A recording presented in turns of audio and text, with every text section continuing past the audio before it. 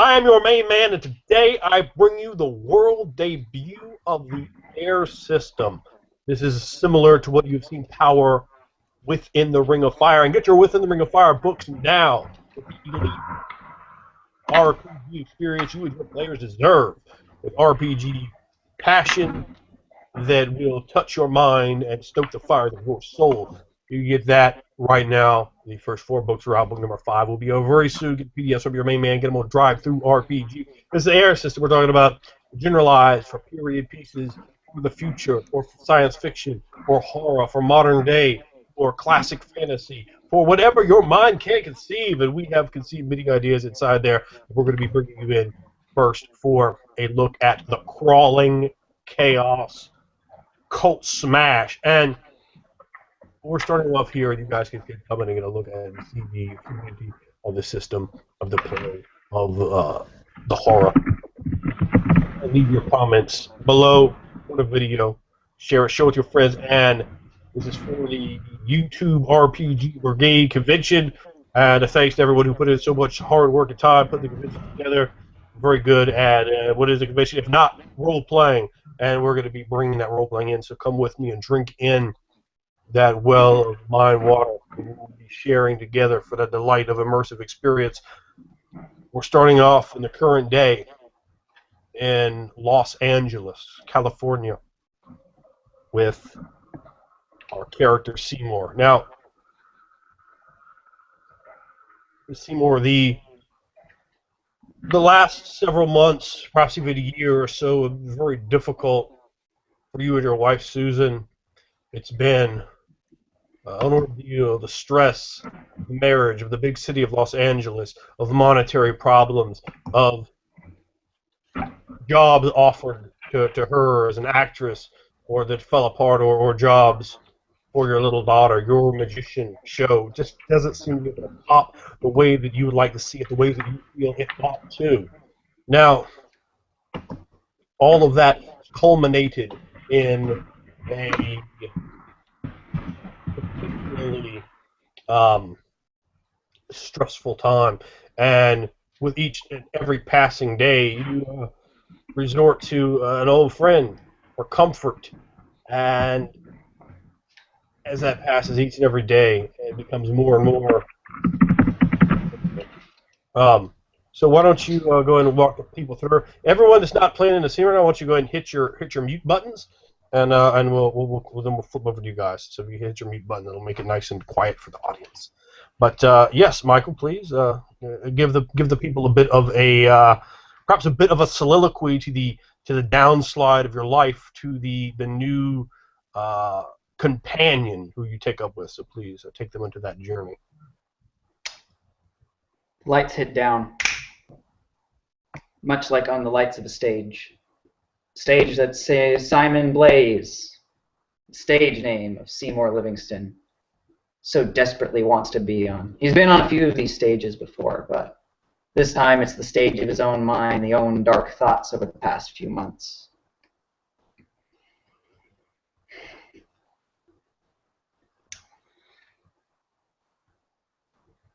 Susan and I have been fighting a lot recently. No, more than recently. Maybe the past year and a half now, I guess. I don't know. I've been starting to kind of lose track of the days. It all started when I was starting, when Lily, our daughter, Susan wanted her to sort of follow in her footsteps to become an actress and stuff, and Lily wasn't really that interested. I would always believed in trying to follow one's own dreams. I didn't want to make her do anything for her, but Susan insisted, and it was and then things just started coming to a head. How everything I'd been coming here for, our money issues, how Susan had sacrificed so much to keep our whole family life afloat, how despite my best efforts to make a good show, just wasn't seeming to get much out of it. I mean, even though in the past maybe 3 months now, things have been starting to turn around. That hasn't gotten better. I felt like shit. I felt the more and more Susan and I began to drift apart, the more she began to bring the fact that I brought nothing. I could bring nothing to the family. Everything was Susan's. Everything, the house, the bills, everything, and I felt so pathetic. Till I found someone came up to me after a show, saw that I was a little lacked that pop, that spark of life, and so he offered me something, and I promised me I'd feel better. And after that first line, I had never felt so powerful. I felt so powerful again, like I was on top of the world, like I could be everything I wanted to be again. That I was worth something, that I could do what I wanted to do, and I just drove that into my passion. But then it would end, and then I'd feel like shit all over again, and even then, even worse. And I needed more. So lines upon lines, running noses.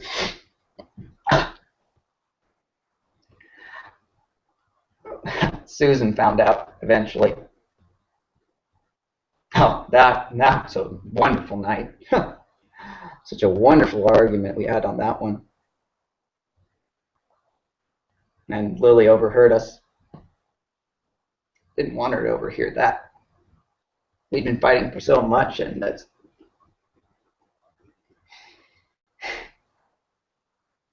Well, I need to go see my friend again. Feel like shit again. Just want to feel like I can do something. Like I can be powerful. Like I can be strong again. That's why I'm going to go see my friend.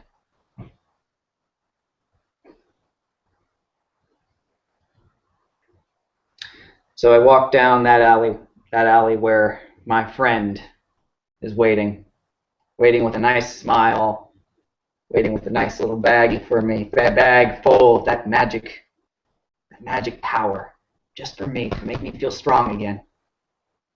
I smile slightly, knowing it's there as my fingers tremble. He makes some sly joke, making sure I don't make the money disappear on him. So funny. I hand him the money. He hands me a few bags. And I go off to find myself a nice little place to carve up a few lines. Feel strong again.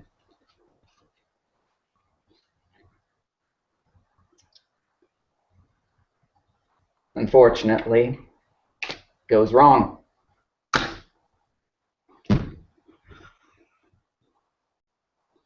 I picked the wrong time to decide to just give myself power. LAPD shows up, confiscate things. Great Simon Blaze, we caught the magic man. So wonderful. I was given my one phone call. I was out of my mind. I called Susan. She hung up as soon as she realized what I'd done. So I've been sitting here in this jail cell for the last few days. No one to post bail, just holding me, waiting.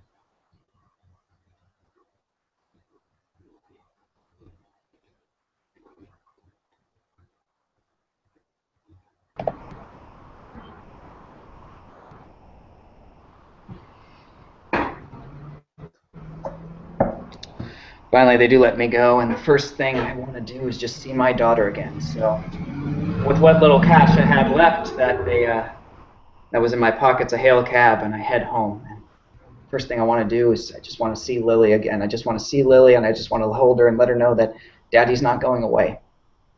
Daddy's not going away. And I'll end that soliloquy there as the cab is driving right up in front of the house.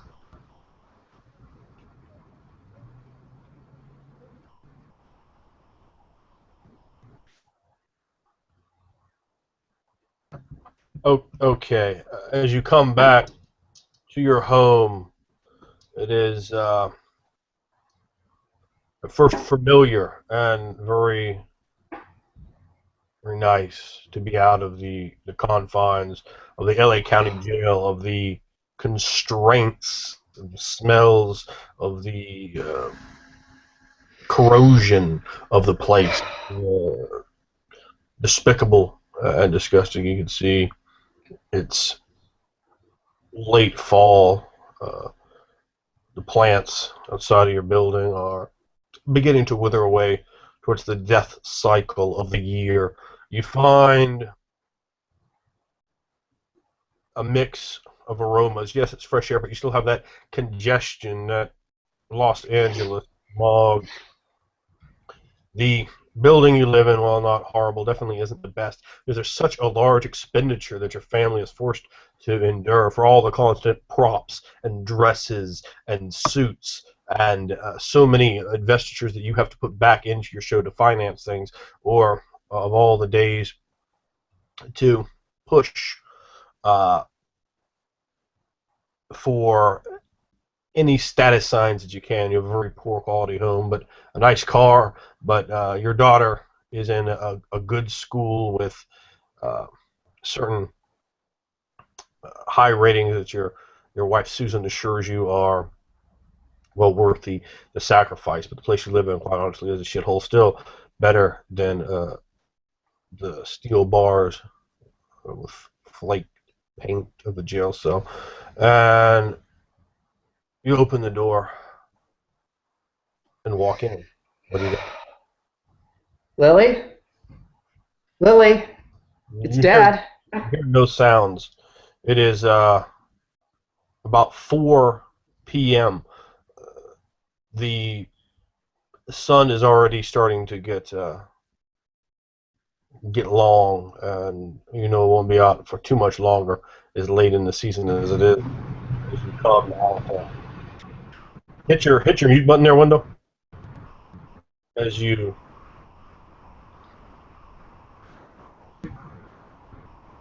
got your mute button window. There you go. And I'm turning it on. I'm turning the mute button on.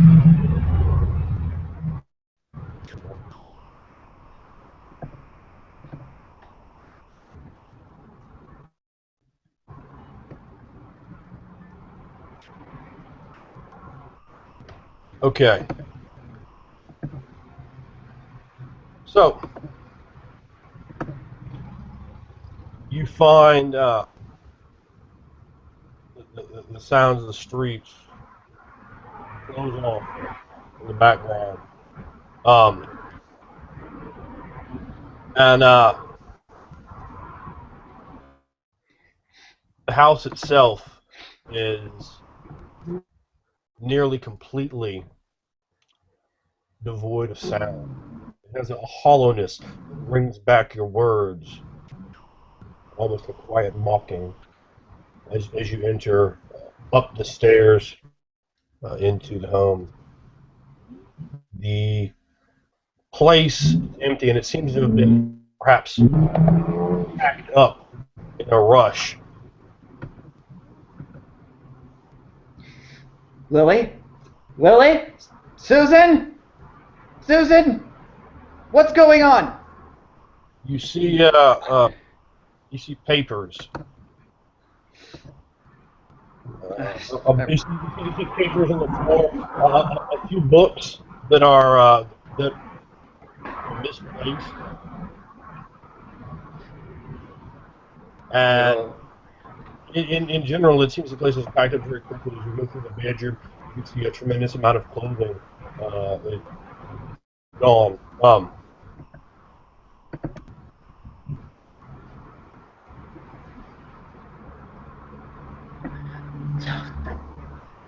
Susan, Susan, bitch, you bitch! What did you do? What did you do? What did you do?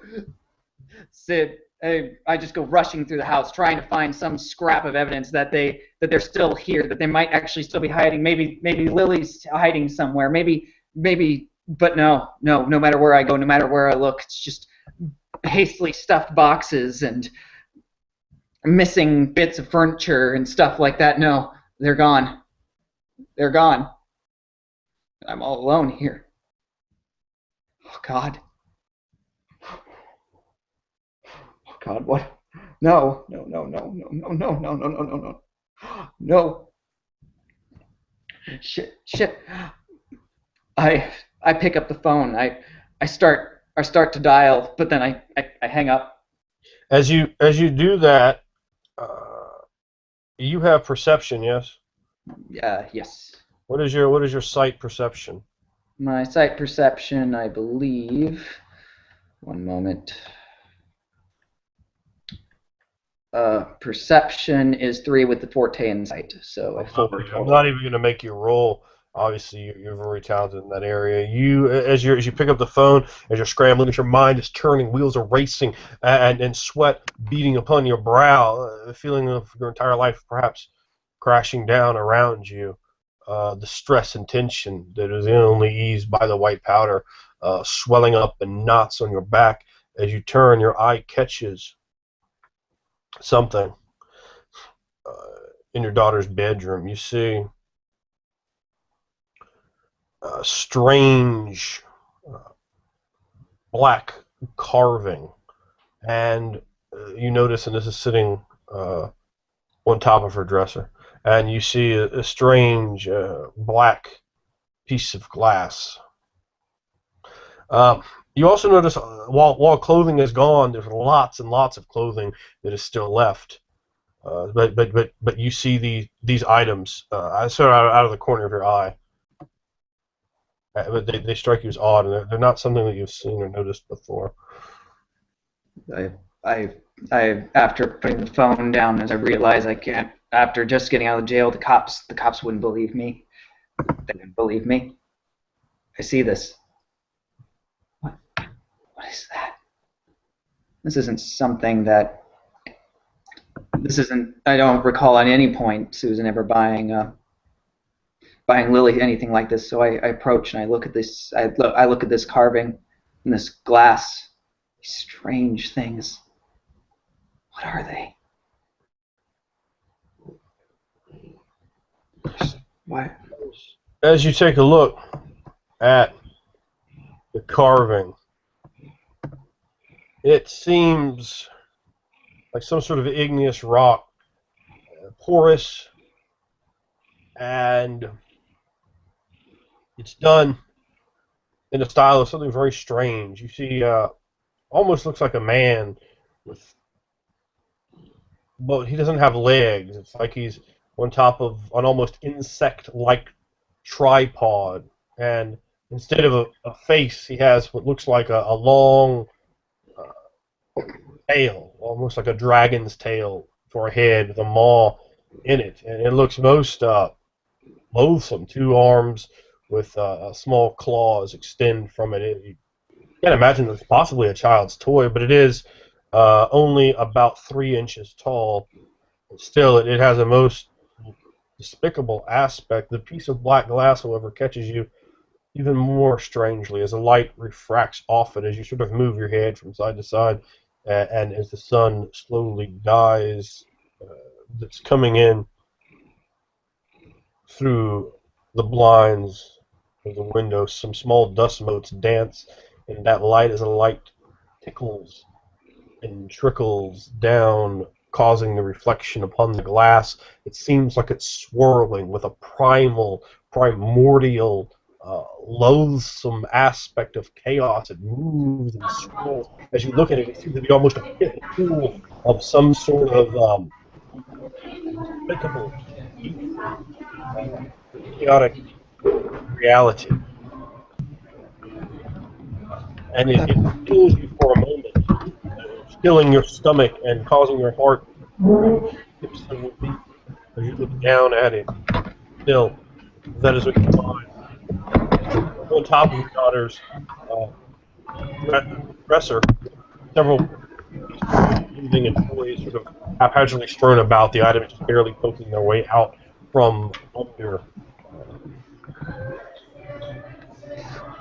I'm staring at this strange glass, and it's so mesmerizing. At the same time, I feel my stomach clench, the pounding that's so from the pure need of white powder, from the sheer need of that magic dust, along with everything of its stress. It's just getting worse, and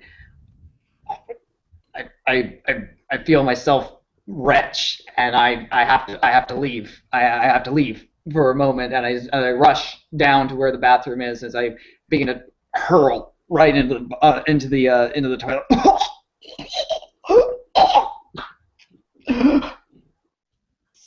Sweat and chills from not only vomiting but from withdrawals, from stress, from all this adrenaline pumping through me.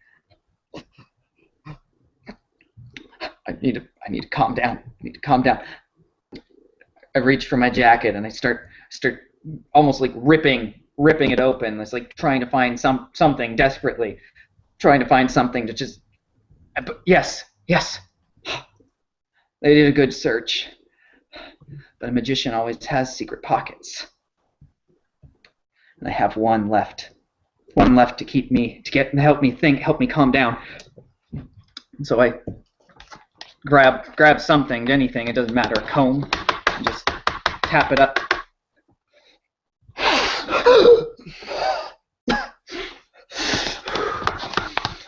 Okay, Seymour, think. You can't call the police. The police aren't going to believe you. They think you just did this to get back at your wife, and after what you did, they're not going to believe you. I need to call. Who can I call? I know who I need to call. He rushes back at the phone and starts searching through an old phone book from way back in the day, or handwriting that he barely even recognizes as his own, as he starts searching for numbers. Here we are. Boop, boop, boop, boop, boop, boop, boop. He makes a call for Austin, Texas.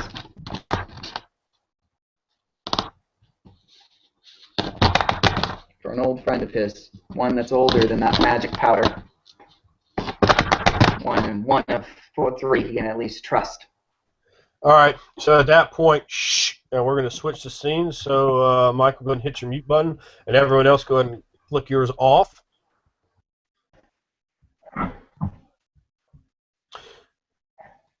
Yeah, there you go. Okay, Lloyd is back in town for the weekend. It's been a long weekend, a 4-day weekend, and you guys have been having a great time. You've been down at the local tavern. You guys live about 45 minutes outside of Raleigh, North Carolina, and you're knocking back some nice beverages. It's nearly 8 o'clock, and you had a dinner here. Of course, Lloyd, you've met up with a few of the old local girls that you used to have fun with back when you lived in the Kakalaki, you understand, and it's been a good time as the brews flow, as the smell of cheese fries and steaks mixed with the old felt of billiards table, darts are thrown, a love tester, and a stand-up copy of Galaga and Miss Pac-Man tabletop version are sitting off in the corner. You see maybe a 22-year-old college kid playing the old space shooter, and there are a number of women in here. There are some people that, of course, you don't know, but are not strangers to you by any stretch, Jack. and there's a good feeling of brothership, of kinship, of celebration in the air, and each of you is ever so slightly intoxicated, as is to your norm. The level of such dependent upon yourself. Now, each of you uh, is together here, and the festivities are starting. And why don't you three go in a role play just for a little bit to give us a taste of the personalities you're having this camaraderie here. All right, so I'm gonna my character Ricardo. He's happy to see the seeing them.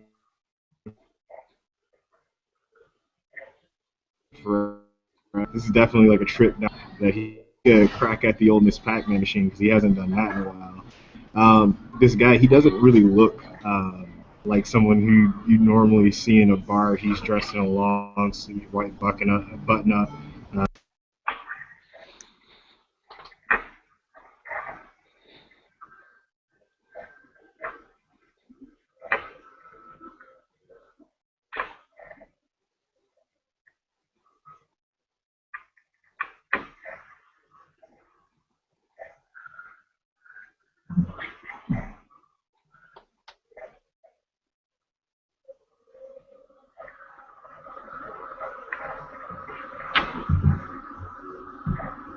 Well, I don't know. Why don't you guys take it? I think Windows having some technical problems there. So if Jacob or Phil would like to jump in there.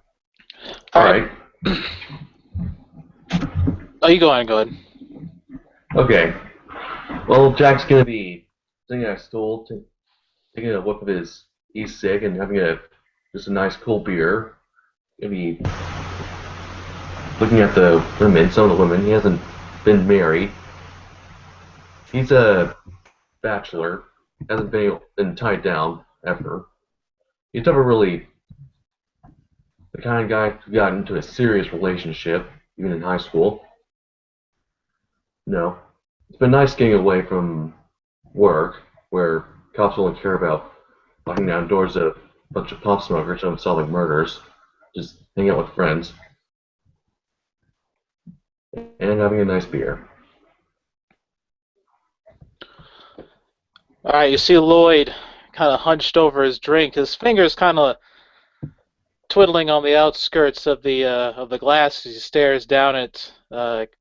Can't remember the last time he's had a good brew since he's been out in the backwoods of Alaska, out in that what they call last frontier, which has been hell, and yet that solitude, that peaceful quietness that he got, that ability to know that he did it on his own, thriving within, but then he feels the call of urbanization within as he looks around, and part of him misses this social interaction that he's part of him has felt so deprived of for so long. He kind of just glances up and just takes in the scene, takes in everybody being jolly, having drinks and having a good old time, slightly lamenting on those days. He'll crack a few jokes here and there, and he'll kind of just he'll look up to Jack. So, how's life been treating you, man? So and so. Not good and bad. Mostly bad. But good keeps me going. So how the hell can you stand the cold up there? Well, the first year it sucked. The second year it sucked. The third year it sucked. But after a while, you just get used to it. I hear that. So for me, it's just people instead of the cold. After a while, you get used to them. You should try it. I know about that. Once you get used to that kind of solitude, everything else just sounds like white noise. There's just something so serene about that place. Just get away from it all. You ought to try that sometime. Yeah, maybe I'll visit. Visit.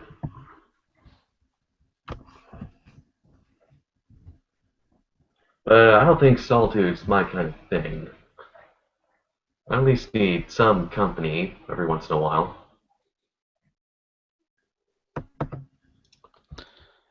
He'll he'll gesture to a couple of ladies over there, and he'll look over towards you, Jack. So why don't you work some of that detective magic?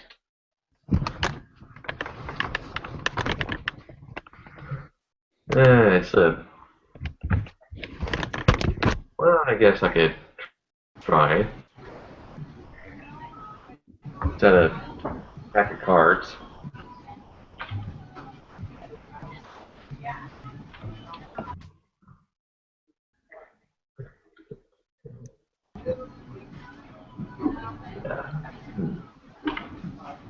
Shit, sorry I dropped out there. You're fine. You guys are Oh, all there talking, role playing with each other. Go ahead and jump in here with your companions and make your exchanges as is your custom. Lloyd's gonna walk over to where you are, Ricardo, and while he's over there, he's gonna look over at you as you're about to get on the Pac-Man table. He's gonna look at you and say, uh, "Don't let Miss Pac-Man throw you down like your first love." And he just kind of nudges you on the side. He chuckles and yeah, he looks back at the machines and it's been entirely too long. It's crazy how everybody kind of went their separate ways.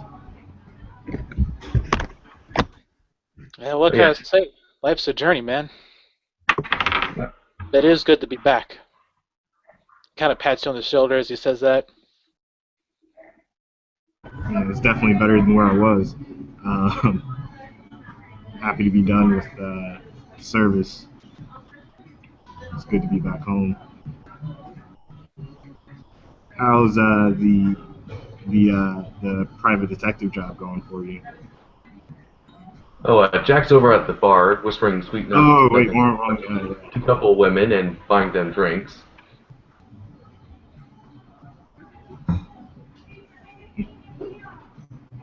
He approaches you and he introduces himself to one of the women that you're talking to. He assumes two is too many for his old friend, and he jumps in.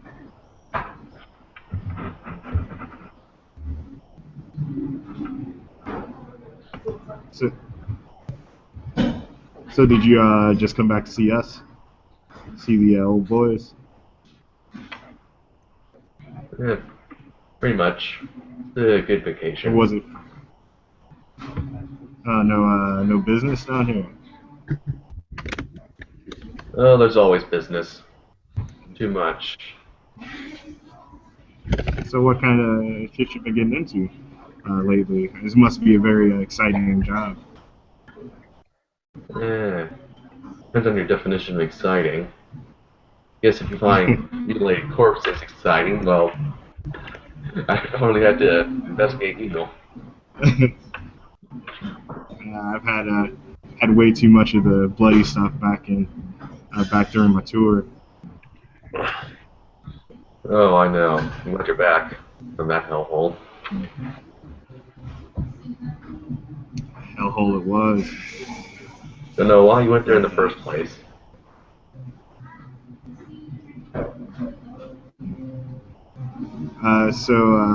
Ricardo turns to the bartender, Want another? orders fireball.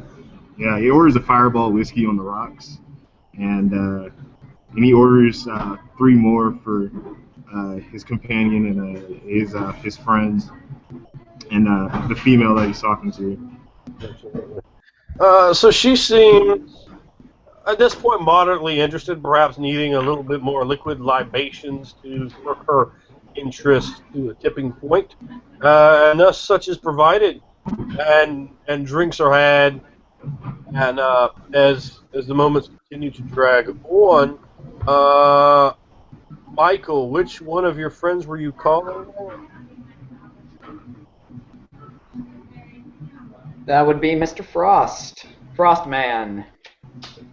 All right, Frostheimer, you have a call on your cell phone with a California area code. You're a telemacher. I want you to get the fuck off. That's how you treat an old friend. Frost man, it's me, Obi. Oh, hey. Been a Shit, while. man. Yeah, it's been a while. How's everything going? It's been going. Yeah, it's been going for me too. Listen, man, I have a problem. I have a real big problem. And my wife and kid have gone missing, and I can't go to the police. I don't know. I think something really bad has happened to them, man. Something Okay, really calm down. bad. Calm down. What'd you see there? Well, that place is literally half packed away. There's some fucking weird statue and glass that swirls like shit. I don't know, man. Something bad has just fucking happened, and I don't know what to do. I can't go to the cops, man. I need to go to you. All right. You're the only ones I can talk to. There is some photos of the place. I'll look it over. I'm gonna come there. All right. So I give you the address, and please hurry. All right. I just want to make sure Lily's okay. Hangs up. Obi's in trouble. Some real shit's going down. As soon as you say that, Lloyd's about mid-drink. As soon as you say that, it stops, slams the glass on the floor, just wipes his face off, walks right over. Old B's in trouble. Oh, B, I thought he was doing okay with his wife and kids last time I talked to him. Apparently not. Pulls up the photos of the house and the objects.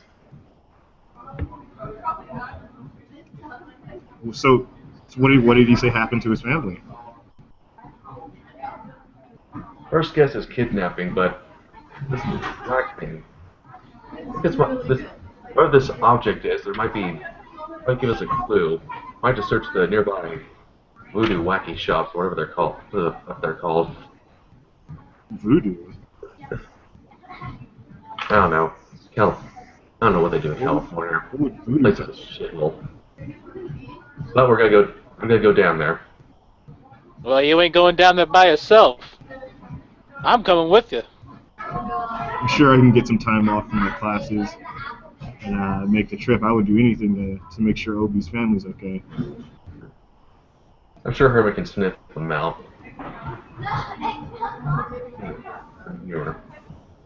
Lloyd will walk up to the ladies and he'll put his arms around her and goes, "Ladies, I'm sorry, but us gentlemen are gonna have to depart for a little bit. We have a destination, but I'll see you, lovely ladies, later." And he'll walk away, head out the door, and he'll be at the door waiting for the other two. Come out there with him. Very well, very well. Rodriguez just nods at the people, at the younger 22-year-olds who he teaches in class every day. But that's all he does before he walks out with the rest of the group.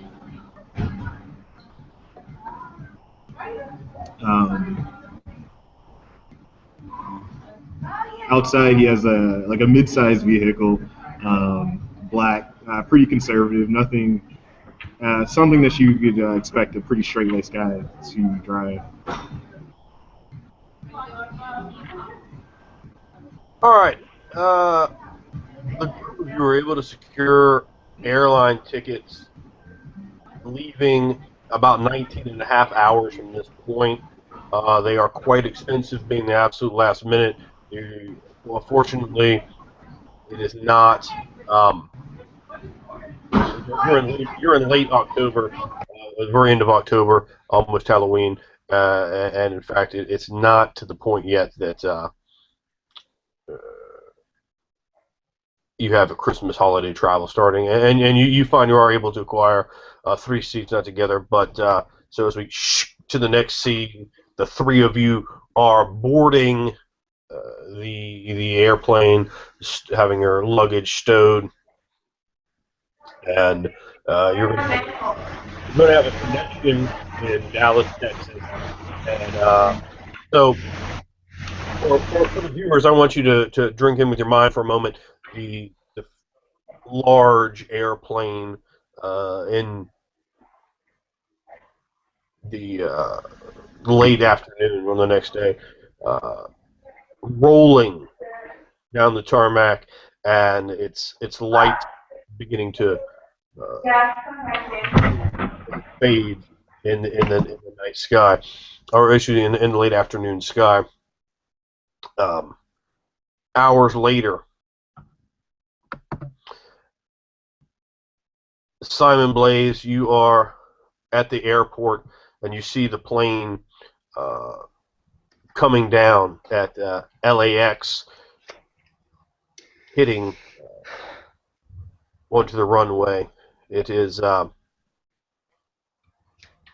some degree of relief, perhaps, to you to know, or at least deeply believe, that your longtime friend or friends, depending on what they've told you, are aboard the plane coming here, and you wait with nervous energy in your shoulders and in your rib cage and your lower back as you watch them taxi and seem to sit on the runway strip forever. The waiting is monotonous. It's excruciating as every moment drags by so very slowly. A second seems like a minute, and a minute seems like an hour. It just doesn't seem to pass in a sane fashion as you sit there all eaten up inside from the combined ever so slight drug withdrawal you're suffering, mixed with the anxiety and apprehension about your daughter.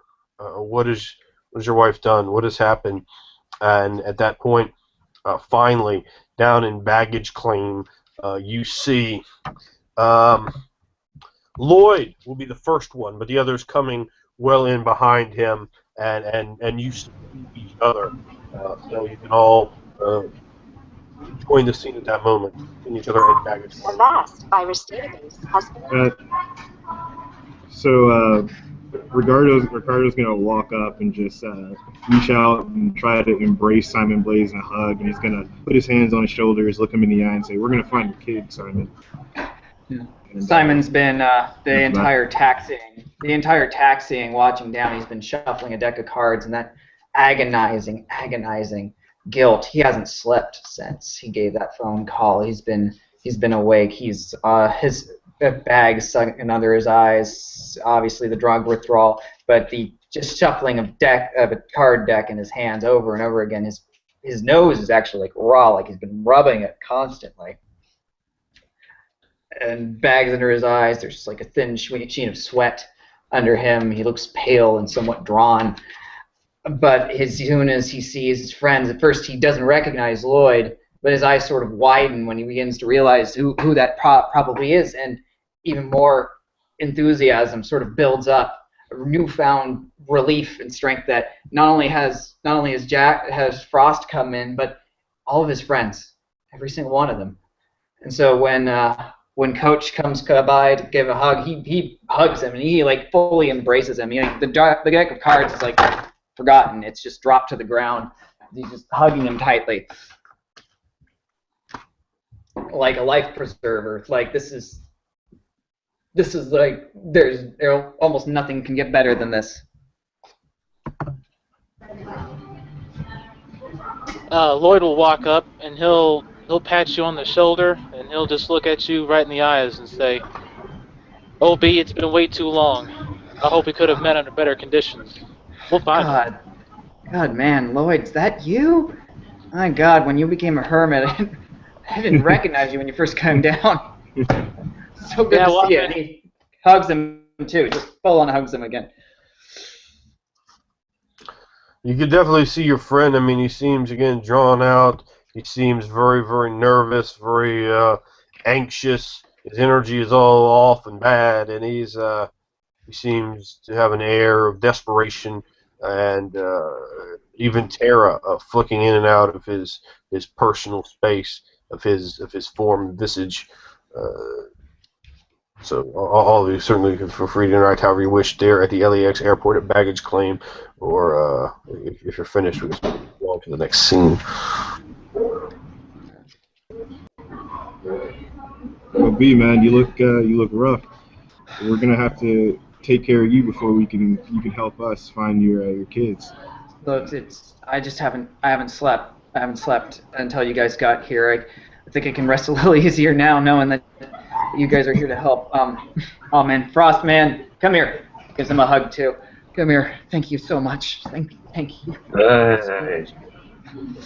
Look, man. Okay, guys. There's enough spare rooms in the house. I mean, now it's empty. Let's just get there. And you guys can figure out what might be going on. Yeah, maybe that's a good place to start.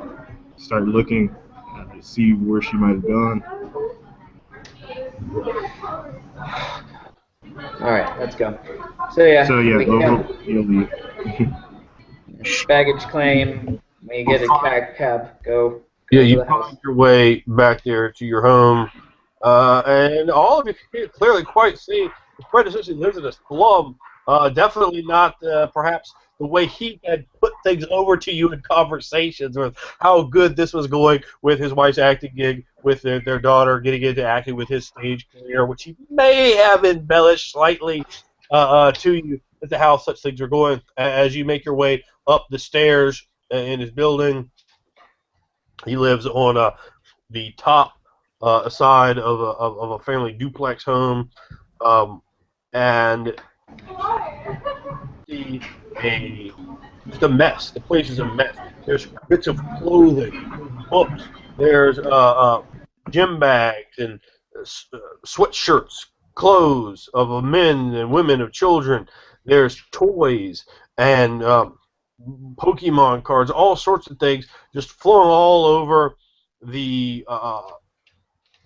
upstairs of this duplex. There's magical props of all kinds, sort of haphazardly laid, and probably the ever so slight remnants of certain things that you have done, or have you put these away? Would you have even thought to do that? No, I wouldn't. I didn't put any of it away. I've been too stressed.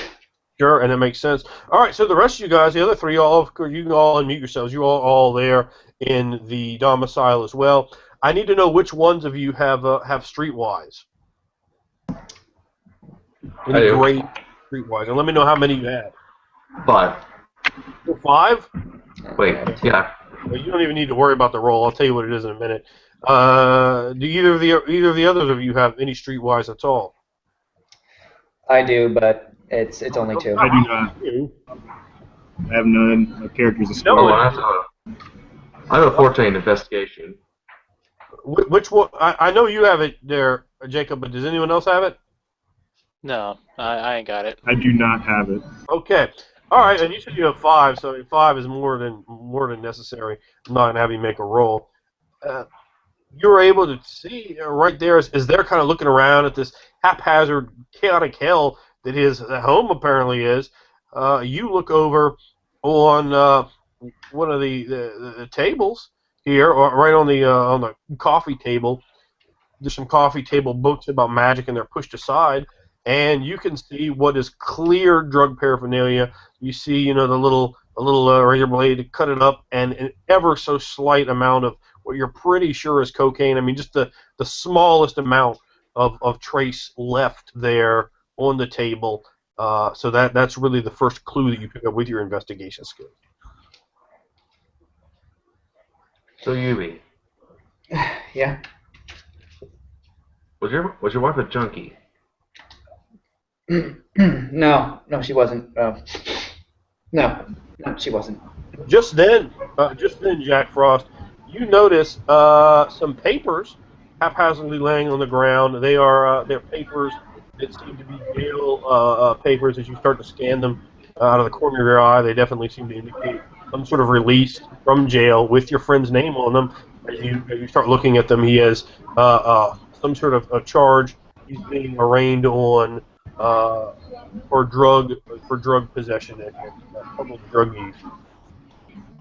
He picks the papers up. Yeah, you Are there can any see. troubles with money? Any trouble with money? A lot of trouble. Yeah, I may have over exaggerated a lot of things. You owe money people you probably should be owing money to? I don't think I don't know. I You guys use a lot of credit cards? I most it was all in her name, man. All this stuff in her name. The fact I even had a key that got me into the house right now is a miracle to me right now. I don't of all the money that was coming to her, it came through her. Anything of my own, shit, man. I the mat look look.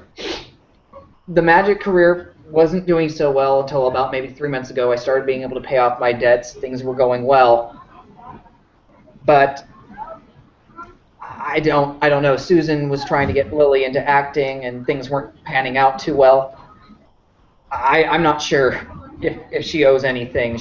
We haven't been talking for months, maybe over a year now. You haven't been talking for months?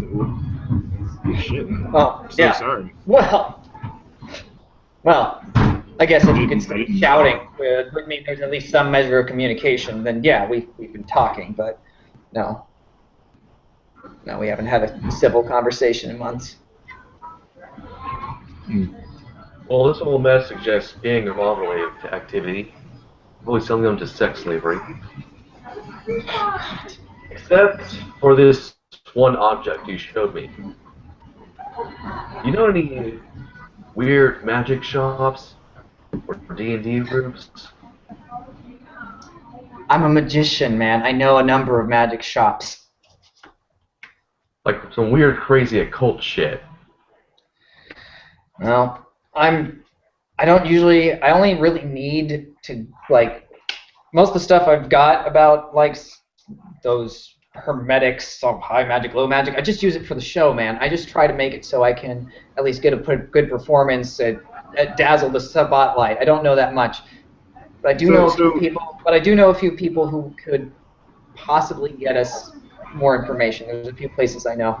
It's just I wanted to see your guy. I needed you guys, man. I just needed you guys. So is I'll that object here? And like it's here so we can see it, right? Yeah, I haven't touched it.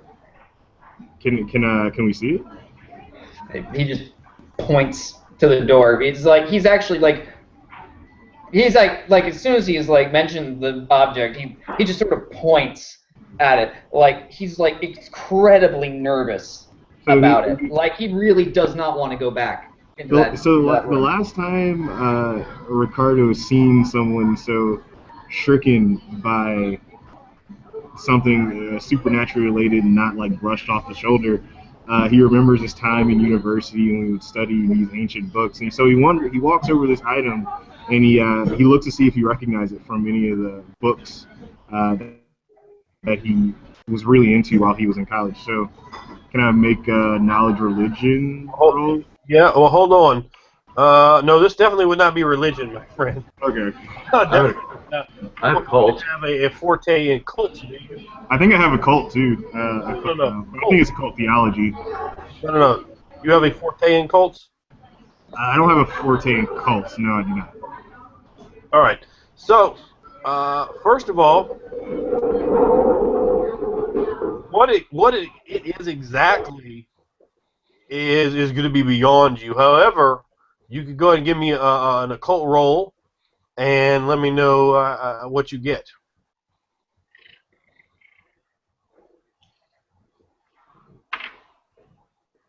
Meanwhile, I'm gonna walk up to Yubi and is my mic on? Yeah, I can hear you. Yep. Yeah, I'm gonna walk up to Yubi and ask for, okay, I'm gonna need the rest of your stuff. Give it here. But what stuff? You know what I mean.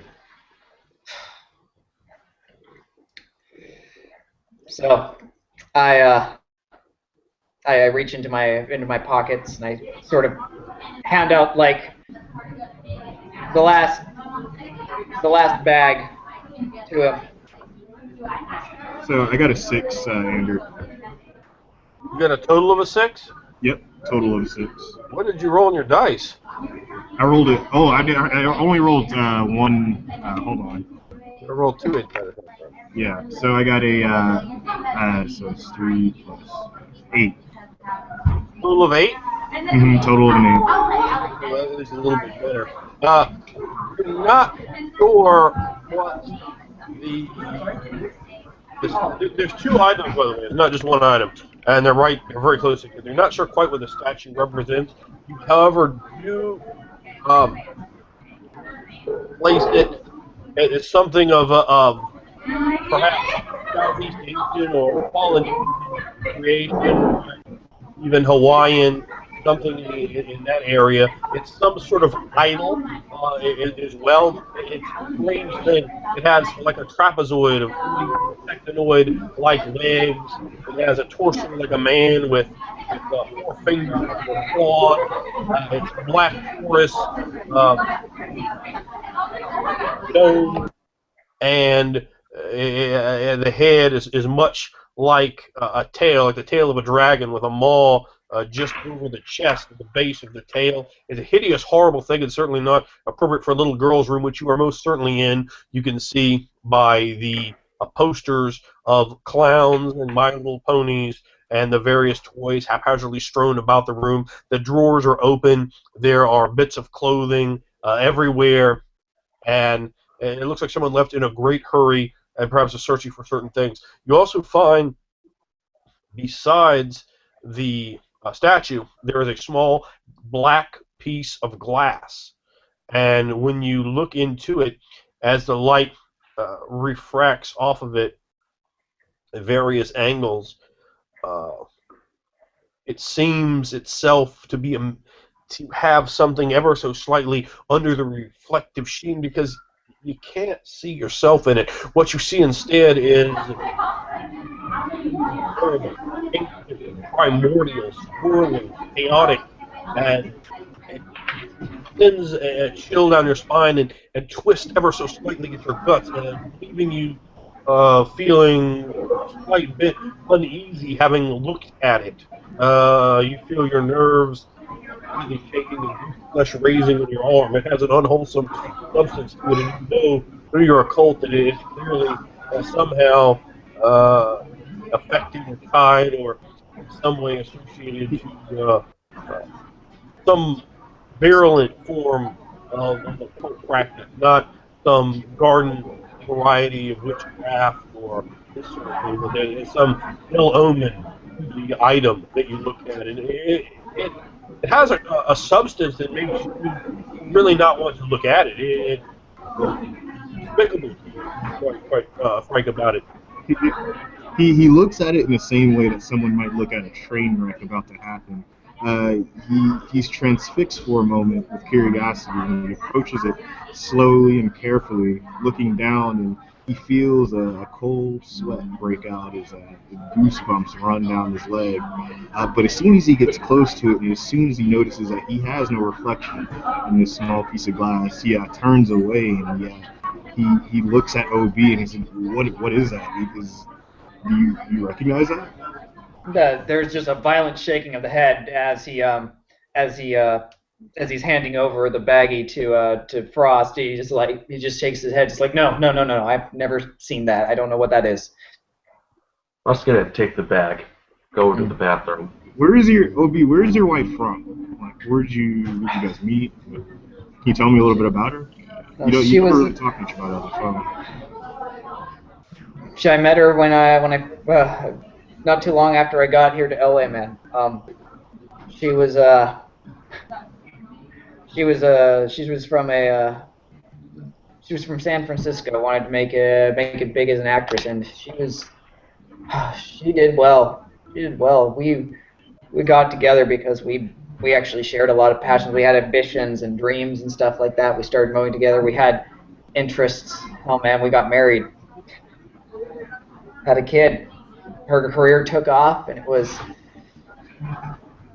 There's a moment when he starts thinking about the memory as her career goes off. It's almost like a bittersweet sort of memory. As he's looking back, remembering how I felt so happy for her, and yet now I look back on it, I feel so bitter that she was the one who could make it and I couldn't. Before I go back and say, yeah, she was the success story, not me. We all go through hard times, my friend, but never seen anything like either of these, except being old fables. I don't know. I've never seen anything quite like this. And you guys notice that he seems somewhat shaken, more as much from the idol as much from that small piece of glass. Um, you guys know that Ricardo is like a practicing Catholic, um, but that's just additional information. But yeah, he seems kind of shaken up. And he, were you close with her parents at all? Are they worried? Are they looking forward? I haven't called the parents, guys. You're the guys I first called. No one was going to believe me. I just got out of jail, man. Ah, as a mechanical aside note, both Wendell and Michael, you have gained a trait, which is a 15-point trait, and you have gained one. You have frantic one to represent the mental trauma that you have experienced dealing with certain things that have been revealed to you now experiencing this. Yes. Cool. There's a flush in the bathroom. And Jack walks out. There's a small wince at that. Lloyd is he's clearly just. It's clear that he doesn't know what he's doing, because this is out of his area of expertise. This is out of his realm of experience somewhat, and he's just sitting around. He overhears the conversation. He sees the baggie. He is brought back to those unpleasant memories and times from way back when, which seems like a lifetime ago. And so now he's just caught in this contemplative gaze. He doesn't know whether to feel pity for his friend or some rack of anger, perhaps. But he sees the strange items that Coach is hauling around. He's just caught in this contemplative gaze, obviously not knowing what he's wanting to do. He walks up to Jack. So what do you make of all this, man? What's the game plan?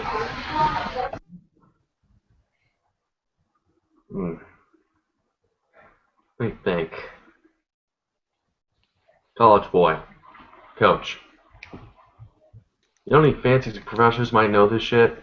About this idol shit? The idol looks vaguely Polynesian, but I've never quite seen anything like it before. Andrew, is there any like markings or writing on that idol at all? No, Or is there's it no just marking or idol on it at all. It's a porous black stone. It looks like igneous rock. You see the stone, and then beside it the piece of glass, which were there's clearly separate items. But no, there's no types of marking on it at all. It looks extremely well rendered, too well rendered, too hideous and loathsome. And you, particularly now after having seen whatever you saw flicking, flirting, moving, it's chaos and undulation there inside the dark glass. You're a bit shy to even wish to look at it, but at the same time, curiosity does seem to bubble in the back of your inquisitive mind. So, but as you look at it, there is no sort of writing at all on it. Certainly mentioned that sort of thing. And to give all of you a good idea, this is there's one bathroom. It's old. It has sort of yellowed tile in it, ever so slightly bits of mildew on the bottom of the red shower curtain. You have only the one toilet and wash, the sink. You have several rows of books inside. right as you come up the steps, several bookcases. Those are bookcases in the bedroom, the master bedroom. There's two bedrooms, a child's bedroom and a master bedroom, and then there's one living area and a kitchen in the living area. You see a small, old, flat screen TV. See a All right, number of so haphazard one. displays of items, and you see a couch. Looks like it's about a decade old. The place looks like, I mean, it looks like it's been cleaned at some point, but definitely been ransacked recently, probably by more than one thing. There's a coffee table. There's glass sitting there with various coffee table books on magic. And as you look, you might notice the small remnants of the cocaine that has been done off this table. There are uh, again these various signs. So please tell me first. Okay, first we know that Coach is going to be in the child's room because that's where the idols are. Let's go ahead and get placement now from the other three of you inside here, so I know exactly where you are. Um, I'm probably still I'm still in the hall. I'm doing my best to like I'm like shy. Like I don't want to get anywhere near the child's room at this point with what they're here. So I'm sort of like pacing the living area right in front of the couch. I can't sit still.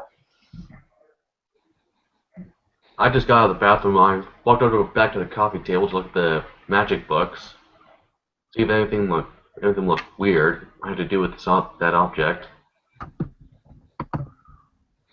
I'll be standing near the coffee tables as well, near Jack, kind of watching what he's doing. I'll walk up to him and I'll say, "Shouldn't we look at the security cameras or something? Maybe there's like someone caught a glimpse of it or something. We got asked around some, right?"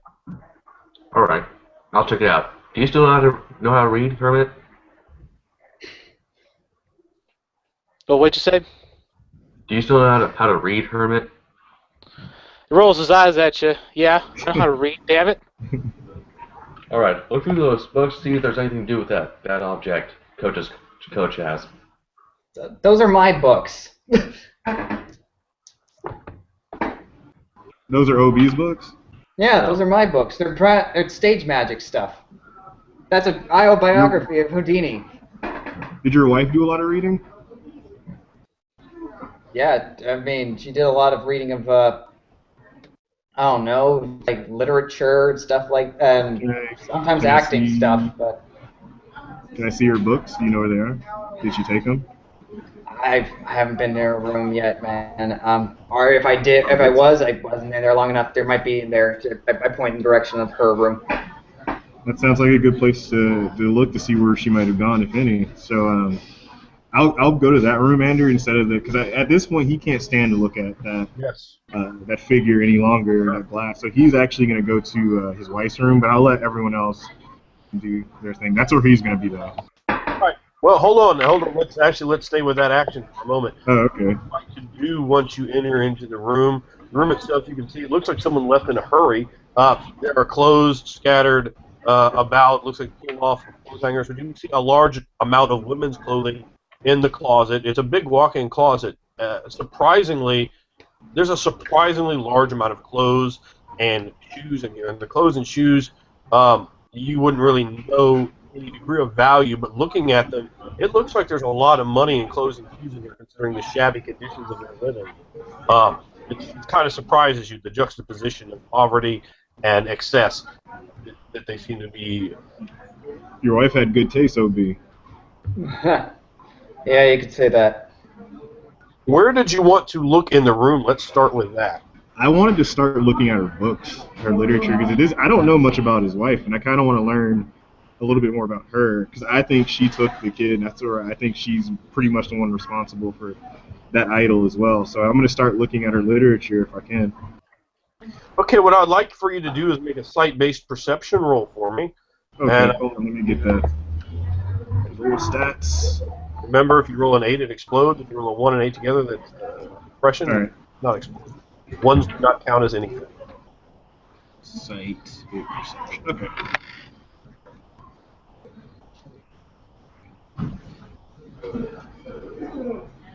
So for sight-based perception roll, I got a 10.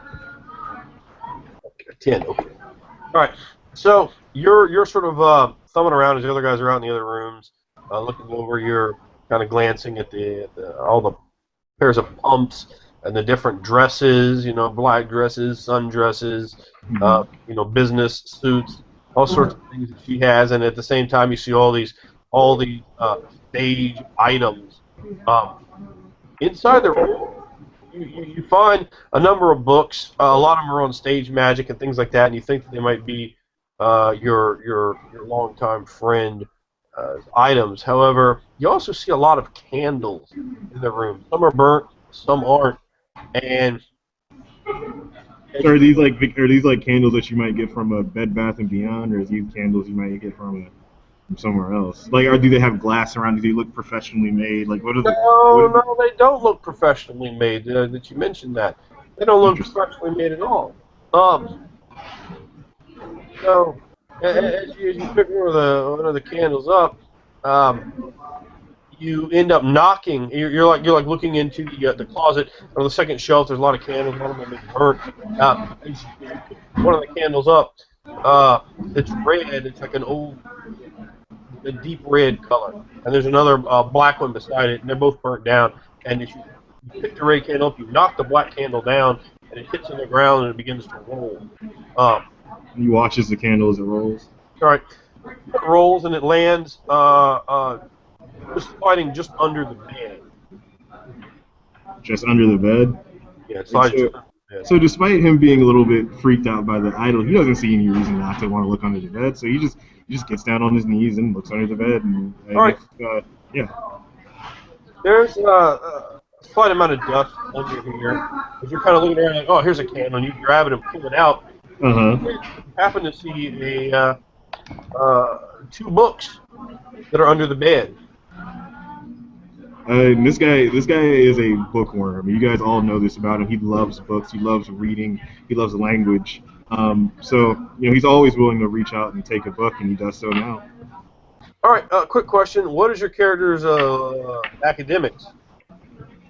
His academics, I think, is like his highest. I think it's a 5. 5 academics. Okay, that's very good. Its academics is a 4, but he has a forte in deciphering unknown languages. Oh man, that's quite it. All right, well, pull out our 2 books. One is very clearly a journal, and the second book is titled. Okay.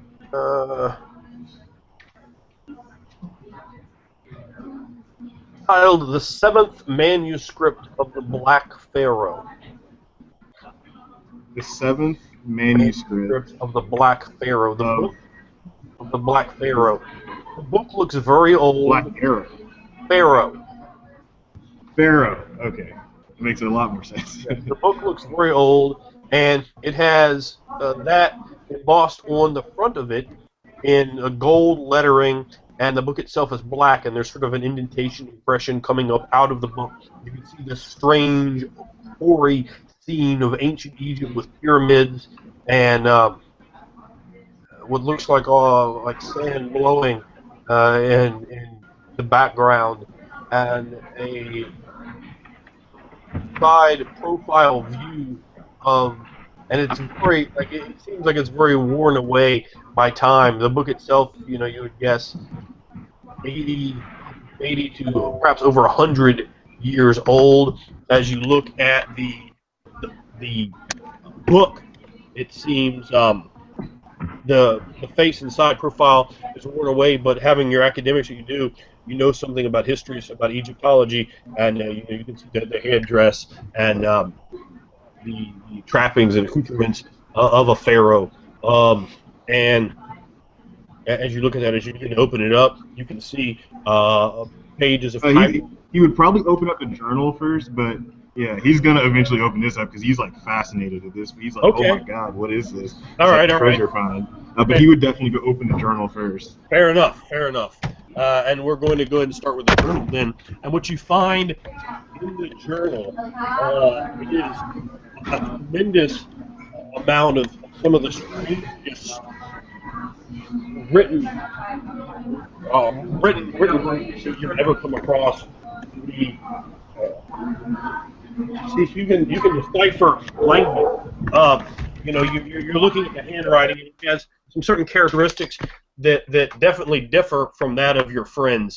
You can't be certain, but you believe it likely to be his wife's due to where the proximity is. And inside the journal, it's got to have about 85 pages in it, and it's sort of a nice to give you sort of a juxtaposition that fucks with you even more. It's like nice little Hello Kitty journal with a little locket over it, and you're like, oh, what's this? And like inside, there's these horrific looking drawings, and there's all this various talk about ritual magic, about sacrifice, about what lies beyond the wall of sleep, and you see pictures of nebulous tendrils and tentacles penetrating out from beyond closet doors, of minds being pierced and eyes that are open, gazing zombie-like. You see a drawing, a hand drawing that matches your friend's daughter Lily in a zombie-like state, and then sort of more shaded behind her, 6 other children. You see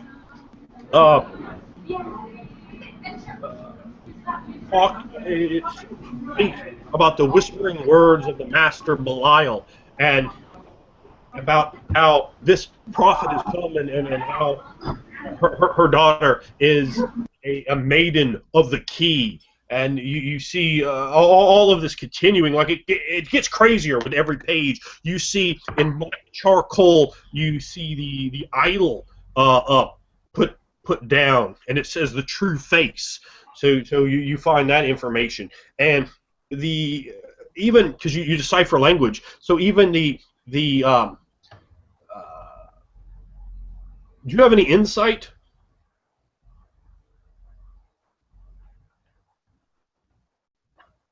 You are muted. You're muted, Wendell, if you're saying anything. He has 1 in insight. 1 in insight, okay. With your insight and your academics and your forte in deciphering language, you can definitely tell that there is perhaps a growing mental distress in the individual writing these things down. The style of the handwriting changes, becoming heavier and longer. You can see some of the telltale signs of perhaps a mental affliction, with the words running in odd patterns, and a very frantic style to the discourse of the document as a whole. There are numerous passages that give you great pause and cause you to shudder. And I'm going to read one of them to you. Okay. That you come across. That sticks out. On about page 69. To the Black Pharaoh must all things be told, for he is the messenger between the spheres, and the traveler between the realms of the living and the dead. He shall summon forth the ancient ones, and wake them from their deathless slumber. Then shall the elder signs be shattered, and the lords of darkness released. And you see on the next page, again, a drawing of these 7 children with a likeness to the picture you saw of Lily, and that talking about the key maiden, and talking about the master, Belial, and it fills you with like overwhelming, an overwhelming sort of fight or flight pump of adrenaline through your body, and this is your first child. This is his life. Very clearly, reading, looking through the journal. It's not that big. The journal talks about strange dreams, sweet calling from the nether world, and the old void, strange music that is heard at odd hours,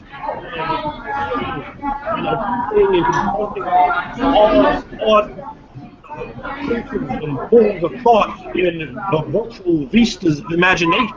And this pours through your mind as you see it, sweat forming in your brow, your hands trembling and shaking as this truth unleashed upon you. As you see, definitely at the most an extremely ill-formed and malnourished mental condition of a woman who has your great friend's child. And on the other hand, perhaps this could be a great dad. What you're deciphering from this point. So he's gonna shout for OB to come to get in here now. Okay. All right. I jerk up and I rush over. I don't know if the other two are still even in there. And so you come in and you're gonna see Ricardo just on his knees, just like absorbed into this journal, and his mouth is gonna be hanging open. He looks absolutely distraught, and and eventually he looks up at you and he just hands you the journal. It's like what was going on with your wife? Something was clearly wrong. What This is what is I haven't seen anything. What the hell is that? What the hell? What? Whoa! I avert my eyes almost at the sight of these things. What is this?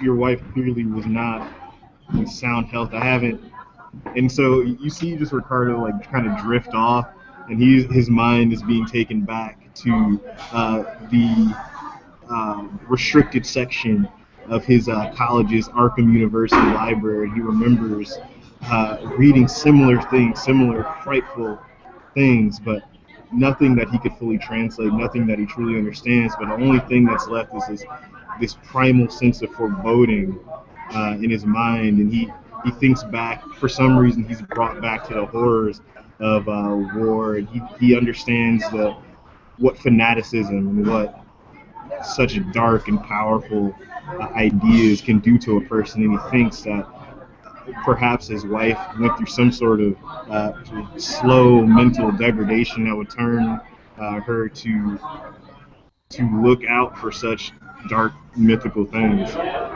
Ricky, Coach, don't lose on me. Don't get lost on me. So yeah, he's once you like shake him a little bit, like he kind of comes to. He's breathing heavy, and this is a guy who you know to be a star athlete. It's rare to see him breathing hard or to see him flustered. He's usually very straight-laced. He's usually always in command of the situation. That's why people always call him coach. But now he seems like kind of off his game. Now he seems affected to a large extent. But once he comes back to, he's gonna be like, I fear for your daughter's safety, and he's like, we gotta find your wife immediately. Right. All right. I mean, how do we start? Where do we get? Was there anything in, like, let's say the last, was what you read to me the last passage of the journal? Did the journal? Oh no, I haven't give any evidence. The last okay. passage. You haven't. Okay. Well, I'm gonna specifically go to like the last page. Before you were done, you turned to the last page, and what you find on the last page, Wendell, it says. Oh well, there's a drawing there first, and the drawing looks like a large building, maybe a warehouse, perhaps, and you drawn, and the woman is a pretty good artist, and it's like sort of a charcoal, sort of a light charcoal sketching, and you can see again the Lily there holding like a small thing. You see a number of other people in robes and hoods with candles, and some male, some female. You see sort of a, again, it looks like in a very large space. It says, Thalwyn, red fish, stars are right. And that's the last entry in there. There's like 3 more pages in the book that are blank. Just one more time? Did you get the description of the drawing? Okay. Yeah, I need the passage. What you just said. Well, starting at the beginning. Yeah. It says, Thalwyn. Thalwyn. Okay. Thalwyn. Red fish. Red fish. Stars are right.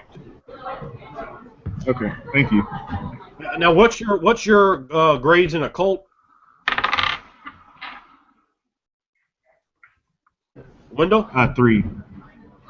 3. Okay. Now, do you know what Samhain means? South. Uh, I do not, but would my character know? Well, yeah, with 3 grades of occult, I think that you would. I don't think that's very difficult information. Okay, what is? Samhain is the old Celtic word, which has been taken as an old Celtic holiday when the veil between the worlds was thin, and that is now what we call Halloween. Halloween is tomorrow. And you Okay. also have the word redfish, Red and the stars are right.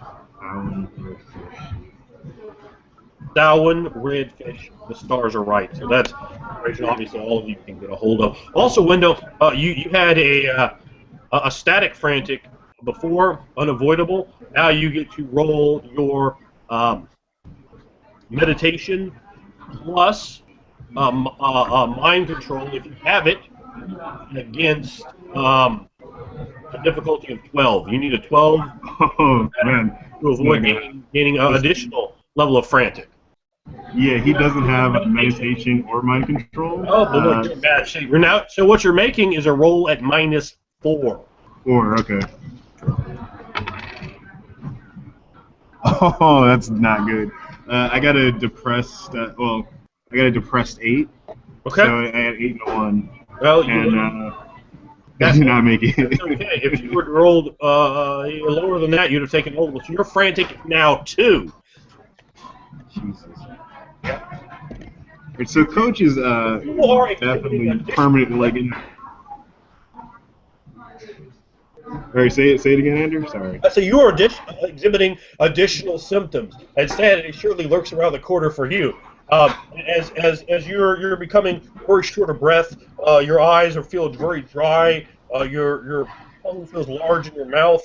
What is before you is hideous and horrible, and definitely adrenaline pushes through you. Fight or flight. You want to run from this or destroy it. What is here is utterly unwholesome. The children, this old occult word tying in what could possibly be the strange idol, the pictures of the idol inside here, the words about this black pharaoh, this other book you've seen. It's starting to overwhelm your mind. There's too much So inside your head, whether he you've been throws the book down and he runs. Inside his mind, he's no longer in his friend's house. He's back in Iraq. He's back in some of the worst, most terrifying times of his life. You guys have always, well, since he came back, you guys know that he's had really pretty mild but manageable post-traumatic stress disorder.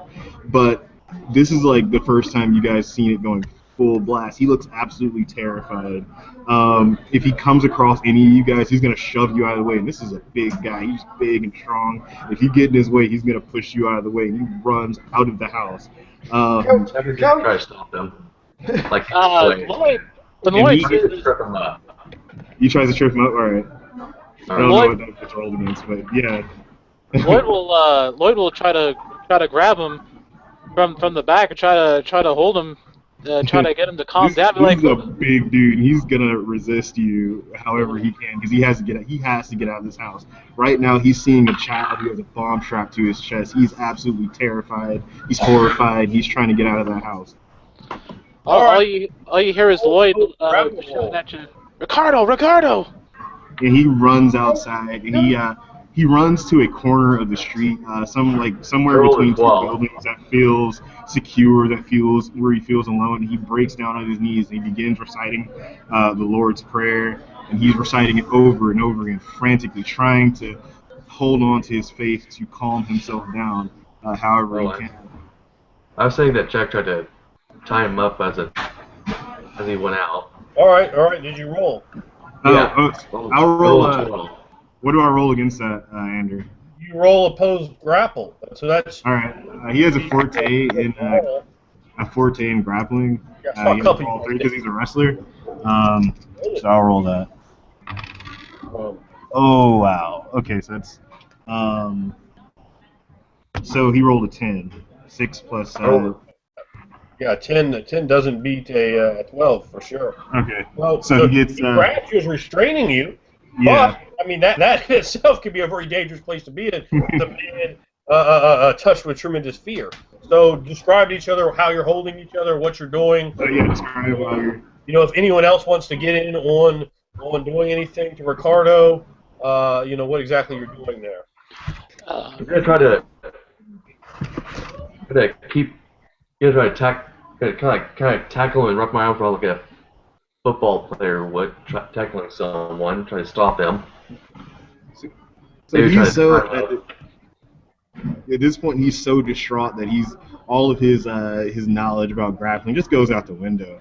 So when he football tackles him, he goes to the ground, and he's struggling, but not enough to resist whatever pin or hold that he tries to put him in. Lloyd will run right over to Seymour, and he'll be like, "Oh, B, what the hell's going on?" You hear him screaming, "It's gonna Don't blow! fucking It's know. gonna blow! It's gonna blow!" And he Shit, what? I don't fucking know. Help, coach! Help, coach! You're inside a couch. Yeah, and You're actually trying to. You're Yeah. trying to. You guys have never seen this guy this carpet. Feel the carpet. You're not. It's not sand. It's carpet. See, and then he starts to say, "It's not sand, it's carpet. It's not sand, it's carpet. It's not sand, it's carpet." And eventually he starts to calm down. He relaxes a little bit. It's not sand, it's carpet. It's not sand, it's carpet. It's not sand, it's carpet. Lloyd will head into the And he's- kitchen, and he'll get a glass of water, head over to him, and sit down next to him. Hey man, look, drink some of this. Just calm down. He takes the water, and he's looking around frantically, and he starts to say it. Follow him, red fish, when the stars are right. And he repeats that over and over again. And so I guess if Obi wants, he can redirect them to what obviously caused this fit of madness.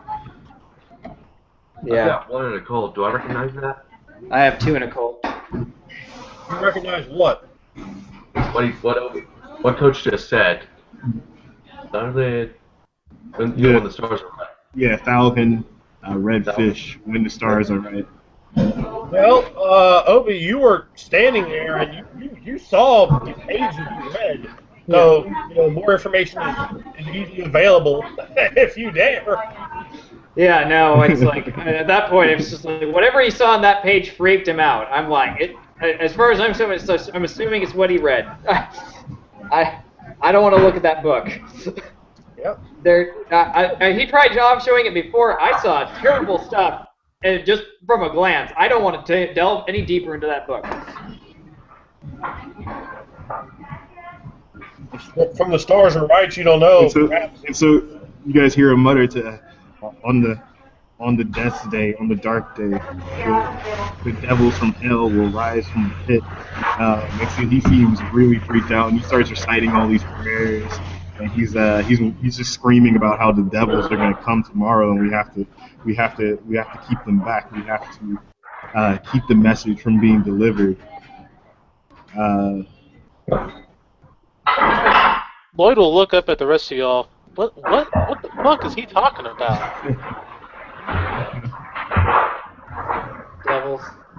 Devil's Night. Devil's Night. Halloween. Coach, you mean Devil's Night, right? Yes. Yes. Tomorrow. Halloween. Oh shit, that's tomorrow. Whatever's happening is going to happen tomorrow. Do you know where it's going to happen, Coach? So Andrew, I saw that large building. That didn't.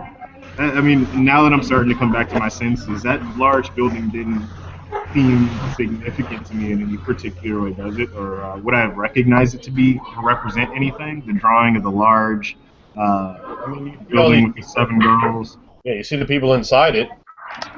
But the building itself didn't seem to resemble anything. And at this point, Coach isn't going to take a look at either of those. Building, maybe it could be some kind of mall, the warehouse building. The warehouse. So as Coach starts to get his calm back, he starts to he apologizes first of all to everyone. He's like, I'm sorry guys, I don't know what happened. It's just something about Fundamental. what I read in that book was. I don't know. I'll be right back. I'm so sorry guys. I don't know what happened. It was I don't know how to describe it. Just don't look in that book. It's oh my god. Man, I saw it. It was like some like the color drained out of your face, man. It was horrifying. And then you just started freaking out. Yeah. Shit, I don't know what the hell's going on. Whatever your wife was What getting the hell have you into been very, doing? very dangerous and unholy things. I don't know if that was triggered something within me that was a problem. Maybe it reminded me of some bad days, but whatever your wife is getting into, surely you have to be insane to draw those things that she drew. So we need to find for your daughter's safety. Did you really not see any sort of clue to the transformation? How long have you guys been fighting and arguing? Shit, for the past year and a half, man. It's just been getting Past worse. year and a half? Did anything preclude the change? Was it your financial troubles? Was that what pushed her away? Here it is. We've always been struggling. It was the financial troubles. I think it really started when she started to get Lily into acting. Where was she acting? What role was she Hold on.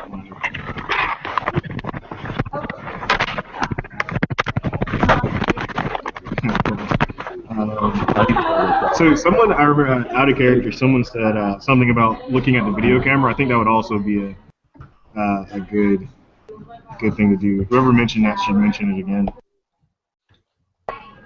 Yeah, I don't know. Is there any actual cameras in the building, Honor? Yeah, is there a Yeah, but camera in don't the hold on building? all the time out. Don't mention things out of character. You can certainly bring that up in character if you like. So bring that up in character. Well, I wouldn't. I'm completely frantic. I just want the person who brought it up to bring it up again. Things So out we of can character. act on it. Lloyd will walk up and he'll be like, "Can we just look at the cameras? I mean, Jack, did we get those cameras looked at? Someone's got to have seen something." Yeah, I think that's a great idea. That sounds like at least we can get an idea of where she went, and we can question her. Can someone go get those 2 books upstairs? I don't Yeah, want to go back in that room. I'll get him. I'll get him. He'll walk in the room and he'll look at the 2 books. He'll shout down, "Which ones? The ones on the floor here?" Well, just get both, but do not read them. All right. He'll pick There's them up. a really old-looking book that has some gold embossing on it, and a really new, like a little diary that's like a Hello Kitty on the face of it. So that's what you have. He's got the thought that crosses his mind is the strange contrast of these 2 books and why he would be interested in them. And I'm like, all right, he'll just grab them and walk downstairs with him. As he does, he'll like this light will pop off in his head, and he'll walk over to Seymour. Seymour, hey, Yeah. the car's gone, right? Did she drive a car? Yeah. She You all got any GPS on that? Yeah, did she have OnStar? I think so. Yeah, She might. The answer is yes to both those questions. You'd probably actually know that. Yeah. She did. I might have to take a look, but I think I might know the number. Oh, well, just take a look at that. That's got to be something. All right. Let me get my laptop. Shit. She took that too. Let's find a computer. Maybe I can connect continues into to it. drink his water and try to recover his senses. He waits for him to determine where the car is. At this point, the sun has set. You are into the evening now. Now you guys are trying to find some sort of camera. The only camera that you're gonna notice here is going to be the street cameras, for people running red lights.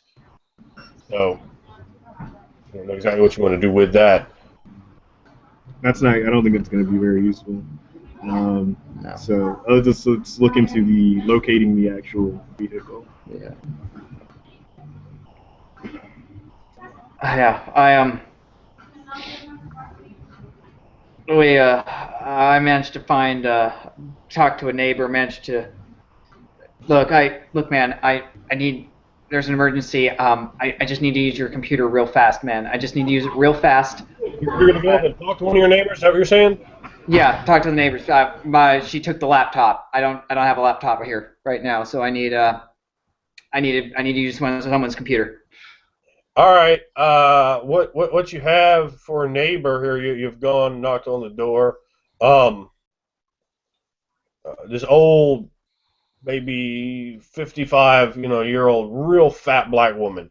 Um, you've known her for a while, but maybe your wife would know her better than you. Mhm. Um, she looks at you. Now you're fucking in a frantic state at the moment. Yeah, What I'm yeah. going to do is you can have your choice, making a presence. If you have diplomacy, you could try that. If you have, if you have guile, you can go that way. But definitely, if you don't have presence, it's going to be a rough one on you because you are going to take a -1 penalty because you have a grade of frantic right now. So I do have presence. I don't have either of the fortes, but make a roll and take a -1. All right. And that's an 8 total for me on my presence. Look, I'm sorry. There's an emergency, and I need to use your laptop. I think someone stole our car. They may have took our laptop and stuff, and I need to use your laptop or your computer so I can track it. It's on OnStar. I can just type in the code and look at it. Mm-mm. No, I don't think so. No, nobody stole your car. You know what happened to you, and you know what you did. I'm gonna walk up behind Obi.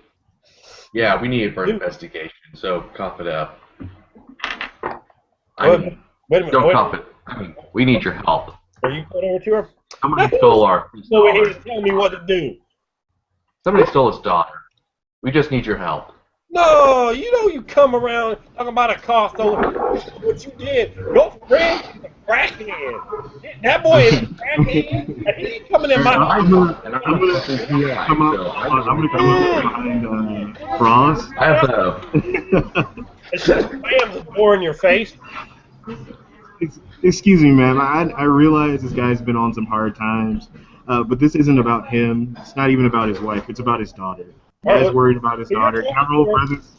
Just so you know, she's behind the door already. Oh, she's gone. Now remember, you have a frantic too right now. She goes, That's true. bring all his crazy crackhead friends around here. Go off of his computer. You go off for my computer. I don't think you gonna get my computer, boy. I have to stun you. I will stun you right in your ball sack. Let's just go to the library. Fuck! Fuck! Fuck! That's what happens when you get the rock. Yes, Seymour just cursing all the while, just like stomping downstairs just to try to get a cab. He doesn't have any money. He doesn't care. He's gonna walk to the freaking library if he has to. At this point, he needs to find out. He needs to find out. At this point, Ricardo realizes that he's still shaking. And he looks down at his hand and he's like, "Oh well, I probably look crazy too." And so he follows OB. Lloyd will follow. I mean, if we can hail a cab, we'll do that. Closing the door behind him, Lloyd will cautiously follow behind. There are a lot of them. Just kind of has his head down, not knowing what to do. He'll just follow him. All right, well. Don't let the woman. Maybe she'll open up. None of us have smartphones. What are you trying to do now, Jacob? I'm asking Lloyd to snarl at her and make some kind of mating call to the woman. You might, yeah. Well, I mean, I don't know if he's going to do that. It's kind of a joke, but I will see her. At least she's going to call the cops on us. Speaking of calling the cops, we should put out a missing persons report. Look, man, they're not gonna. Shit. You think I would have called the cops if they were gonna help me out on this shit? They might not help you. Well, that's actually a good point. But they might not help you. But maybe Frost. He seems in perfect wits. Maybe he can convince the officer of the authenticity of our request, and that it's not just a drug. Yeah, out. I don't have a lot. I don't actually have a lot of faith in cops. Ricardo doesn't seem particularly Orders. judgmental of Obi. He seems to be a little bit more okay with him doing a lot of drugs than everyone else, because he's seen a lot of people who like needed drugs to cope with fucked up situations. So he's accepting. Yeah, I don't think the cops are going to help him either. All right, that's worth a shot. All right, so we're gonna try to hail the cab and get to the library. Okay. Well, it takes another good hour to get the cab. At that point, you get caught in traffic, and it is it takes you a good long while to get to the library. We're well into the night at this point. We're coming to close to 9 o'clock. The library hours, they say they stay open until 10. So when you get to the public library looks very much like its best days are behind it. You're in an area that definitely not in the best possible state it could be in. Now, what you see, there are a lot of computers in here, but the computers are they're old, and you're looking at okay, and you can see a librarian. She has glasses. She's white and probably about 45 years old. She's real thin, but not particularly attractive. Her hair up in a bun. Well, why wouldn't it be? And she has sort of frumpy clothes on. Her dress is a little too long. What are you doing with the dress that long? But you can see her back behind the counter in the area where they have about 14 computers. There are a number of people in here. A lot of mothers with kids. A lot of like really old men. Most people in here are black or Hispanic. The ones that are using the computers, and you find yourself there. 9 of the computers are being used at the moment, so and there's 14. It looks like you need to go up to the reference librarian at the little booth to try to get on the computers. From the little signs you see. Obi, do you have a library card? No. Come on, man. Why don't? I can tell I'm a PI. I can tell I'm a PI and convince her to ask me to use them. Let me use them. Yeah, I can try to maybe leverage my veteran's ID. Yeah. Simon's just like really like the stress has been getting to him, especially being denied by the neighbor and stuff, and the withdrawals and the pressure and the tension and stuff. It's just really getting at him. He's starting to get really on a short fuse if it wasn't being like noticed in the cab drive over with the LA traffic. He's just like almost has like no patience almost for anything. He almost just wants to go straight right to the computer right now. Ricardo still seems obviously shaken up. It seems like he hit a threshold where he's gonna need some like talking to or therapy, but he does seem in control of himself that much. He's a little short of breath. He's a little pale, but other than that, he's gonna trek through. He has a lot of heart. He's gonna keep going forward. So yeah. So I'm gonna do the librarian instead. Persuade him to roll my iron skill. Okay, walk over to the librarian like, hey, listen, I don't have a library card. I'm out of town. I'm investigating something. I need to use one of your computers to track a car on OnStar. She looks like you've gone way past her minuscule amount of grades in computer. Like, I don't know how to do that. I'm sorry. Oh no, I just need to use your computers. The computers are right over there. I need your library card or picture ID. I've got a PI ID. We are now currently in a high volume period of computer use. You are allowed to use a computer for 1 hour. Here is a password. You see, she's like typing something on the computer, and she writes down a little password. This will expire in half an hour. Thank you. All right, got the password. Do that OnStar thing. All right. Here's the code. The code is fucking. The code's a 13A6758. Now, which one are you doing this, and how many grades of computer use do you have? I have 1 grade of computer, I think. All right, that's probably all you need. Without it, you don't know how to use a computer. Yeah. There are people that don't. All right.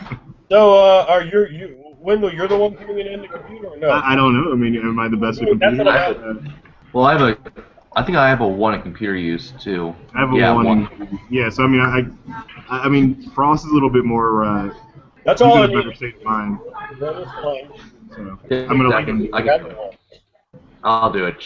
I'll do Now, a computer. not know how to use a computer. All right. So you do. With one, you are very bad with computers. Like you're probably everyone on this chat has more than one in computers. You're like and it takes you a while, but eventually you get in and you're able to access and put the code down. And I've never done that myself, but what I suppose what you're saying this does is allows you to use satellites to find the location of the GPS unit. Right. It's right there. Gonna write the address down with the draw up the map. Give me a pen and paper.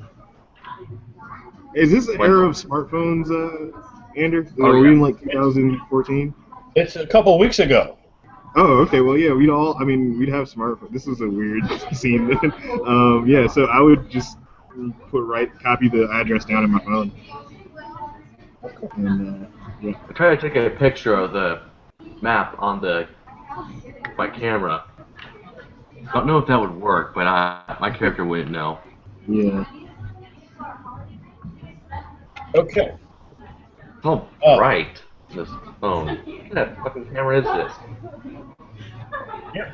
And what you have found is it is a Malibu address, which right off the bat, all you know, this is a very ritzy, high up area. Oh, so we're going to So I'm gonna look. Malibu. I'm gonna look at OB as like OB. Do you know if she was seeing anybody else on the side? Shit, man. Every time I was, for the last few months, every time I came home, it was nothing but shouting. I wouldn't doubt if she was.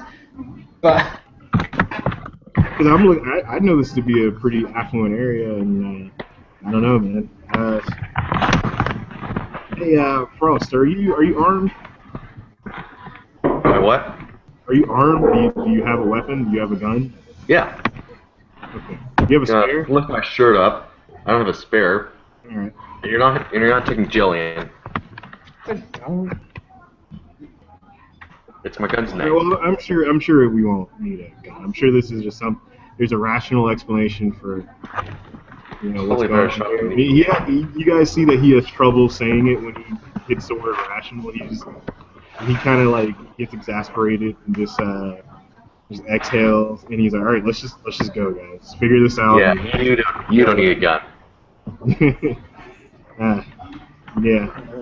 I just want to make sure Lily is okay. That's all I really care about. I just want to make sure she's okay. Second Amendment. All right.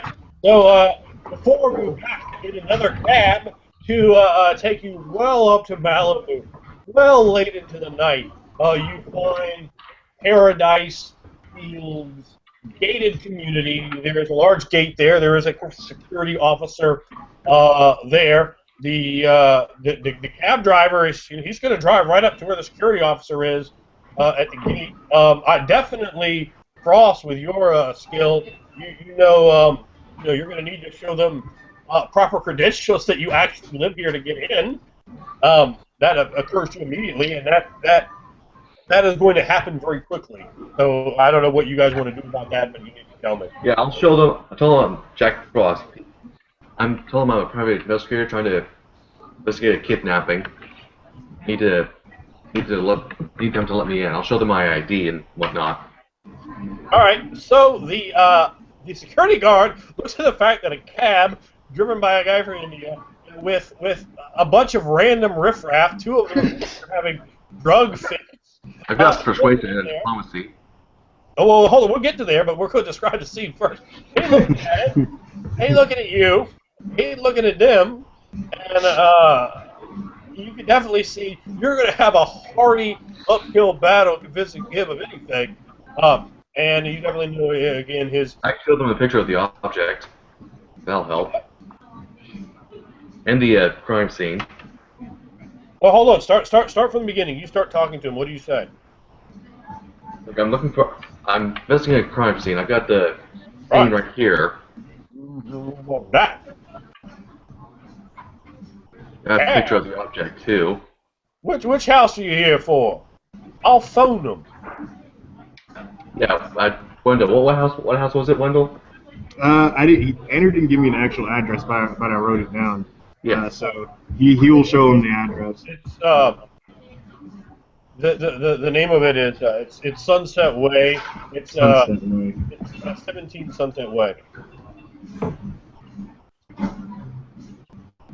So are you going to tell him that? Yeah. Yeah, that's what we were gonna say. All right. So you see him going to the phone inside of his little guard station. There's like he's going to call those people. I'm gonna say I'm gonna like look for Frost to jump in and say something when he approaches that phone. Going for the phone. I'm gonna say something first. If he doesn't, We just need to get in and out. Sir. Look, this is a crime scene. There could be wrongdoing here. If you call that phone, you could be putting people's lives in danger.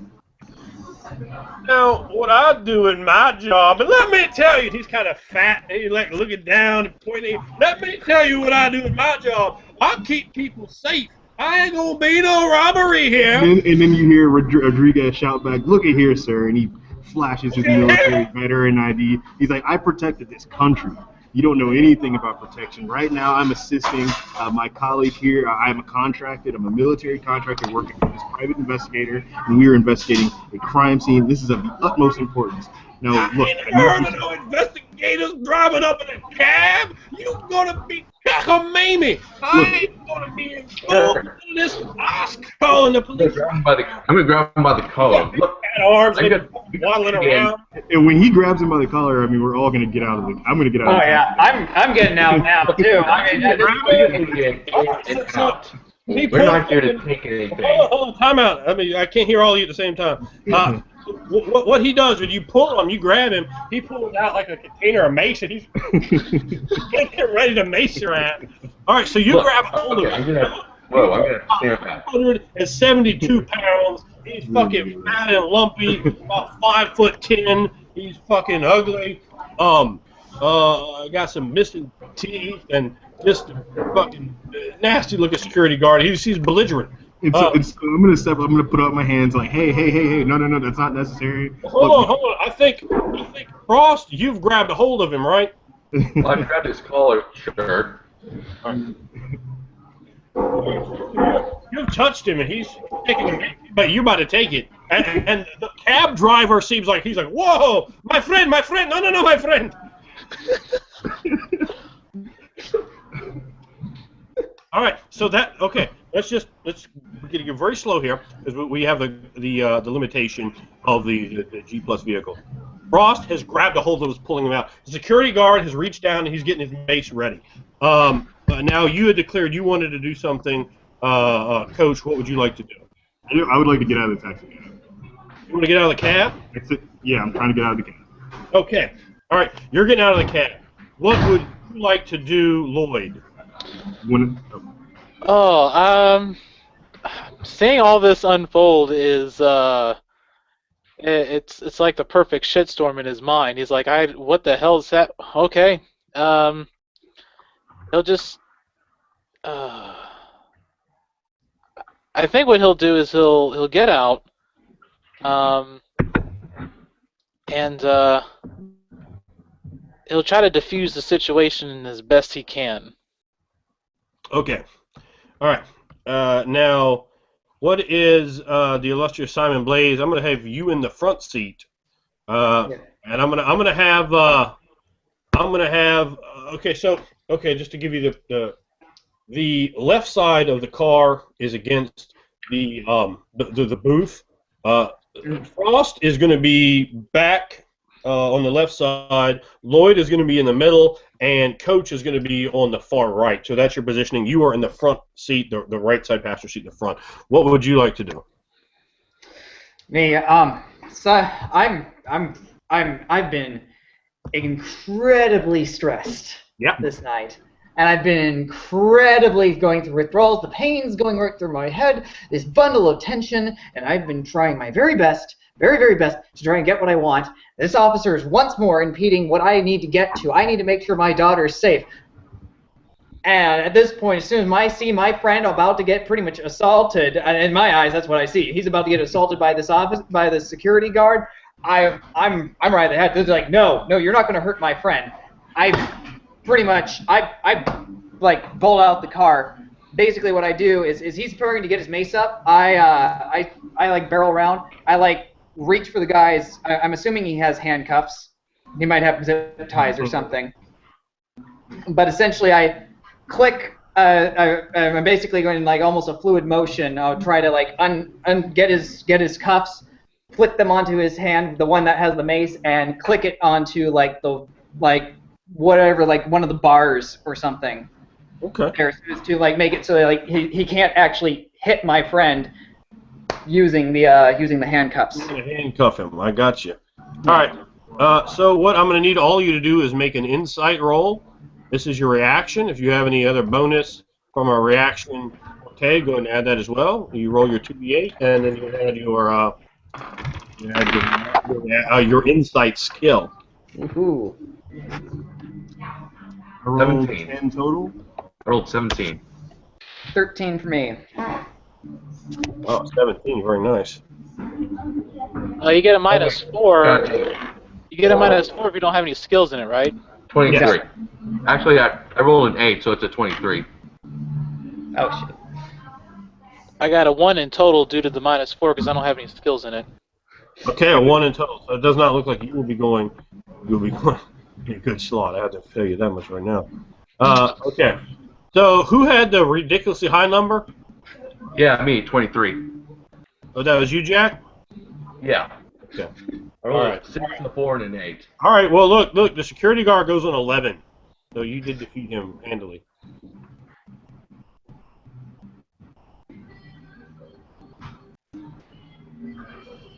Hello? Everybody stop talking. Hello? Oh, okay. Yeah, I got a 10 total. You'll go after the security guard. Yeah. And I what were the two guys in the middle? What did you guys get? got a 13 total. 13. Mm-hmm. And Philip, what did you have? Oh, you had a 1. Okay. Yeah, I had a 1. All right. So, yeah, this is actually quite easy. Jack, what would you like to do? It's your I'm gonna look turn. at the guy and go, look, fucker, I just need to get in and out and investigate a fucking kidnapping. Now, are you gonna help me, or am I gonna have to? This is gonna have to get ugly. All right. Looking at the eyes, like really fiery and Right. bitter. Go ahead and roll intimidate. Go ahead and roll intimidate. Okay. Ooh, that's an 8. 10. I rolled a 20. A total of a 20. Yeah. Well, I mean that's definitely gonna be very hard for him to deal with it all. He does not have a forte in fear, so that's gonna be very difficult for him to deal with.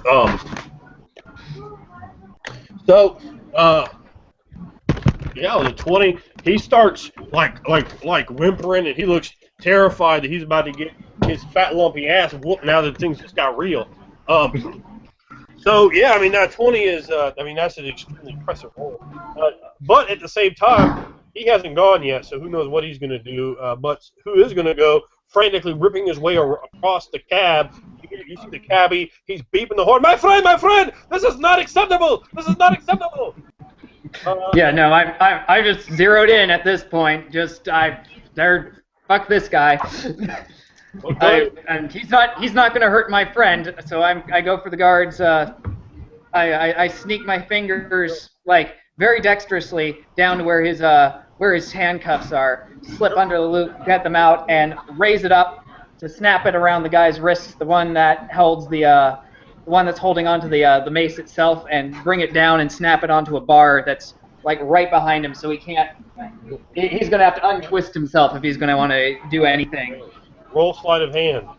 All right. Any appropriate fortes? Just out of question. Well, it's pickpocket. I don't think you Pickpocket. have pickpocket. Yeah, I don't have pickpocket, but yeah. Let me see. Oh, okay. Not ledger, man. You know, That is a 13 total on sleight of hand. 13 total is more than enough. You managed to get it. Your friends grabbed a hold of him, yelling at him, intimidating him, and all of a sudden you locked him down. His mace hand, and he's like, no, He looks horrified, like he looks like he's about to get beaten and maybe killed. Whatever you want. Open the gate, and my friend will let you out. Actually, yeah, my friend will let you out if you open the gate. So he starts like trying to use his right hand, and you're like ding, ding, ding, like looking at his hand. He looks at you like helpless, in a state of confusion. The mace has fallen out of his hand. He's clearly filled with fear. At that point, you've cowered him completely to the point. I mean, he's suffering massive penalties. And that's reflected. He's trying to obey what you're doing, and he's not successful as he's handcuffed. He's trying to use his hand to get in there. Remember, around is a very short period of time. That means it's going to be your turn here, Coach. What would you like to do? All right, so I'm gonna step around. And because I'm assuming at this point people are starting to get loud, and I'm specifically going towards the security guard. I'm gonna be like, hey, calm down. Look, we don't have. He realizes that he's at a disadvantage right now. He's gonna say, we don't have to be enemies. Look, we can make this work out for both of us. And so he takes out like $40-$60, and he says, look, let us in. If anybody asks about anything, don't say anything. And he also picks up his mace, and he pockets it. And he say, look, man, sorry about this. It didn't have to be like this, but we got to get in there, and we can't have you calling the people inside. So he offers him the money. Does he take it?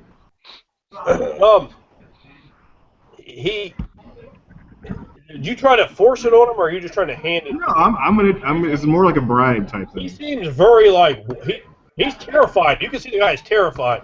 Mm-hmm. You have he's been in a matter of seconds. He's been browbeaten and then handcuffed. He dropped his mace. There's 4 of you big guys here, and he doesn't know if he's going to get murdered. Money, he doesn't seem to have processed that yet. I mean, we're dealing with just seconds here. He's like, kind of looking at you, but then he's back to Jack, and he's. It's kind of trying to do a good cop, bad cop type thing.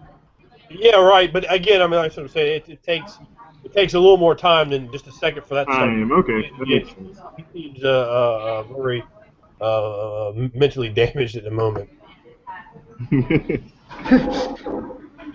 We're all a little mentally damaged right now. Rightfully so.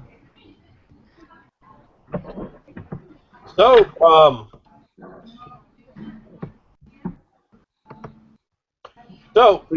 what would you like to do now at the very end of that, the hermit?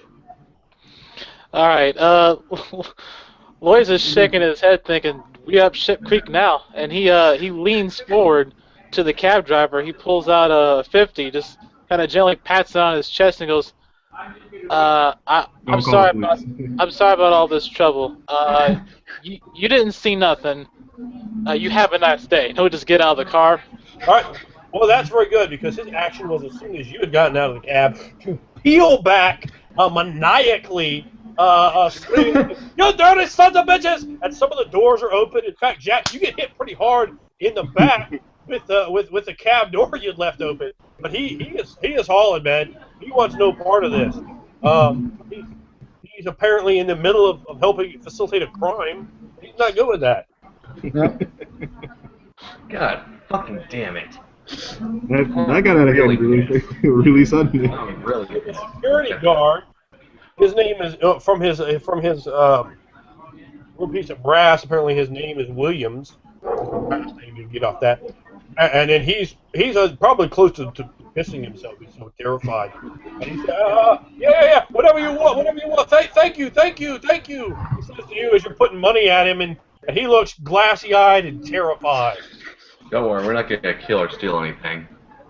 He might get hurt if he doesn't fucking open the gate. He's already been cuffed and robbed. You're pretty sure he's not going to believe that. It's here for investigation. Don't kill me! Don't kill me! I got a kid at home! Don't say anything to anyone, and nothing bad will happen to you, sir. What about my kid, huh? What about my kid? My kid's in there. My kid's gonna be freaking tortured, okay? Open the fucking gate! And he hits a button, this red button, and the gate starts slowly sliding open. Oh, whatever you want! Just don't beat me! Just don't beat me! I'm booking it. I'm booking it. I'm going down that gate. I don't understand what's going on! Let's get out of here!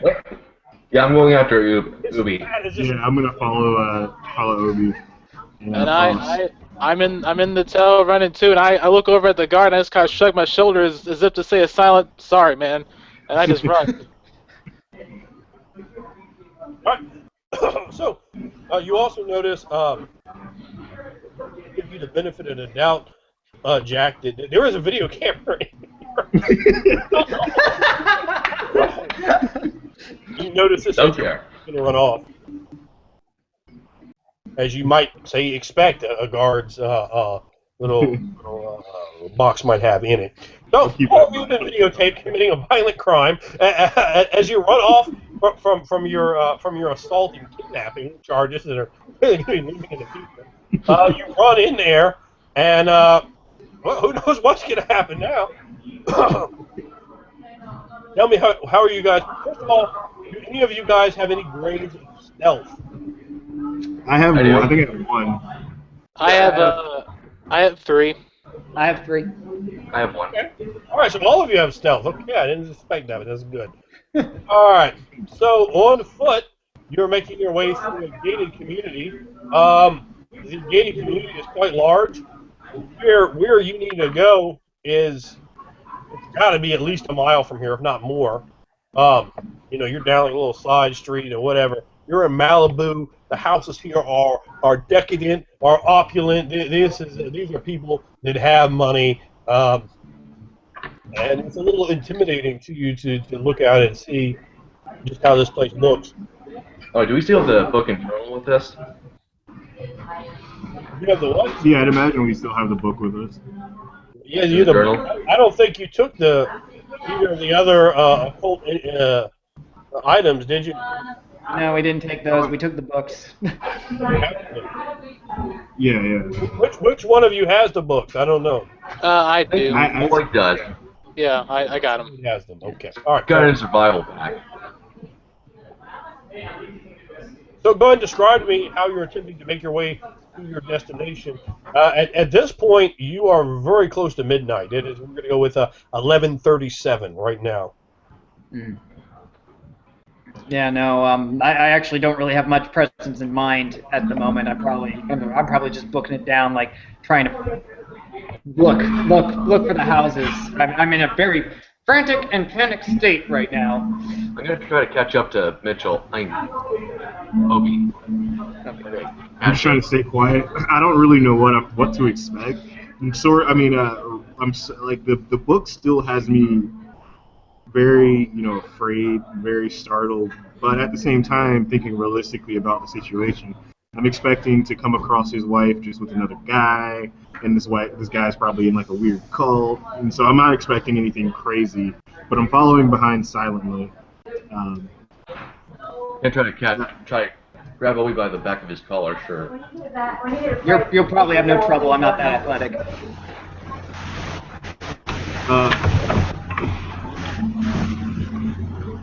Yeah, if we're trying to scale something, I have super athletics, so... Okay.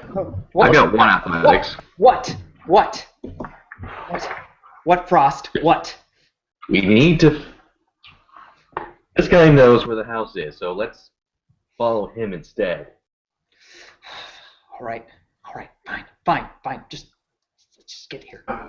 So we head to 17 Sunset Way. I'm like counting the streets, staying out of the light, I guess, because the street lights is probably quiet on the street, right, Andrew? Very quiet. So, but once we get to 17 Sunset Way, I'm gonna whisper to Jack Frost. You haven't gotten there yet. Oh, okay. Not yet. All right. From down the way, you see a car making its way towards you. As you're making your way up, and you finally see the street sign for Sunset Way, and it is a good bit of a walk, run. That off street alone was about 0.7 miles from from the car stand, and there's a tremendous amount of adrenaline surging through all of you. You definitely feel like you've not done something correct at the moment, and all of you are at a very shaken up state. The car coming towards you, its headlights nearly picking you up as you're dodging the darkness. You see it's a very high, very nice looking Bentley that just slides through the darkness at near midnight. Are the windows tinted? In that car, no. No. Do we? Once the bright light passes, can we see the person inside? Absolutely. What you see are two men,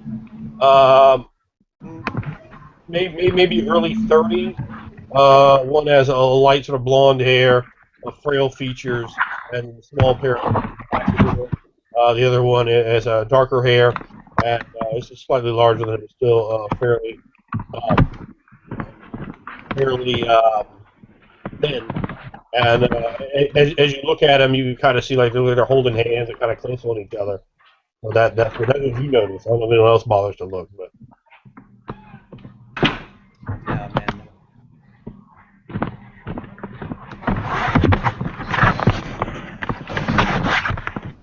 So,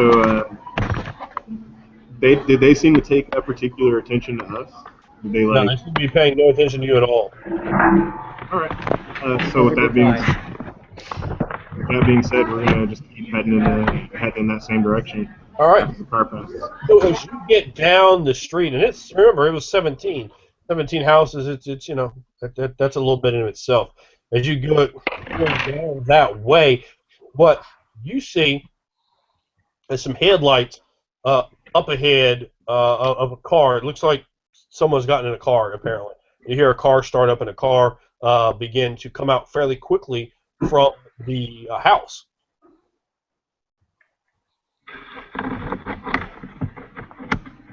Shit. Is it the car? It's very dark at the moment. You can't see it yet. But the car is coming towards you fairly quickly. What would you do? I'm diving out of the way, yeah. Me too. All right. Me too. So then, All right.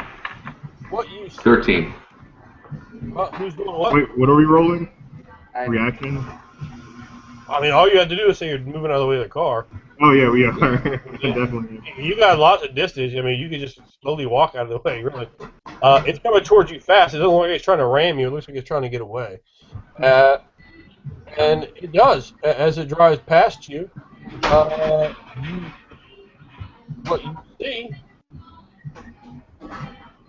is not your own car, but it's another car, a very nice car, and you see a man driving it. Of course, your eyes aren't really going to notice him so much as what you do see is your wife and daughter, and the car rips out very quickly, going out of the area. Can I try to memorize the car tag or the? Hey! Absolutely. Hey! Gonna take my gun. Oh no! I'm gonna look. My eyes are gonna go wide when he draws his gun. I'm like, what are you doing? I stop him. I'm like starting to chase the car and irrational, like trying to chase the car. Hey! Hey! Lily! Lily! Ricardo's not gonna run after the car because he already saw the speed. We're not gonna catch it. But if instead he's going to, I'm gonna go OB. We can try to follow him and get your wife's car and try to follow him that way. Is his wife's car on the driveway of that house? Yes, it is. It is. Yeah. Does OB? Do you have the keys? I think so. Yeah, I think I have the keys. Right, let's go. And he runs towards the car. I have Jake, the house key. Who's I the have best driver? Oh, I'm not Lloyd the hops driver. in the back. hold on now. You haven't got to the house yet, so time out on Yeah. that. Jake, were you trying to say something? Oh, who's the best driver here? You're what? I don't drive. Who can drive here? I can drive. I have one. I have enough to be able to drive. No.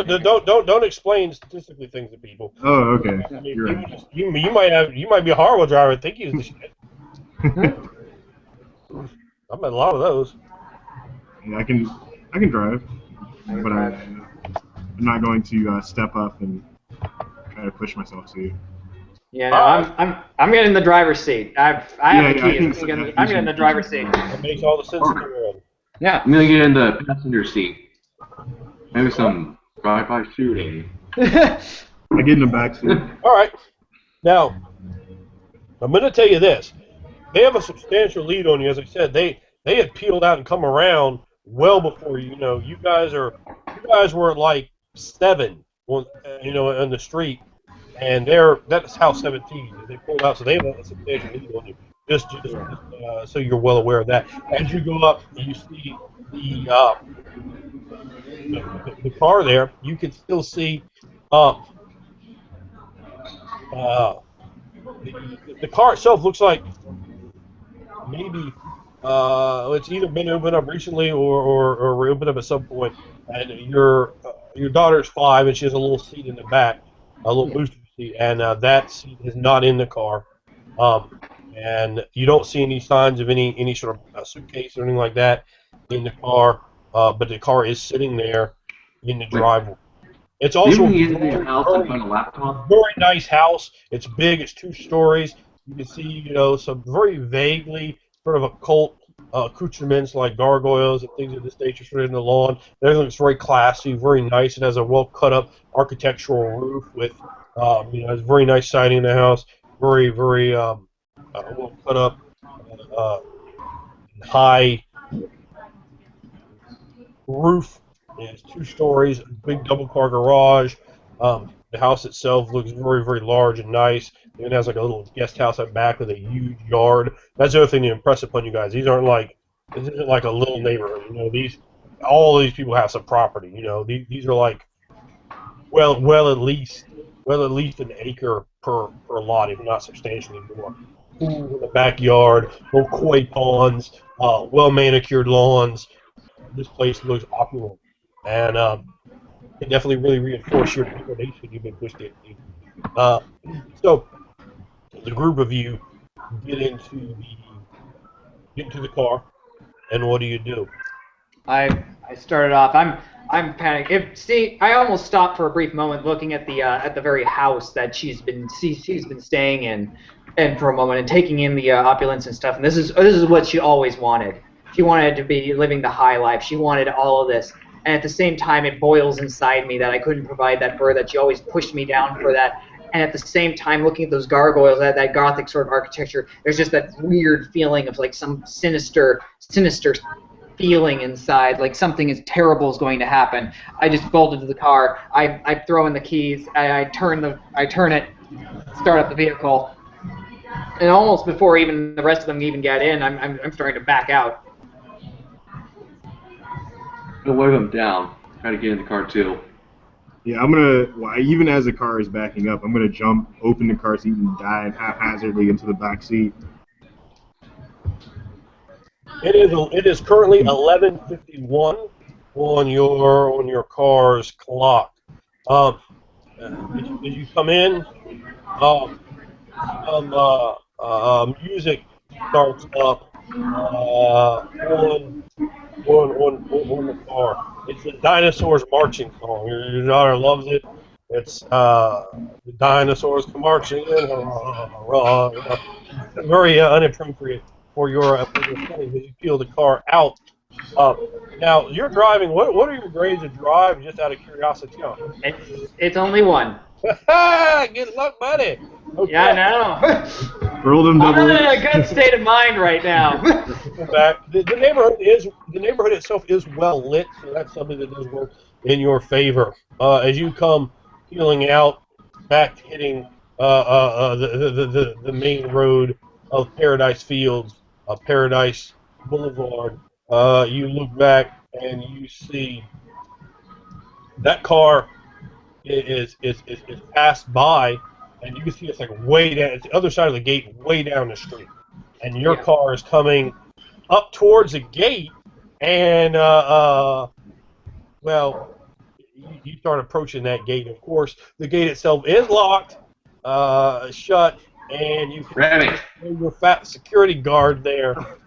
I'm gonna put my Roll seatbelt down on. the window. You roll down the window and shout at him. Open the gate! Put my Open the seatbelt fucking on gate! and prepare for impact. All right, so let's bring it to the man behind the wheel. What exactly are you going to do? You see the security guard there. He seems none too happy. You can obviously deduce he has snitched you out. Uh, Yeah. as is his Buster ass custom, and he's standing there. He has like a nightstick in his hand with a look of determination in his eye. He has been redoubled in the 12 minutes or so that you've been gone. Um, but you can see a little stain Yeah. on his panties, if you understand. As you come up, what are you going to do? What are you going to do? I have not slept in over 24 hours. I am high on withdrawal. I suffer from withdrawals and extreme stress. There's this thing, and this And he does cocaine, little baby. fucker is once again in my way, and I mean, there's no rational thought in my mind at this moment. And my daughter is in danger and stuff like that. I almost like subconsciously turn the wheel, almost pointed in his direction, so like the vehicle's almost going to be like going right at him. All right, so he's waving the bully club menacingly in your direction. The knight upon his back, the small amount of stars you can see through the small night sky shining down, the moon gleaming. He's waving the billy club. The LA breeze of salt sea air coming in the distance. You can hear the sound of bats moving in the night, and he thinks you're just going to stop, and he's going to put the club, the hard bruise and agony on you. He is sadly mistaken as the fat 372-pound man leaps out of the way, his fat fucking neck, his double arm titty is jiggling, just despicable and disgusting as he leaps out of the way, his big fat belly just whoop, whoop, whoop. He's 5'10", 372. That's not a skinny man by any means. And he leaps out of the way. Bam! All of you are rocked, and time becomes momentarily still as your head's kind of going like, whoa! Are you falling? The seatbelts rip against you. Bam! Airbags hit both of the people in the car, right in the face, and the car sparks and screeches, tire marks left as you slam through that gate, knocking it clean off one hinge, and then it hits the ground. It skids across the blacktop, clearly going to be leaving damage to it as your car bumpers ripped completely off. Ting, ting, ting, as your front license plate hits the asphalt as your car keeps going off, following the other car. You can hear it sound as you're moving towards them. You have airbags in your face as you're driving. You're suffering from whiplash and being injured. Yeah. Lloyd's gonna pull out his knife and he's gonna like stab at the airbag and get that out of the way. It's like,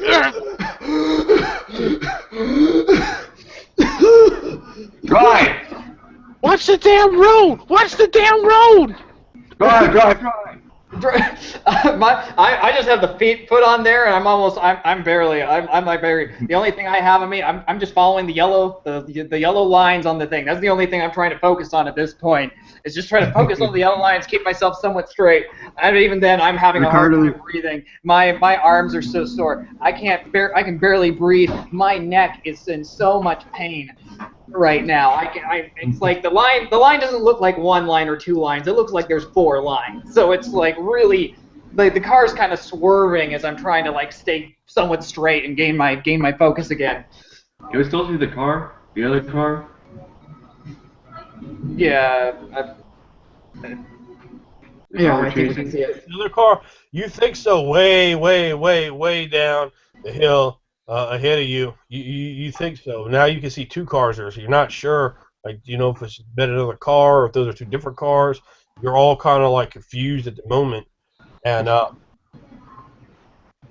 what would you like to do? So Ricardo's looking back, just screaming "fuck, fuck, fuck, fuck" over and over, looking at the gate as it's like on the ground. And he thought Ricardo thinks we ran that guy over. He isn't like he thinks we've killed a man at this point. So he's definitely freaking out. But at this point, and he looks forward to see if we still haven't lost that car.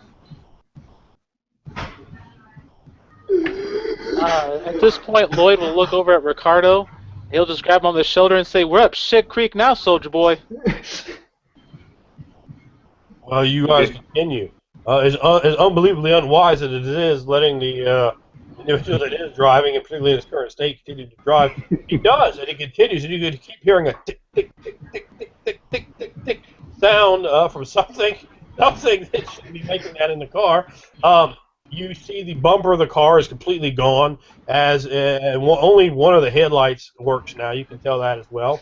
The license plate is now behind you and run over. California tag. You also see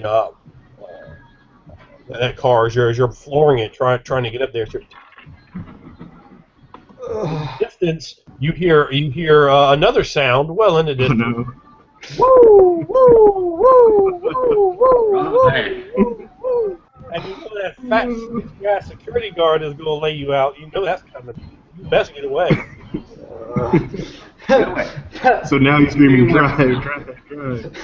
Yeah, no, I've been driving, man. I've been driving. I'm just not doing too well. As a matter of fact, my consciousness keeps fading in and out. Lack of sleep, withdrawal, now this fucking whiplash and everything else. And it's like the car's swerving really heavily along as well as high speed. It's really not good. Frost, Hermit, do you have a water bottle?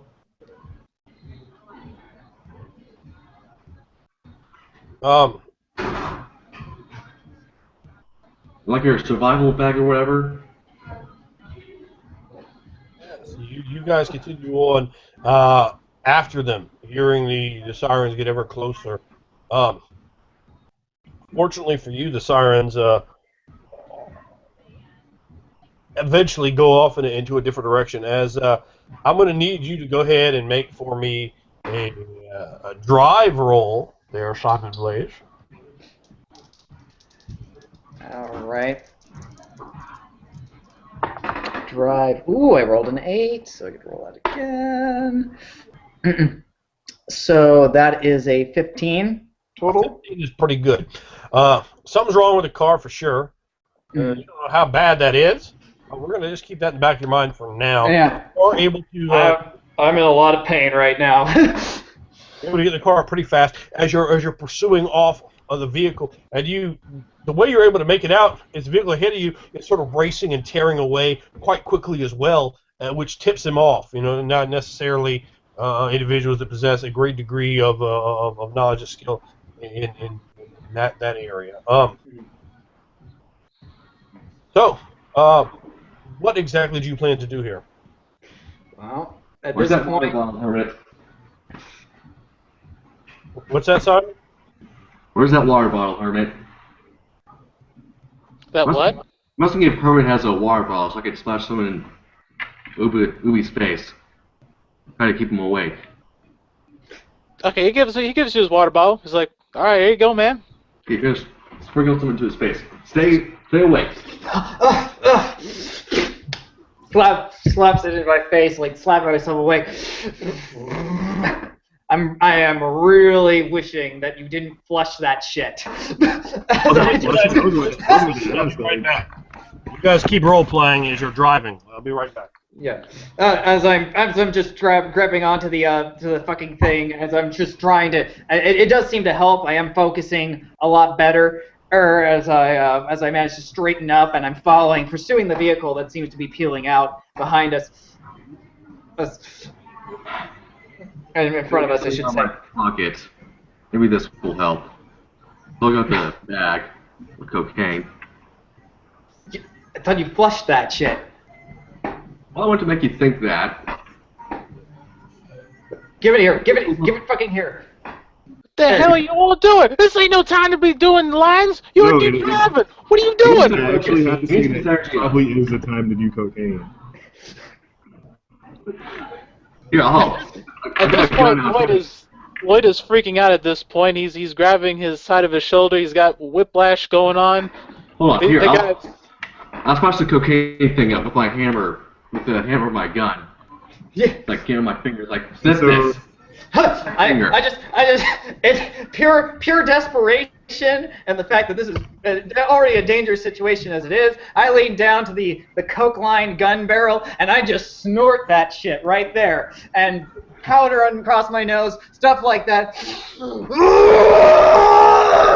I just pound the wheel, and I just go at it. And white powder mixing with blood, it's like some blood vessels, and obviously popped in his nose. And it's just no sense of decency right now. Eyes wide, pinprick, bloodshot. He's all focused now. He's awake now. This is better than anything right now. He's going to get his daughter back, and damn it, he's going to do it feeling fucking good. All right, so the cocaine certainly fills you full of courage, as the one of cocaine. And you will, for the rest of the scene, a +2 bonus to all fear and resistance rolls. As you are very high on cocaine, and as you speed up, which is a very good thing because you are in an extraordinarily dangerous circumstance. You're driving a car that will really is in very bad shape.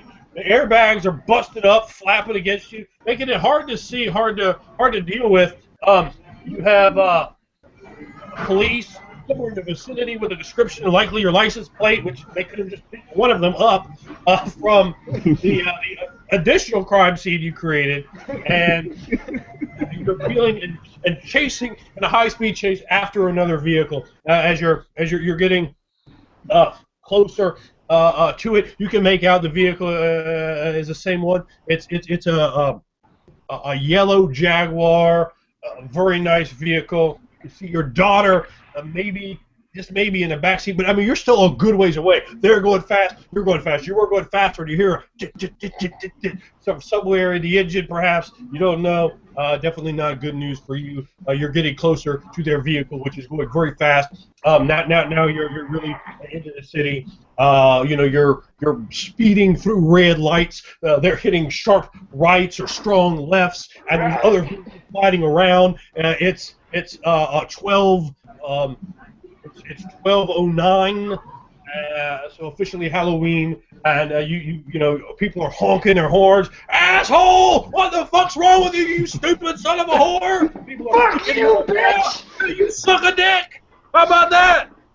So that's the sort of background that you're getting as you're just whizzing along past them. The closest you get, you think maybe you can see your daughter, the back of her hair, and the blonde ponytail, and you're not positive of that, but that's what you think. What are you going to try to do at this point? I'm going to at least try to pull up alongside them. I'm hoping like one of my pals. It's like, okay, I'm going to pull up alongside them. One of you guys try to get the window. Try to grab my daughter. Get her through here. Get her in here. That is a terrible idea. Yeah, I know, right? I'm not thinking right. Sure. That is an awful idea. You should not do that. Push your car fast. You are doing 60 miles an hour into 25. Flying up right beside them. As you look over, you see your wife. And the man she's with, you see the man she's with. Picture Sean Connors. He looks like that. This old sort of British-looking Sean Connors. Check him out. This guy. And you look over there. Just when you're ready to do your damnedest to him. That's when you hear.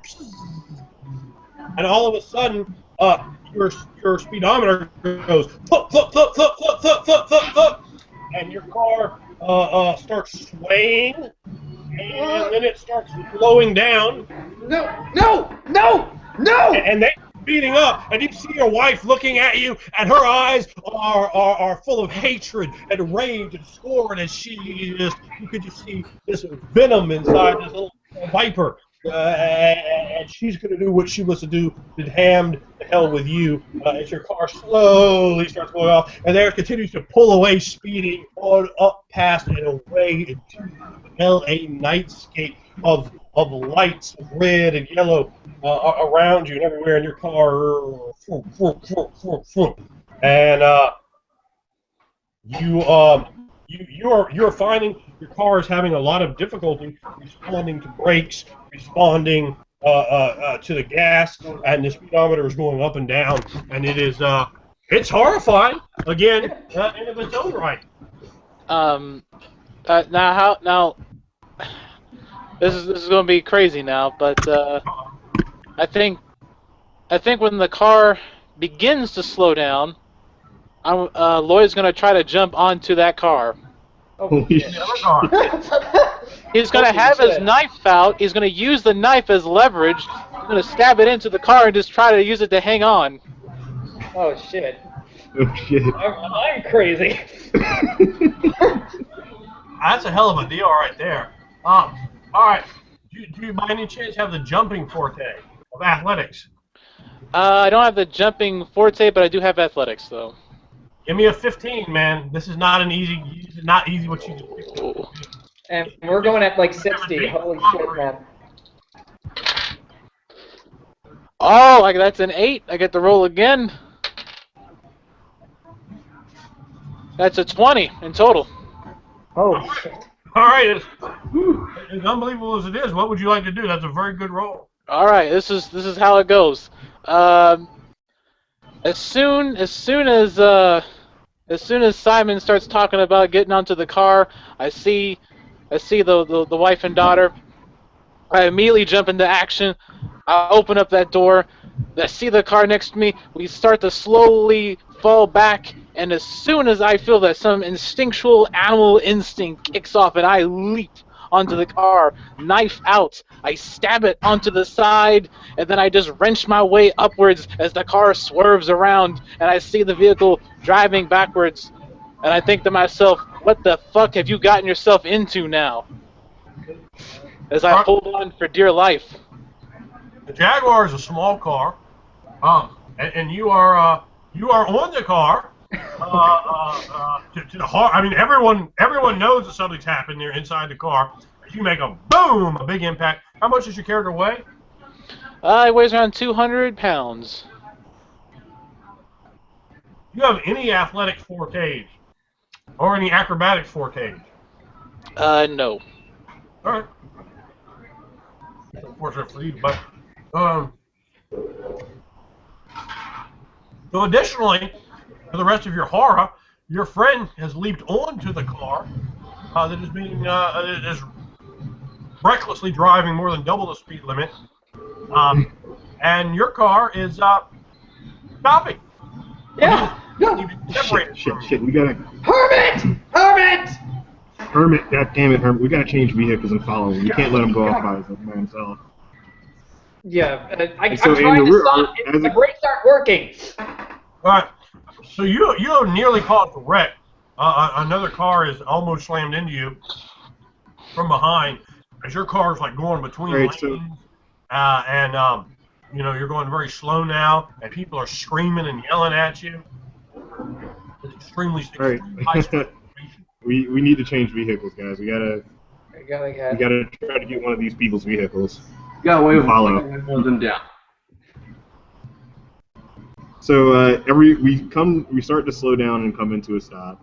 I'm gonna get out of the car once. We can't completely stop, but I'm gonna get out once they're going slow enough to where I can leap out and not kill myself trying to jump out of the car. Interesting note for you, Wendell. The right under your right tire, you can see fire. So the car is on fire. So there's that to deal with too. I'm gonna jump out of the car too. I was gonna do that. Yeah, and I'm gonna get away from the car because I'm at this point. I'm like furious, and I'm like screaming obscenities as I'm going, "You fucking bitch! You fucking!" And I'm just beating at the car engine. I'm not in my right mind right now. Get over. We need to move. Fuck! I'm assuming one of you guys grabs me. Yeah, Yeah. someone. If Frost doesn't grab I'm it, just still like flailing at this, but I'm not like offering much resistance at theirs. I'm just like flailing in the direction of the fleeing vehicle. Okay, Andrew, Yeah, I'm who's good. screaming out of I'm all the doing good. people that we nearly just got into a car accident who are near us? Which one? Can you give me like an array of individuals and profile them? All right, what you've had, instead of being straight like this, your car is heading like this. You are blocking off both the double lanes in front of you. There's a median strip to your left. A car almost hit you, which would have killed you as it went. I mean, literally almost hit right into your passenger side door. So you're in a definite very tense situation. And All right, so I'm gonna walk up to the person. well, the driver of that car is you see like maybe a Chinese man, and he's just screaming. His window is rolled down at this point. He said, "You cocksucker! You All right, motherfucking cocksucker! I'm going to walk up to You him and stupid asshole!" flash. I'm gonna flash my military ID. I'm gonna say, United States military. I need to commandeer your vehicle. Now, I'm not really gonna give him a chance to look at the ID or really think about it. I'm gonna open the car door and I'm gonna grab him and I'm gonna throw him out of his car. And I'm gonna get in his car. And I'm gonna wait. I'm gonna grab him and physically impose my will on him, regardless of his protest. What the fuck are you doing? I'm gonna take his car. I'm gonna jack his car. And Ricardo's a big guy. He's a real big guy. He's like massive. So he's gonna grab this little guy and throw him out the way. And he's gonna get into the driver's seat and he's gonna call for Frost and OB. I said, get in the car. Get in the car. Well, give me a brawl roll. Just give me a brawl roll. Give me what kind of roll? Awesome. You're the forte of slams that'll help, but give me a brawl roll. Okay. Brawl. Yeah, I'm giving it to you. So 7, 4, 11, plus brawl 3. 14. Do I get to add in my 14? 15 with my 14. Go ahead and describe what you do to him. Go ahead and describe what you do to him. You can do whatever you want to him. He's flailing He's at like you. flailing his arms.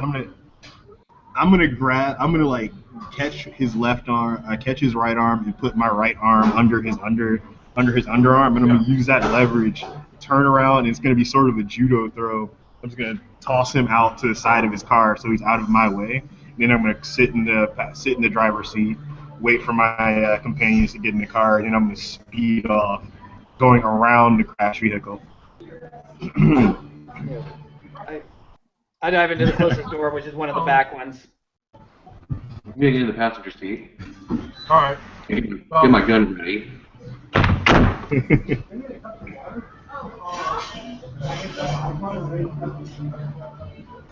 So yeah, then I'm gonna speed off, try to follow Hermit, because at this point I think it's a life or death situation. At this point we're already fucked in terms of the law. So Oh no, I think he dropped out. Uh-oh. yeah. No, you go ahead. Thank you.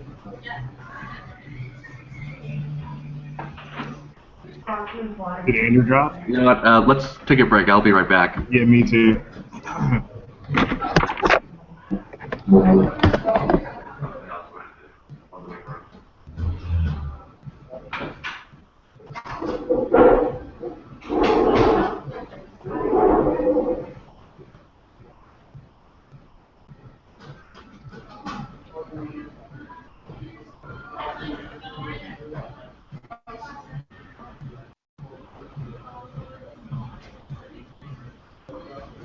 Well, I hope everyone at home is having a wonderful Brigade Con.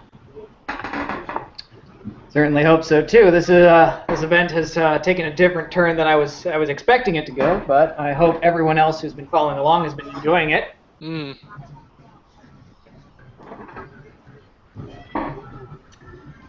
We're obviously experiencing a few technical issues, but once the full glory of our main man returns, I'm sure the pulse pounding action of this immersive RPG will continue.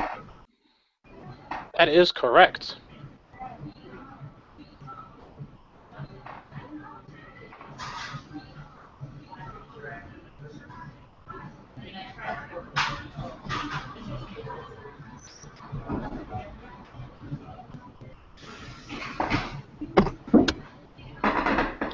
Is Andrew still going? Yeah, He's still still gone. missing right at the moment. I'm gonna grab a drink. I'll be back.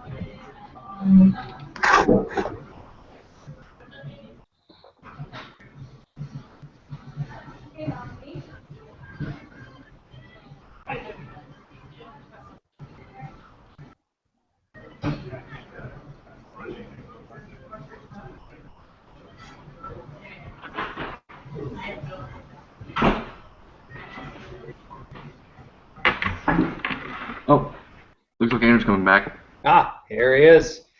And as There. promised to you all at home, the glory of our main man has returned. Hmm. I don't know what happened there. The evil demons of YouTube have tried to work against us. But I tell you, Norilitab, you must do more than that to defeat your main man. So, yeah, continue aside, we are back. All right, Jack. So we're going to bring the action right back to you there, and our audience at home. Sorry for that momentary disconnect.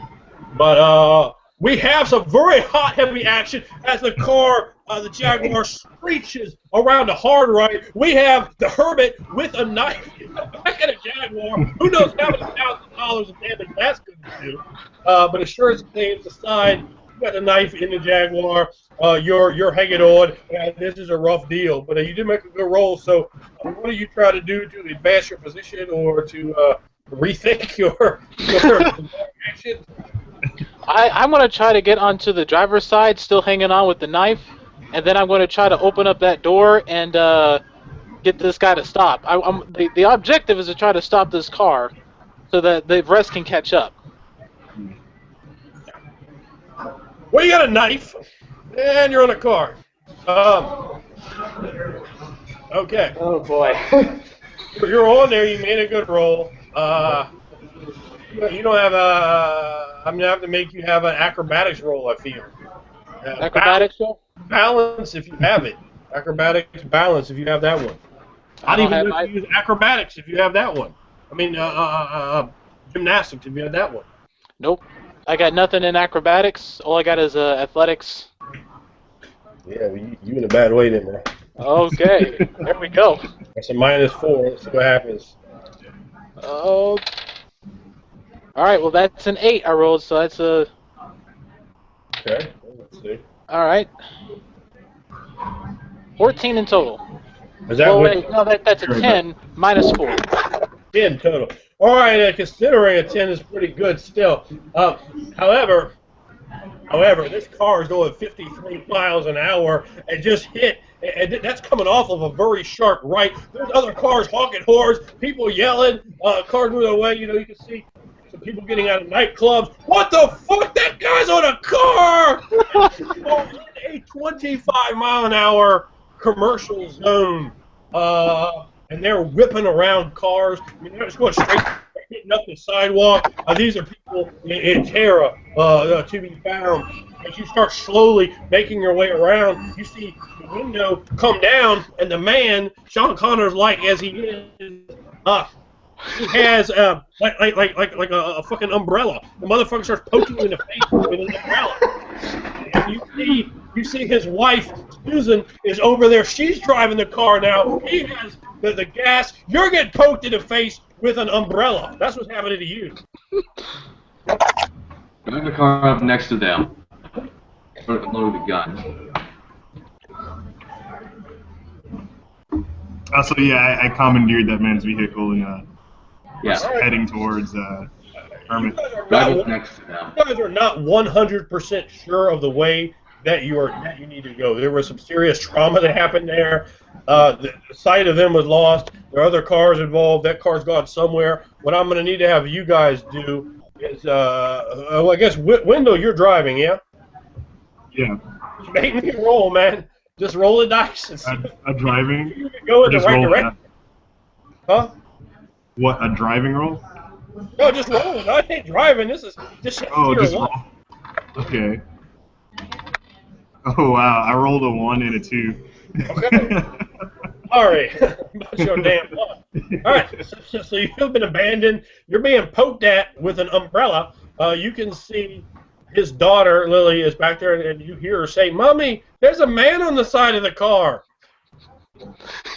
And you haven't seen Susan since her wedding to the magician Blaze, and she looks at you with just hate-filled eyes, nearly vacant, zombie-like in there.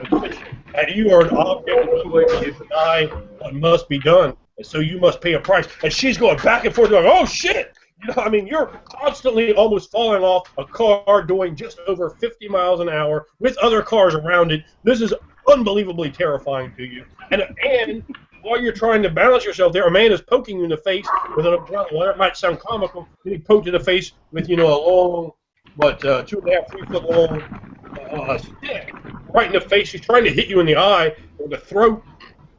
That's, very, very dangerous and distracting. What are you doing as he's trying to force you off the car, poking you in the chest and the side of the face? He hasn't caught an eye yet, but he's going to keep trying. All right, so the adrenaline is just rushing through him. He is scared out of his wits. He is pouring sweat. He doesn't know what he's doing at this point. There is just nothing but instinct flowing through him, and all he can think to do is to try to knock this guy out. So he's going to use his brawl and try to beat this guy senseless with his free hands. Right. And he has a substantial reach advantage. You haven't gotten all the way up to where you need to go to. Oh, okay. Well, can I just instead grab the umbrella out of his hand then? Go ahead and make a brawl roll to try to strip him of an umbrella. If you have strikes, the forte strikes, you can use that as well. I do have the 14 strikes. Well, then use it, please. All right. Encouraged to use it. 16 in total. 16 in total. All right. Well, you get the umbrella, and now it's a tussle. He's pulling. You're pulling. He's looking at you with that face. She's driving the car, going more erratic now. You go, and you hear as your body comes this close. Oh. It starts running you right into another car. Your heart is boom, boom, boom, boom in your chest. You're sweating. You're profuse to this. It might sound comical in some ways. This is the most unbelievable, horrific experience of your entire life. This has fucked you up extremely. We're going to deal with your frantic when we get out of this situation. But you see the insanity of these people and what they're doing, whatever they're doing aside with the things you admit you've brought. People don't do this to a human being. Then again, maybe you don't jump on somebody's car with a knife. Who knows? You're grabbing the umbrella. He's beating you in the face with it while you're trying to grab it. You only have one arm to work with. He's got two, but he's kind of like, at the same time, like he can't really, he's at a disadvantage too. So he's beating you in the face of this thing. You almost fall, and then he starts pulling back, and you start pulling, and you grab it, and you almost fall off. Like you're now like on the side, like over here. You got your knife. You're like, oh shit! And you got an umbrella in your hand. And you're literally hanging off the car, like with one leg on it, with one leg off, with one arm on it, one arm off, and your ass is going towards the ground. It's very likely you're going to hit the ground. The car has slowed down a little bit though. Just to let you know, you might be somewhere around like 45 miles an hour at this moment. But they're still trying to ram you into oncoming cars. Okay. They're like going, like riding through, like, you don't have a medium strip, you just have like yellow lines, and they're trying to kind of ride through that, and other cars are beeping, and just wrecks are happening, and as you might imagine, people are like, what the fuck? And obviously, well after midnight at this point, near 1 a.m., you're going to be drunks on the road, you're in an area where there are nightclubs and things like that, so, this is a crazy, very crazy deal. So you're losing. Any moment you could die. What would you like to do? All right. You have the umbrella though. Do I have control? The umbrella, yeah. All right. I'm gonna. You're almost off the car. What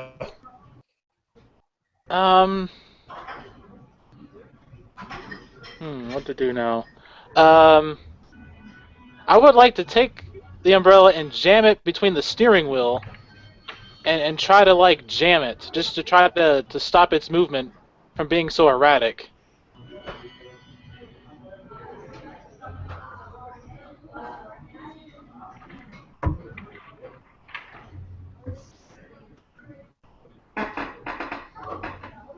Uh-oh. Looks like looks like we got technical difficulties again. No way. Yeah. Brawl, strikes, or melee. I'm sorry, you cut out there.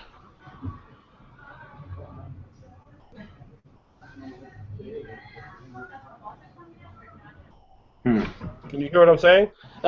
You completely cut out there. You want to hear me? Yeah, I can hear you we- now.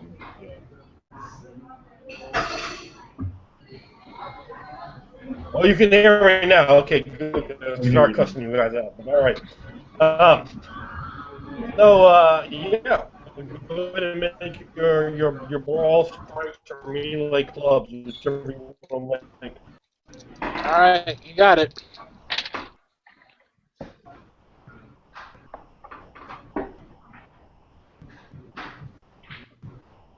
That's a 20 in total.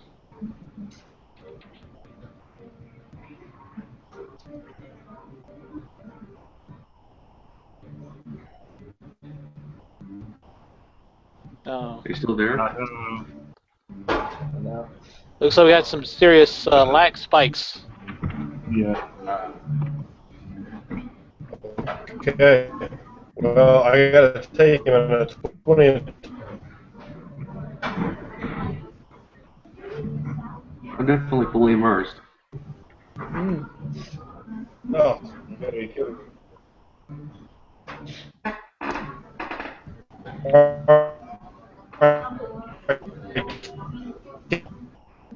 Yeah, you cut out. Yeah, you're cutting out, man. It's like really slow and choppy. There's like some huge lag going on. Maybe you can like type out what you want to say in the chat. One of us can read it out.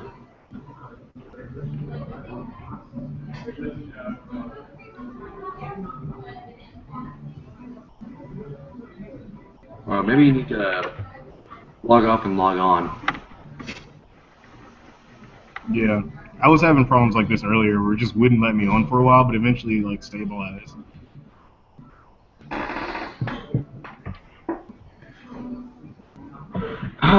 Suspense is killing me. All right, so we lost him. I'm And sure he'll right be at back. the cliffhanger too. Yeah. The devils of YouTube are working against the main man, but we'll soon get him back.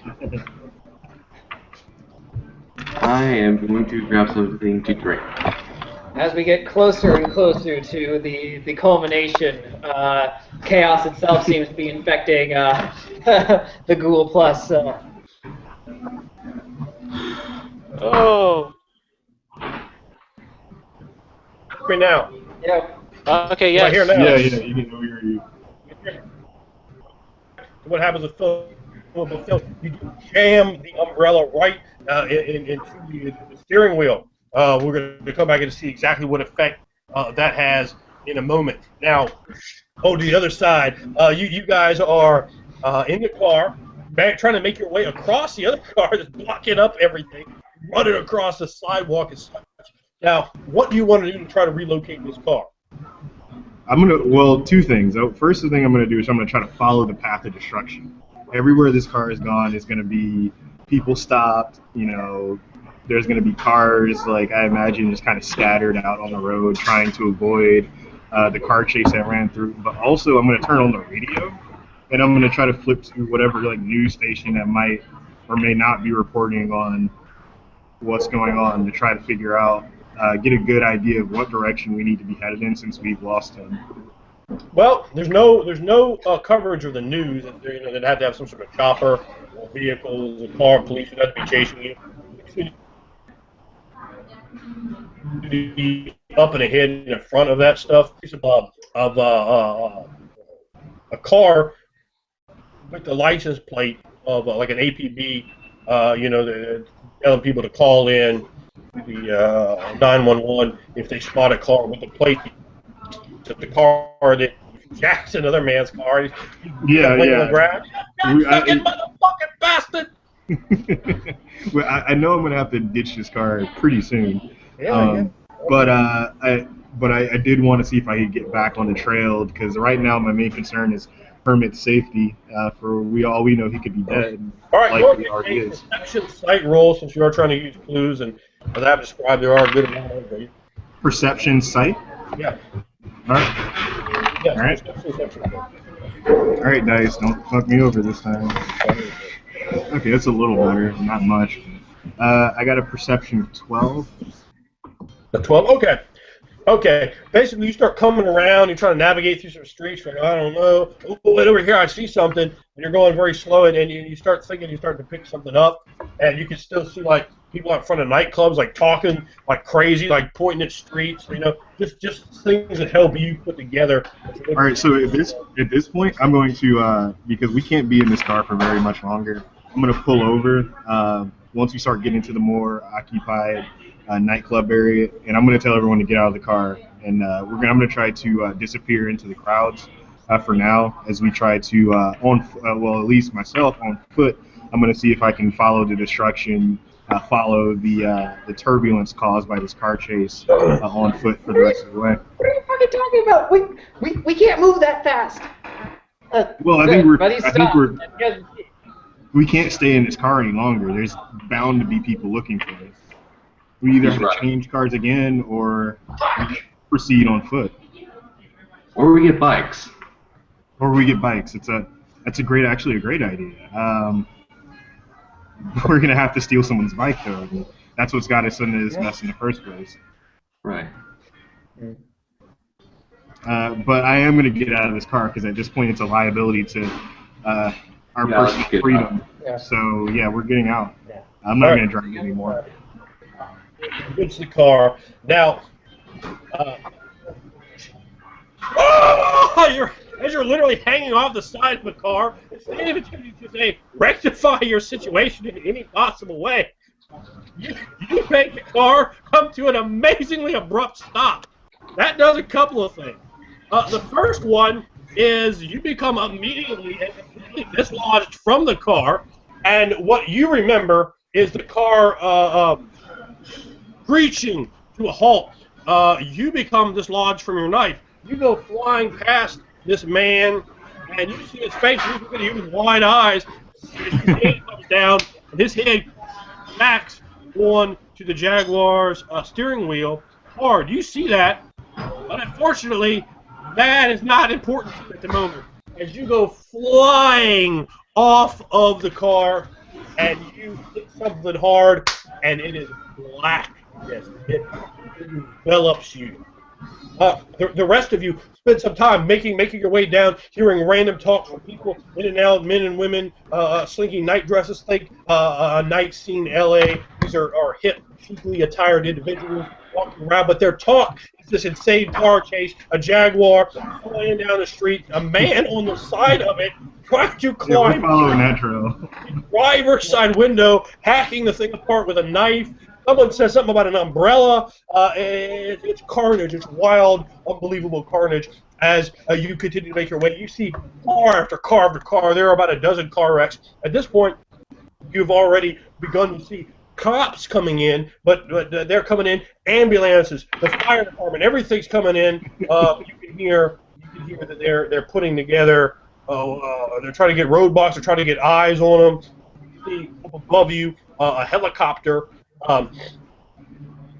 But you're not sure if it's going in the right way, if it's the police, if it's news, you don't know. But you continue, and I suppose all of you are moving very quickly, yes? Yeah, Yes. my priority is to move through the crowd to locate Hermit, because I think he's probably dead. What you find is a good number of minutes have gone by. You're at this point you're well past 3 in the morning, and which of course for those with those occult skill know is the witching hour, a time of occult significance. As you come and you find the Jaguar. Both the doors are open. There's a little booster seat in the back. No child. There is a little Barbie doll sitting in there, but nobody's in there. You do see some blood on the steering wheel, and both the doors are still wide open. You see your friend laying. He smashed into like a newsstand, just crushed Jesus. into it. There's like old magazines are like falling on his face. It looks like he busted some kind of like little metal curtain that they had completely open, and he's just like crumpled into it. He looks in a very bad way. Blood is coming out of his mouth. You We're the yeah. we're the paramedics. I try to Hermit, run up to him and Hermit. try to stabilize him. Well, you've actually been able to get there before the paramedics. Yeah, that's my goal. We don't want the paramedics to get to him first, because if they do, then he's caught. So let's try to get him out. I'm gonna say to Frost, let's get him out of here. Let's get him out of here. I've got medicine. Do you? I have a little bit of first aid training from my time in the military, but that's about it. I don't have any Yeah, supplies. me too. I'm All going right. to try to stabilize him. Pick up my jacket. I use it as whatever.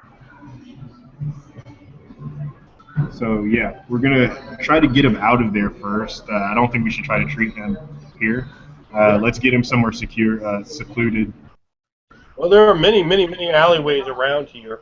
Yeah, we're gonna try to carry him. There are, of course, a circle of talking onlookers on cell phones. You can see people like rolling video on their phones of this. You see, going, oh God, look at this guy. That's ridiculous. No, as concerned as I am for Herbert, and I am, there's a point but I realize quickly, there's nothing I can do. I have nothing I can do to help him. So I rush over to the car. Obviously, my daughter's missing, wife's missing, There's and an stuff like that. umbrella wedged in the steering wheel. I don't even know what the significance of that is. It's got the steering wheel's blood on it as well. What else are you looking for in the car? I'm trying anything that might show where they might have gone. I actually pick up the Barbie doll because that's the one thing of my daughter that's actually in there, and I hold that close to me, like trying to find some comfort. I was so close. So Look in the glove. close. Look in the glove compartment. Yeah, Coach. Right, sure. I'll check. I'll reach over and I'll take a look in the glove compartment at Coach's prompting and try to see if I can find anything in there. Well, you find a registration to a Mike Perkins, and you can see that the address is, of course, the same ad, Sunset Way, 17 Sunset Way, Malibu. All right. So while he's doing that with Frost, we're both gonna hoist Hermit up, trying to keep our faces hidden from the camera shots that are definitely being taken of us right now. Okay, yeah. And, this is going on. You're sure of that? we're gonna try to carry him off as quickly as possible to a secluded alley, Right. trying to get away from people who might be trying to follow us, as we have made quite the scene. Yeah, once we get him to the alley, I'm gonna assess. I'm gonna use medicine to try to assess the damage that's done to him. All right. Well, what it looks like is at high speeds he was thrown from a Jaguar, and his back is fucked up. It looks like he's got broken ribs. Probably has some internal bleeding. He's in very bad shape. As you might imagine, someone thrown for, say, 45 miles an hour Obi, and stop would be. This is gonna sound like a random question, but Obi, who do you buy your drugs from? Fuck. There's a dealer on the blah blah blah Avenue. We're nowhere near that. Oh, we're nowhere near. Okay. No. I was gonna say that would be a good place to hide out. We need to get him somewhere where we can treat his wounds, but we can't go to a hospital.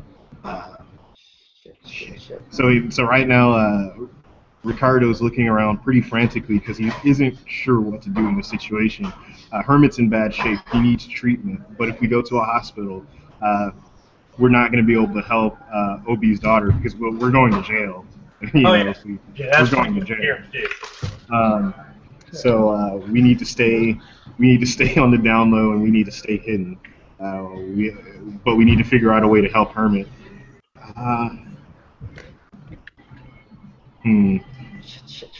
Fuck. Frost, how well do you think you could treat these wounds. Do you have any medical knowledge at all? I have some first aid training. Same here. We could try to patch him up. I don't think what we know is going to be enough, but we have to do our best. So let's take him. Let's actually take him back to. Let's. How do we? Is there any public transportation near us, Andrew? It's 3 in the Do we have morning. any public transit available in anywhere in the vicinity? I don't believe it. It's 3 in the morning, man. It's 3 in the morning, man. That's a good point. And LA has terrible, as a person who lives here, it has terrible public transportation. So I'm gonna pull out my phone and I'm gonna call an Uber, which is a taxi cab service. It's a little bit on the not legit. Well, it's legit, but it's like it's just some dude in his car and he comes and picks you up. So it's not a taxi. So it's a little bit less. They're independent contractors, which is different from a taxi. So yeah, I'm gonna call a car to pick us up,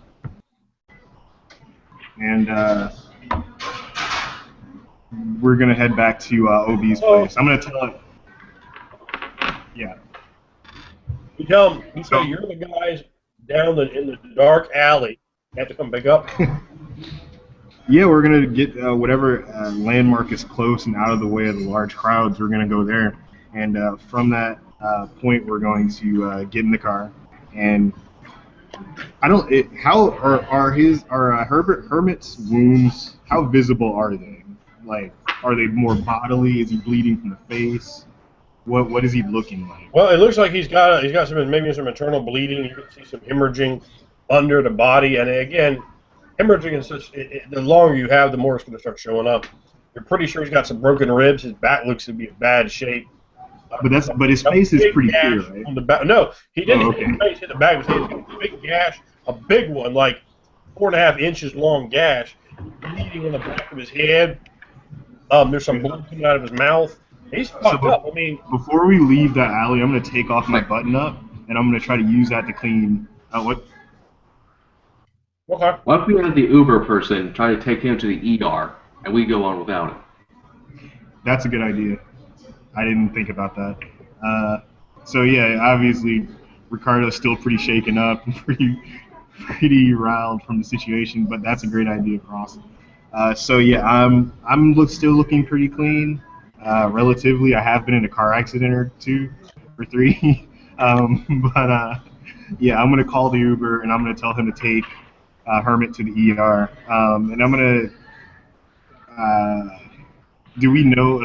I'm gonna tell him to take him to the closest ER. I'm gonna ask him what's the closest ER first, so we know where he's taking him. Hold on, you're going way ahead, jumping way ahead. Okay. As the guy gets there, Hermit, you begin to wake up, and you're like gassing, fucked up. You think you got a broken rib, and you're like looking up, and you see your friends around you. What would you like to do? Well, upon experiencing the wave of pain that I now have washing over my body, I will, Oh, fuck! Hey, Hermit, someone's gonna take you to the ER. You're gonna be alright. Did I stop him? Did I try to stop him, guys? Well, the car stopped. The car stopped. You did. You gotta get him. We'll get him. We gotta fucking get him. We're gonna get him, man. We're gonna get him for you, man. Right now, you need to be okay, soldier. Take my knife. Take my knife. Take it. I'm gonna take it. Or I'm gonna give it to. Hold on. Did you have a second knife? I have pepper spray. That's my currently equipped weapon. Yeah, he doesn't have a knife. His knife is back in the car, man. Yeah, that's what I'm referencing. Yeah. Well, we're not going back to the car. No, we gotta take the car. We gotta check out the. We gotta see if there's any more clues. Yeah. I'm gonna look for OB. Did you get anything out of the glove compartment? I did. There's a registration of the owner. I at least know the bastard's name. What's his name? I don't fucking know. Mike something. Look, can I see the? Yeah. I hand them over. All right. So I take the paper and I look at the name. What's the name, Andrew? What's his name? He's working on Oh, he's eating. Sorry.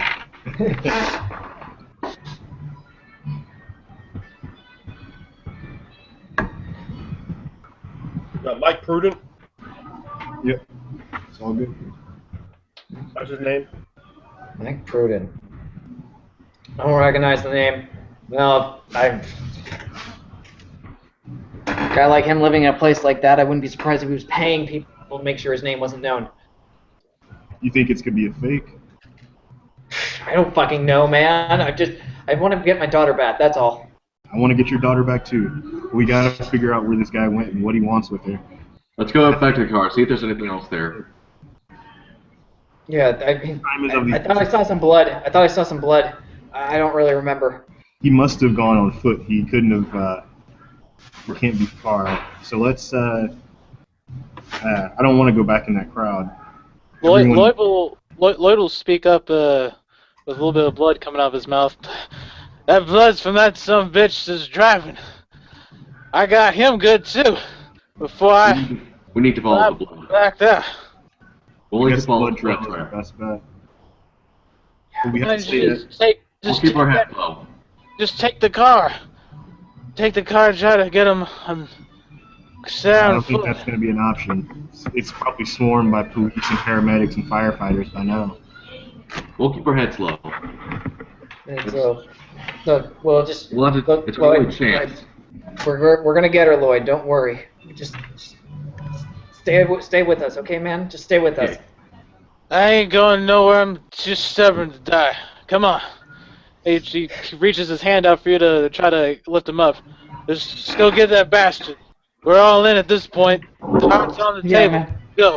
Yeah, I actually like hold on to the hand, not to like lift him up, but just to hold on to the hand, and let him know that I'm with you, man. We're going at this. It's like grabbing his blood-stained, grubby hand, and it's just my own soreness. There might be a little bit of shards of glass in his hand as I grab it, and my own hands get a little cut, and my blood mingles into his blood as we're just holding it there. It's like, we from all those years ago, as I remember all those years ago when we all took that pact together, when we were in the woods together, that camping night where we all cut our hands, we held each other's hands, we were blood brothers, and we're blood brothers now. And that's what this is. This is that reaffirmation right here. I'm going to kneel down next to them both. All right, Phil, you are currently at a health gauge of 3. You have been badly injured, but you ain't done yet, baby. So you guys are taking this cab to where? Well, I don't think we're going to take a cab anymore. I think we're going to proceed on foot to follow the blood trail, right? Yeah, we're going to follow this blood trail while the cab takes Hermit to the ER. Or does Hermit refuse? Does he How does Hermit respond to this? I don't. The hell with the ER. I ain't got time to bleed. Let's go get him. Alaska made you a real tough bastard. Man, I go to the ER. we started this. Plus 1 experience points for Jesse Ventura quotes. Fine. Well, let's go. Try to. Okay. So, let me make sure I have this right. You went away from the carnage, spent some time there, you've woken him up. It's about 40 minutes later after you found him at this point. You go back to the carnage? Yeah. We're just going to follow. I think we're going to have to probably go another way, because we can't go back in that crowd. Everyone's going to recognize us. Yeah. We'll go around the crowd. Just try to find a blood trail around it. Hermit, you get a good look at the guy, right?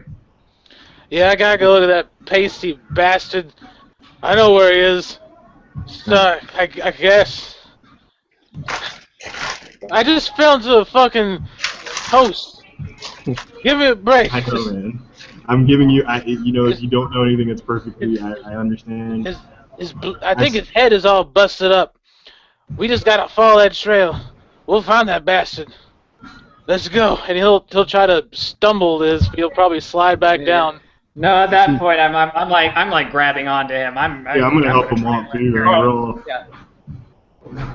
So by the point you get back there, it's been an easy hour. So you're dealing at after 4:30 a.m. in the morning. You get back there. There's a circle of people around. Now the cops are there. Paramedics are there, though they don't seem to be able to do anything. They're giving descriptions. People, you hear like a loud club girl going, "I saw everything that happened. I saw," and those men, she's like talking about everything that happened. You can like hear her talking, and then she goes through her description. And then the next person, she kind of moves and mingles away, and she's over there, and she's smoking a cigarette against the building. And you can see more people being interviewed, questioned, information being extracted from them. So what would you like to do? There are about 25 cops here. We guys, we gotta go lay low for at least a little bit, change clothes or something. Man, we don't have a lot of time. We don't have much time. The longer we wait, the longer they get away. I know. Find the If nearest we're arrested, alley we're not gonna be next able to to the do truck, next to the car. Find the nearest dark alley. See if there's there's a blood trail there. We Try gotta to stay out low. of the crowds. 'Cause if we go over there, we're gonna get caught. So let's head. I mean, we're gonna take the long way around, I guess. But yeah, we're gonna head to where Frost designated. You said something about it. You think they'd head towards a parking lot, Frost? An alley, like the nearest dark alley. Well, I think we're in the nearest dark alley. Like where the culprit ran into. To try to get away. Oh yeah, definitely. Where I think we're gonna try to get out of the situation first. I mean, where the culprit might have tried to got out of the way. All right, Jack, I want you The to white guy. a streetwise investigation for me.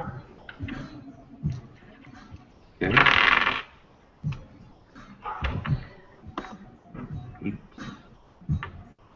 Uh, 15. All right, you see two of the cops down one of the alleyways that was like on the other side from where you guys went. You guys basically being in the car. You guys went to the right, they were to the left. You see them over there looking at flashlights and something. And also, as an investigator, you realize there are an enormous amount of witnesses here that could possibly, with the right incentivization, inform you of all sorts of things. An army of all sorts of things? Inform you all sorts of things. There's probably 50 people here that saw things that happened. And so they could be... have it on videotape. They could actually tell us where he went. That's just to Jack, because Jack, so you guys have said that because he has the investigation, I have to give him the benefit of something he didn't, his character with. So we can interview these people and ask where this guy might have went. Yeah, but we have to be careful to not be profiled ourselves. Keep in mind. We don't want them to see us permit, but they don't know it's us. But yeah, they didn't see us. That's a good point. That's a good point. Yeah. All right, I'll go ask people around. Okay. Yeah. All right, so I mean, you can immediately find a number of people. Who are you trying to ask? What are you trying to ask them? Hey, have you seen this? Have you seen the people who were in that car? Yeah, I saw it. I got the whole thing up on my vlog now. Okay, let me see it. Where'd he go? Where'd he go? He went down there, and she points down to the same place you saw the two cops looking. All right. My phone, scrummy ass bastard. Okay, thank you. So I know he went there that way. You know, probably abandoned warehouses near here. Near here, no. Not the abandoned warehouses near here. All right, thank you for your time. Oh, you're asking. I thought you were asking me if you saw some. He goes, I don't know. So, all right, thank you. Oh, go check out my vlog though. Tiffany Speaks. Okay, so I guess I tell Coach where they went. Should try to go there, but through the long way. Did you mention that they said something about cops? Huh? Do you Yeah. mention if they said something about cops? Yeah, the cops are looking there. So we need to try to go around there. All right, that sounds There's a good. long way. So we're gonna navigate. I guess we should navigate the streets to go around the cops and probably come in behind that alley, maybe to come in a different way. Yeah. Okay, Yeah. that sounds good. Let's do that. Let's do that. All right, when you go around that way, you find a little bit of blood there at the very end. Uh, you find a uh, right like in the gutter. You find one of your daughter's shoes. Shit. Her, Went that way. Let's go. Yeah. Come on. Yeah, we follow. Nobody's well, following it's in the us, gutter, right? like it's right there, like on the curb, the gutter. So. Yeah. Shit. All right. And Now, do I see any other shoes? Just that one. is that where the blood trail ends, Andrew?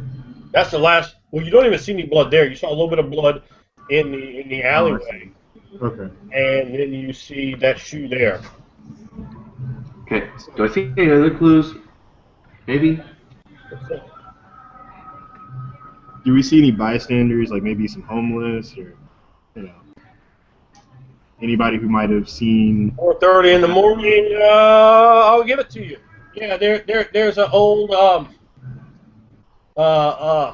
despicable looking homeless woman with like kind of some red hair, but there's like big plugs missing, like she fucked with herself, you know. Cut marks on her, and she has like a big like shopping cart like full of stuff, and she just standing there at a corner. She has a cigarette in her mouth, just kind of like trailing down, and she's a vacant look, just staring out at the traffic, just sitting there All right, so holding it.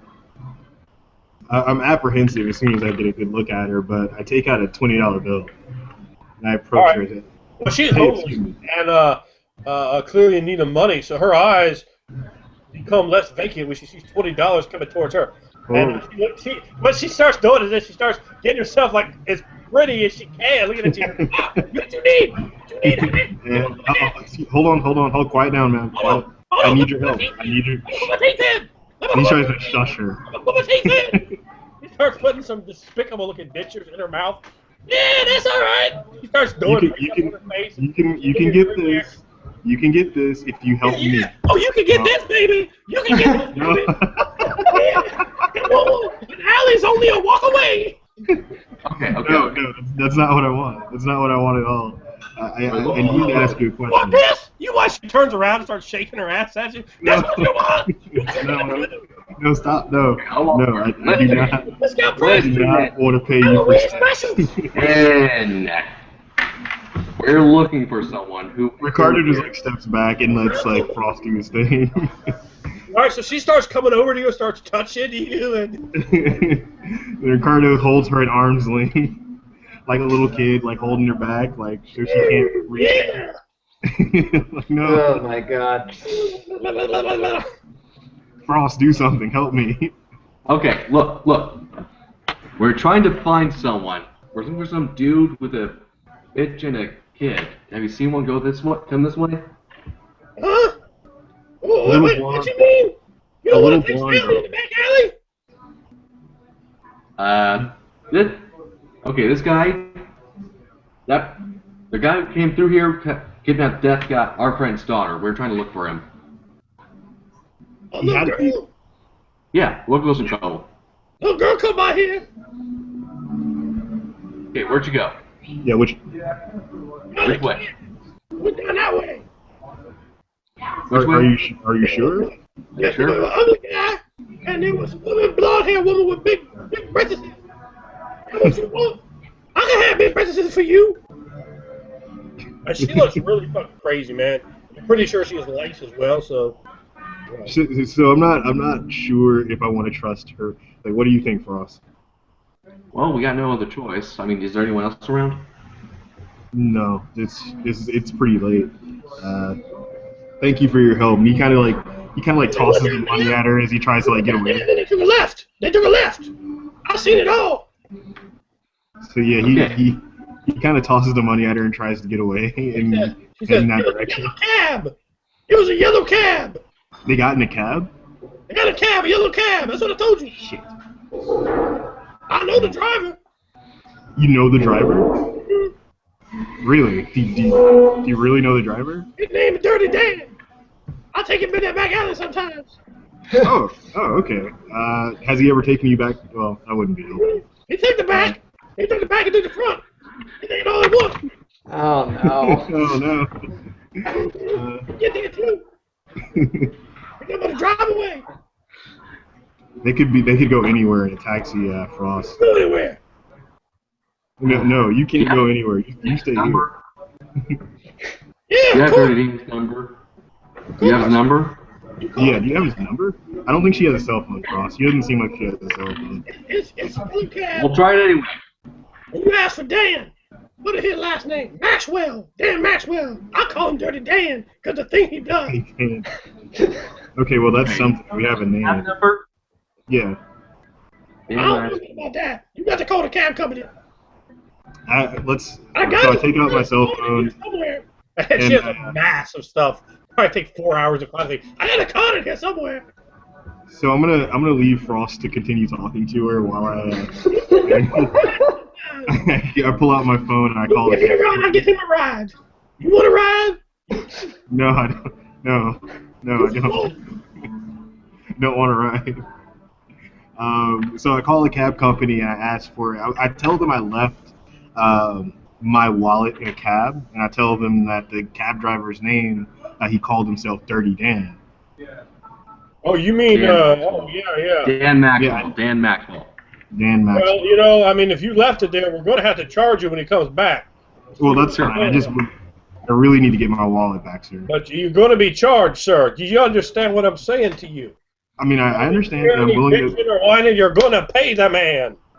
I'll pay him for his time if he returns my wallet to me. You'll pay him what we say he needs to be paid. Excuse me? That's what I said. He's Just take it. the man you're talking to on the phone Just seems. take it. We'll be attached when he gets Yeah, all right, that's fine, sir. Look, we'll pay whatever he wants. Just give me my wallet We're back. Can you dealing get with me? a cab dispatcher at about 5 a.m. Can you get me in contact with Dirty Dan and send his I'll cab bring over here? it. Where are you? Give me where you want to be picked up. I look in my phone and I get my GPS to figure out where I am, and I give him the address. Okay, well, you could do that, or you could just look over at the street side. But that's Or I fine. can do that too. Fucking 2014, we don't use street signs. apparently not. So you give him the information, and 6:03 in the morning, the cab comes around, and you see this big fat. And he's mostly white, but he's got something else in him too. He's a big fat guy. Probably goes, not like the security guard, but probably goes a good 285 at maybe 5'9". And he's fat. He's got those nasty fucking rolls. Fucking some people be getting skin tags, but they get like super skin tags. He has an And he's probably about 50-ish years old. He's got like a kind of a scruffy mustache with white in it, and he's a receding hairline, a big gouye, no muscle tone at all. And he looks out like he's like standing in a crowd like of people now, but it's a whole new crowd now. These are very early morning people that are out, and like his eyes just go over you because of course why he didn't have you. I'm gonna walk up to the cab and motion him to roll down the window. Walk up to the cab. I've been. Hold on, I can't take another fare yet. I'm waiting for someone who needs to get Are their you Dan wallet. Maxwell? We're looking for a wallet. How do you know me? What? I ain't seen you before. What? Never what mind kind of that, bullshit sir. is this? I'm a private investigator. I'm looking for a girl that's been kidnapped. You mind if... What, kidnap? Whoa! Hold on! What you talking about? Hey, you won't be in trouble. We just need to... Yeah, we just need you to answer our Take us questions. to where he is. They'll pay you. Oh, wait a minute. What kind of pay you talking about? What kind of girl you kidnap you talking about? I'm confused.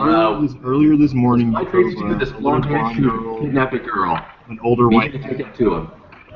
All right, both of Especially you if talk at the he's same time. I couldn't hear a word either one you said. Oh, sorry. Yeah, you go first, Frost. looking for a pasty dude, a blonde bitch, and the girl he kid, and the girl. Oh, We well, why need to know don't where you say so? He looked like a foreigner. Yeah, I can't stand foreigners. sure, whatever. I don't know. some kind of limey bastard is what I saw when I looked at him. Yes. Sure, Where'd you take them? Well, I could take you back there if you want. He looks like he's like, hey, look, maybe I'll get double pay. Yeah, well, you will get double. Oh, he didn't say that. Yeah, That's how yeah, he's looking well, at you, like, yeah, I can take Yeah, you right yeah, now. you won't get yeah. arrested for aiding and abetting a kidnapping. Well, I'm gonna get arrested. No, you won't get arrested. You will be Unless paid you help us. handsomely. Just Unless take you us where help you need us. to go. About nothing. For obstructing justice, unless you help us. I didn't say I wouldn't. I said I'd take you there right now. All right, yeah, let's go. Okay, Let's go right now. take us there right now. Let's go.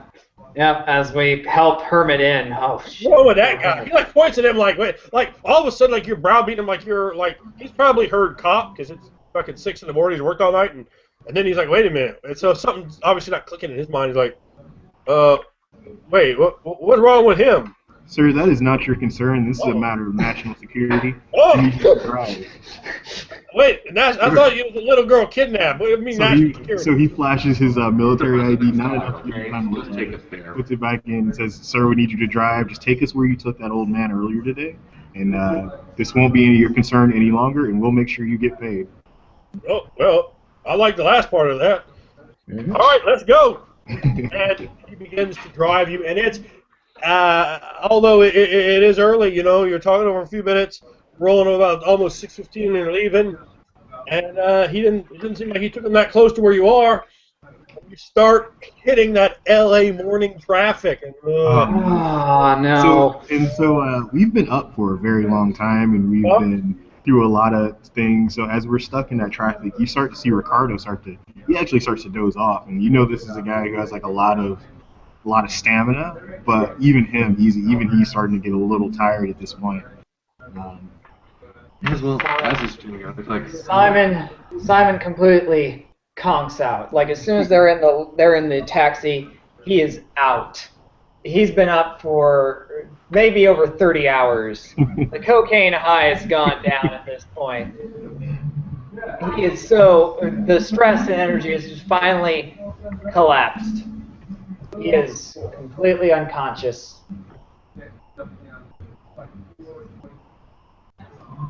okay. So Is that everything, Raul? You want to make sure everyone got to see what's going on there, yeah?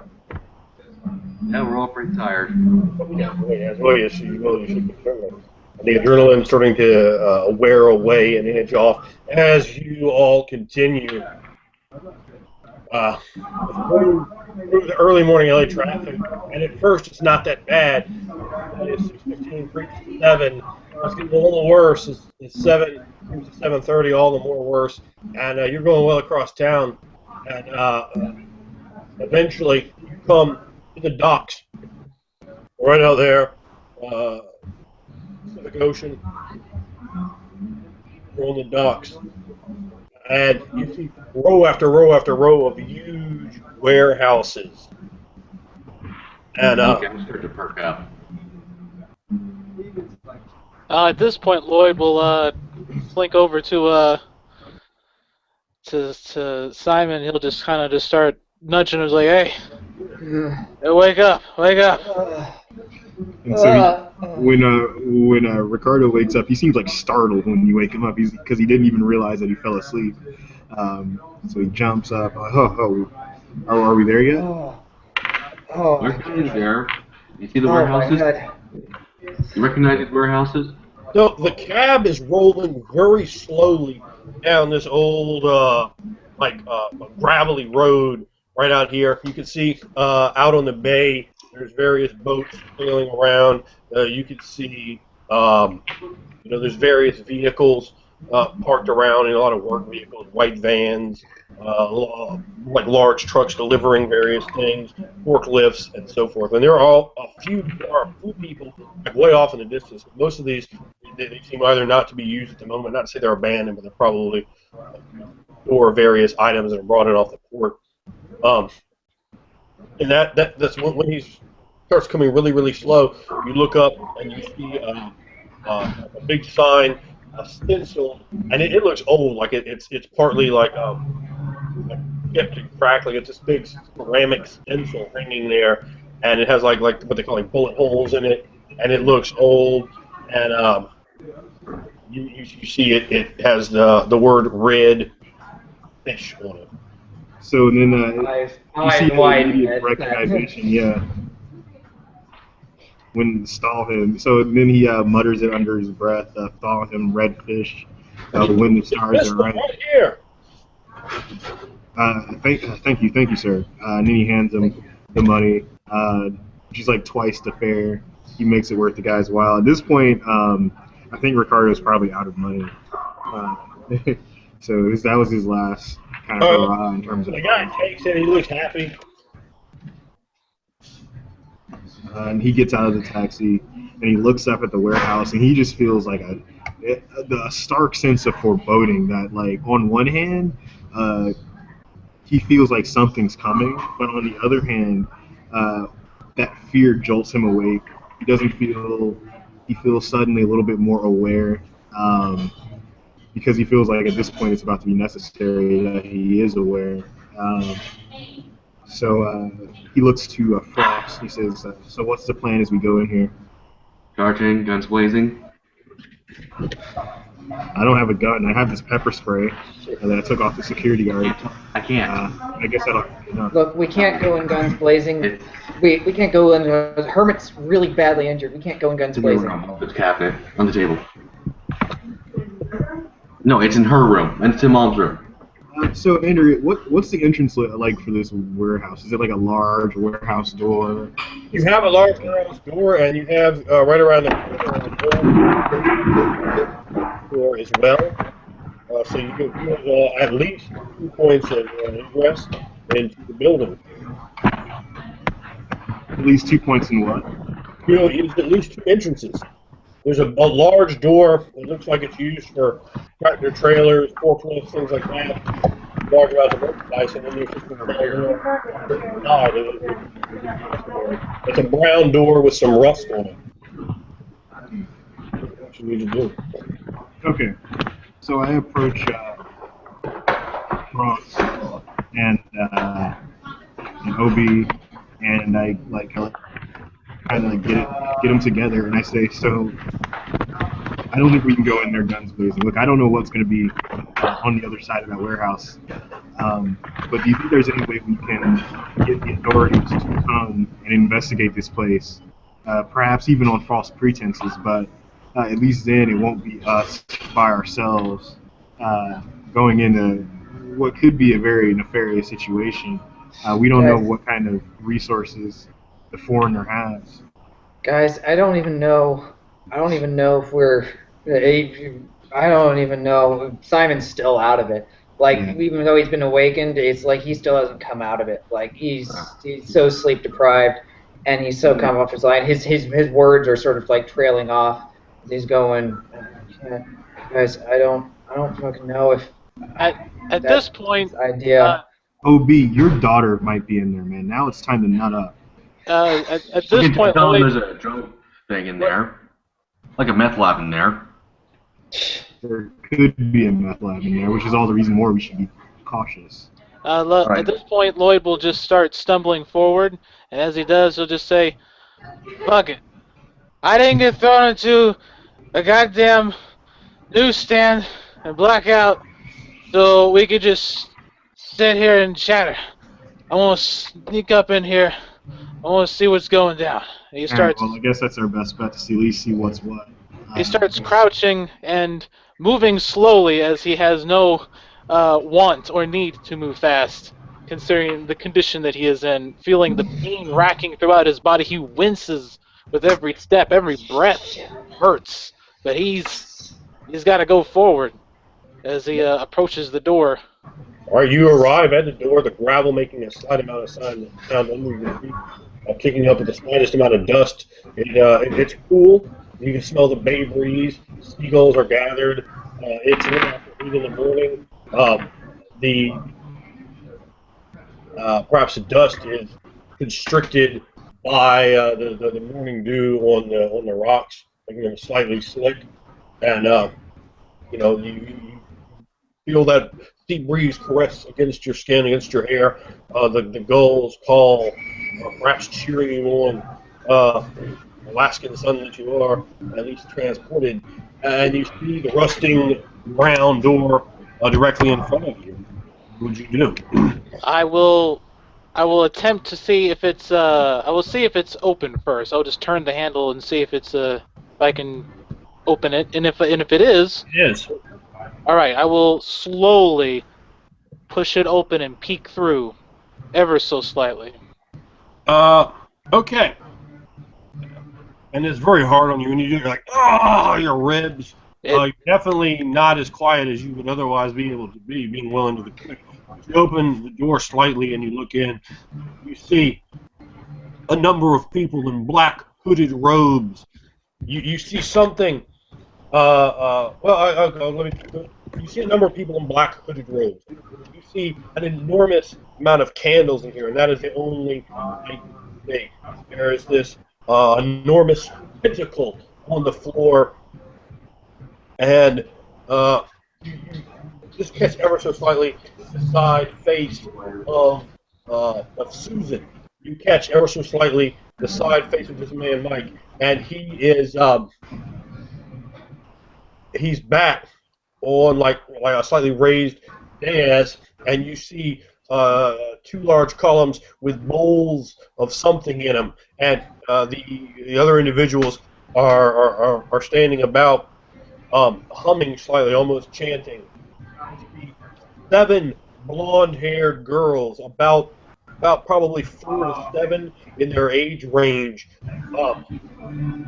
Each one of them is set at a particular point on the ground beside this candlelit pinnacle. Now, in the middle, the very middle, cylindrical mechanical device, which is about 8 foot in height.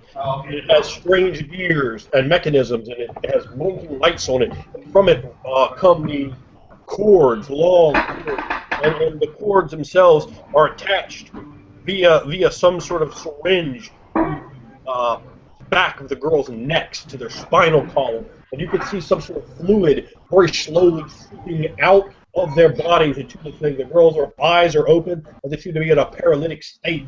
All of them shaking ever so slightly. You can see the smile spread over Susan's face. You can see, you could smell a smell of herbs, and then that's actually, I'm not going to describe that just yet. But you can see this in the shadowy area. The people standing there, um, themselves in some sort of triangular pattern. There are 8 of them. There are men and women, and they're standing their heads down in the hoods. And there's 8 of them plus this man Mike who has his arms up, and he's directing. And you see the bowls on pedestals beside him, and he puts his hands in there, and he's flicking out some kind of liquid, and he has a maniacal look on his face. What would you like to do now, Phil? All right. At this point, he's going to back out slowly. He's going to gesture to everybody else to come over to him. All right. And when everyone else gets over to him, he's going to say, I don't know what the fuck they're doing in there. There's some crazy looking shit. Look, I don't think we have much time. Look, you all go around to the side. I want to make a distraction. I want to get their attention. And when I do, you all go in and do what you can. I'll try to lure as much of them my way, alright? Hermit, that's insane. Hermit, you're not You're not fit. Hermit, Look, you're not in a I position. don't look, damn it, it don't matter right now, alright?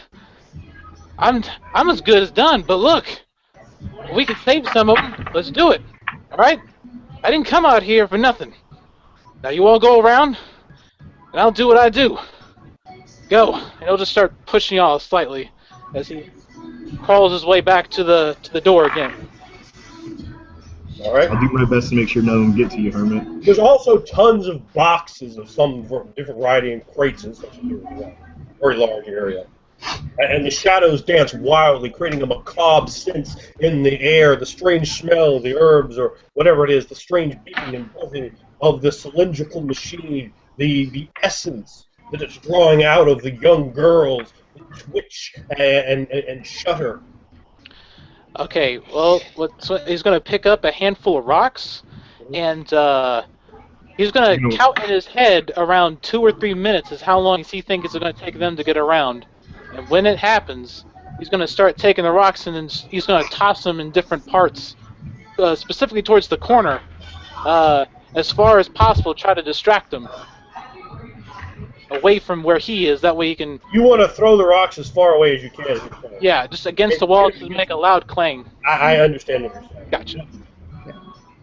Uh, the floor is a very solid sheer stone. Take the rocks, boom, boom, and you see, like, of course, I mean, they look in the direction to fall a rock, which takes all their eyes off you. All of them break their concentration from the ritual, of course, to look and see what the hell's going on.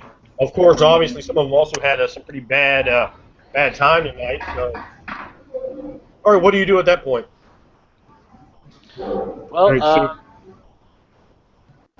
let it go. My bad. let's see here. All right, is any of them going to try to investigate it? Do I see any of them walking over? How many times you do it now? I'm going to do this about 4 times. All right, yeah, you see like 4 of them start moving in that direction. You see Mike points at him, just sort of motioning, and he says something you can't quite hear. He seems just really low, but he says something, and you see basically there are 9 people there total, including the girls, and 4 of them begin to walk over there to see what's going on. They move in that direction. The 4 men move in that direction. 4 men and 4 women. Okay. As they head over there, let's see. I'm going to try to sneak my way around. As they're going up to the corner, I'm going to head around this way, using the boxes as my cover. Okay. And no one's looking. I'm not even going to have you make a roll because no one's looking in that direction. Gotcha. Well, when I get around there, I'm going to try to get as close to the guy that seems to be the center of attention. Okay. And is he like standing on anything, or are there boxes behind him? He's standing on like a DS, but when you look at the DS, it actually is some very heavy crates. He's put together, and there's 2 very occult-looking pillars with this large bowls on them. And the bowls themselves have some sort of oil, you think, inside them. You're not sure what it is. It's very dim in here. From that position I'm at, is there any like crate moving device? Yeah, but hold on. As that position, you're sneaking up behind him, and that's when your eyes turn. And that's when you see something that you walk completely against. Oh. And this is when your mind begins to slowly melt. As you turn and see what you walk completely against, as you're looking over towards them, you are perhaps only a few feet away from what looks like, imagine like a large, like a koi pond. If you took a koi pond and you put it on the wall instead of the floor, and there's this strange mist-like water that's oozing down,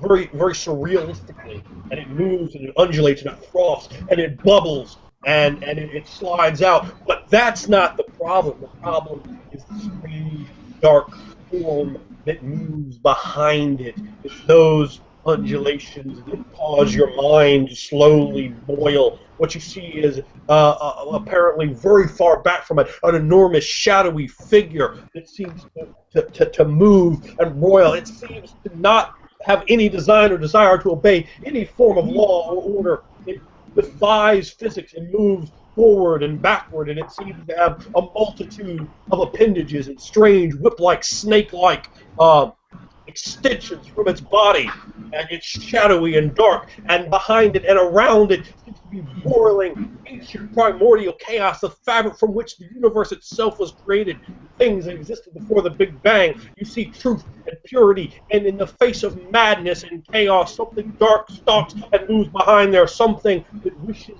to devour and to issue itself into this world, and your body shudders and shakes, and utter horror surges through, utter horror of what this man will do to your world, to your friend's daughter, to these 6 other girls, to humanity itself, and to unleash some horrid, unnatural, preternatural thing from beyond the cosmos, from beyond time itself. some ancient eldritch thing of darkness that moves and changes and does not obey and conform to physics. It does as it wishes, and it brings mastery as you see the dimension that you exist in itself being unraveled, and you hear the device, and it begins to spin counterclockwise, and it makes strange noises.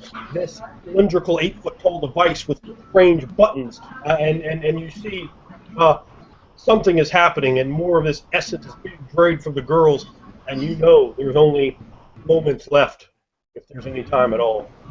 What will you do, Bill? All right. Well, actually, before I get to you, hold on. Do you think for that for a second? Are any of the rest of you looking through the door, or what are you guys doing? We were. We were sneaking around and looking. We were going to the other door. Yeah. You're going where? The other door. You want to go to the large main double door, or the large main not double door, but bay trucking bay? Yeah, I guess the trucking bay seems. Yeah, because that's where they're not looking, where the distraction would count for the most. Well, that would actually be directly in their line of sight. Oh, okay. Well, And you're not sure if it's open either. It'll still be a surprise. it will still be a surprise. But if they're armed, they'll shoot us. Yeah, you're probably going to make a tremendous amount of noise. I had a loading bay before. I had waited like 2 or 3 minutes for them to get around, so that I can throw the rocks and have that distraction happen. Yeah. So I was assuming the idea was that they would have gotten around during that tour. Open this big door is what you're telling me. I'm not telling you can't. I'm just making sure I understand. The big doors would make a lot of noise, but the distraction has to count for something, right? Huh? I said the distraction has to count for something. So let's try to open these big doors and have one of us go through. All right. Who wants to run through? I think Frost I'll should. go first. Yeah, I think Frost should go first. Okay, hold on. Back to Phil. I want to know what you're going to do. Describe what you're going to do, and I'm going to tell you what happens. Okay, so we got this mystical portal-looking thing. How big is it? Is it around 8 foot? No. More like 18. It's about 18 by 18. Oh my goodness! High ceiling warehouse. It takes up pretty much the entire wall. Wow. Yeah. Fuck. Oh jeez. Here's my idea. At this point, his mind he's so frightened. He's in the state that he's in. I guess it would be something for him to do something crazy. Is it possible for me to like knock something over and cause like a domino effect to like knock over this portal? No. It itself seems to be almost part of the wall. It doesn't seem to be conforming correctly to physics. I want to make sure I get that across. It is clearly. Okay. In that case, is there any form of like a forklift? Yes, there is a forklift. All right. Assuredly. He's gonna get to that forklift, and He's running everything. He's gonna get to that forklift, and he's gonna turn it on. It's conveniently located again behind him. You're like creep up right behind him, and you're like, ooh, forklift. So you turn and get to the forklift. All right, I get to that forklift. Forklift's about 14 feet away from him, so you only have to go about 10 feet for it. All right. I'm going to get inside of it. I'm going to turn it on, and I'm just going to ram it forward. All right, cool. Okay, so we got you there. You're going to the forklift. You're getting it, and all of a sudden, from in front of you, you hear of metal grating metal, of the loudest goddamn sound you've ever heard. It echoes through the soft chanting, through the light footfalls on the sleek stone, through the sounds of the cylindrical mechanical device, and a loading dock door that's just, I don't know, 18 foot wide, something like that. They pull up on a big chain, and it's rusty, and it makes even more noise than you thought. And as it comes up, a lot of free dust and debris from the stones, from broken crates, all this stuff. It comes up. So behind you is shining down the newborn son of dawn, and light white fluffy clouds of seagulls, of fresh sea salty air. In front of you, dust motes and bits of gravel and broken bits of containers are all floating up, so they're all in there, and you can see them so clearly through the represented sunlight, and smell mix and mingle together as it touches against your skin, caressing you. But then your eyes are, it's so bright and it's so dark in here, it takes a moment for your eyes to adjust. But then you see the girls, you see your daughter, you see them hooked up via these cords piercing into the backs of their neck, draining their essence into this 8-foot tall cylindrical machine, spinning counterclockwise, that has all sorts of buttons on it that are glowing, and the thing looks amazingly scientific. And you see the man, Michael, back there, his hands up, and that's when the forklift comes. A nearly destroyed, broken hermit driving a forklift at him, and that's where the four of you are confronted with this utter horror. Eight individuals, 9 if you include Michael, up on a big crate, and then you all see it to the left. This thing looks like, a giant, almost like a giant abstract painting hanging on the wall. Something between an abstract painting and a koi pond, hanging on a wall 18 by 18 feet. It's dripping oil and mist bubbling of hazy purple colors with bright starlight pinpoints, and a boiling sludgy gray with ever so slight twinkling stars of pink, and it has a green toxic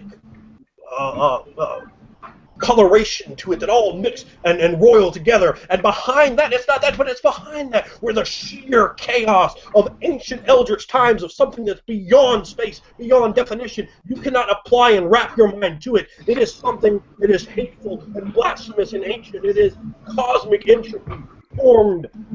It has a multitude of appendages, some human-like, some insectoid, some reptilian, some splashing like tails, and it moves behind, right behind this portal, this cyst in reality.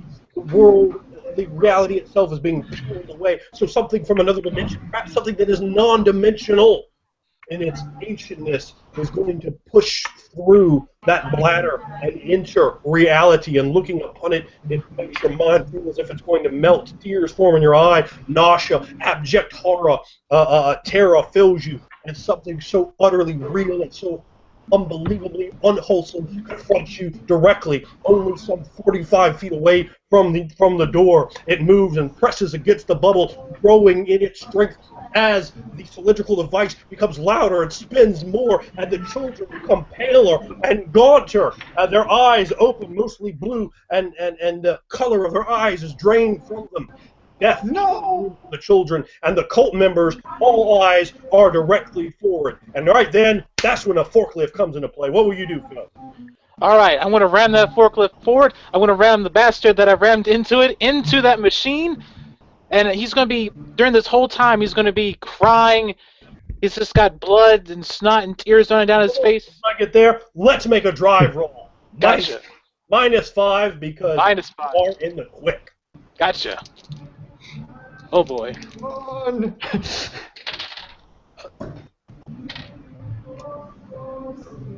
All right, I got a 3 on that. All right, with a 3, I would give you part of it. You ram right into the large crate he's standing atop of, the cult obelisk he brought in here.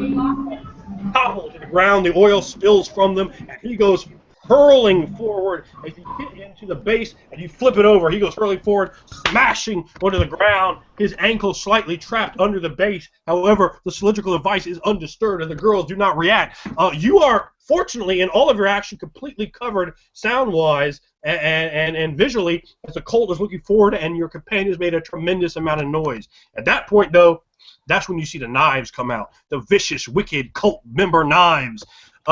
And you see others with syringes, that probably have something very bad in them, and they start advancing on your companions, whose minds perhaps bubbling and transfixed by the horror behind them. But you have you have this cult leader pinned to the ground. He's not defeated in any way, shape, or form, but he is pinned to the ground. It looks like a very heavy crate, but you could be wrong.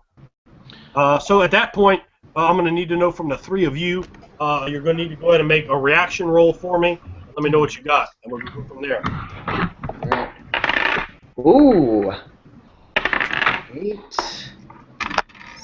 10.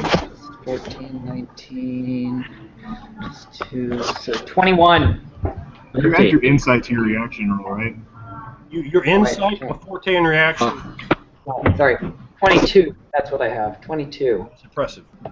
Yeah. I don't think anyone's going to beat that, but let's see. What About about an you? 11. Oh, 18. 18, 22. Okay, Wendell, I didn't hear your number. 11. 11. Okay. Okay. So I'm going to have all you guys go first because those are all pretty good rolls. And then the cult members will go after that. So what would you guys like to do? I'm going to shoot at the device, the cylindrical device. How is Obi's child restrained into this this Not syringe restrained at thing? all. How is she? She's Oh, laying, she's not restrained at all. And how far? laying gently on the ground, and her eyes are wide open. She sees paralyzed. There's a syringe stuck into the back of her neck, right into her spinal column. And so all the girls are similarly. Okay.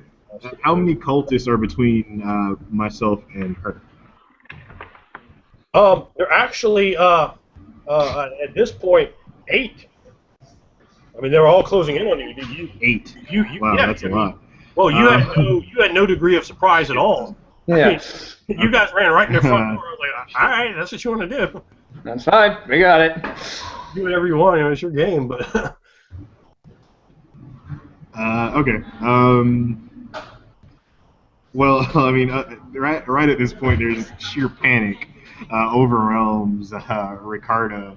But the only thing keeping him from just turning tail and running in the complete opposite direction is the knowledge that one of his best friend's kids are in danger. So between him and her are 8 cultists. And so he doesn't rush forward because he'll be dogpiled with a bunch of knives. So he looks to see where Frost is shooting. Is he shoot? Because he can't tell just yet if he's shooting at them or if he's shooting at the control device. All right, we'll come back to that because it's another turn. But let's go with you. Let's go ahead and get this party started. All right. Yeah, I'm gonna pass and go Frost. What would you like to do? You go first, and rightfully so. Yeah. Well, first, to describe the reaction to what it is. Yeah. I've never been so awake, and yet not so sure if I'm actually dreaming. Staring into this thing, this abhorrent thing, as I feel my mind just beginning to bend and twist, like almost like taffy in my own brain. The sheer horror, it's worse than that piece of glass. I am staring into what was beyond that glass that made me be so horrified before, but now I'm seeing it here, and I realize now what it is as it like moves strangely. I can only assume that it moves to like press against like this strange membrane. Yeah, that's what it is, a membrane between the worlds.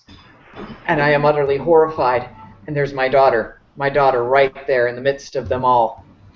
And there's Susan, right up on that dais, still, is staring down at us. Like I can feel that more horrible hatred, and I have had more hatred in her before. Never had more hatred for her in my life. And I see, and my daughter. I need my daughter.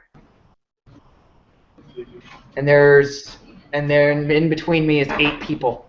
8 people that I need to do. Well, she's one of them. She's right there in between you. She's one of those people. It's basically it's between me and her now. It's zeroed in.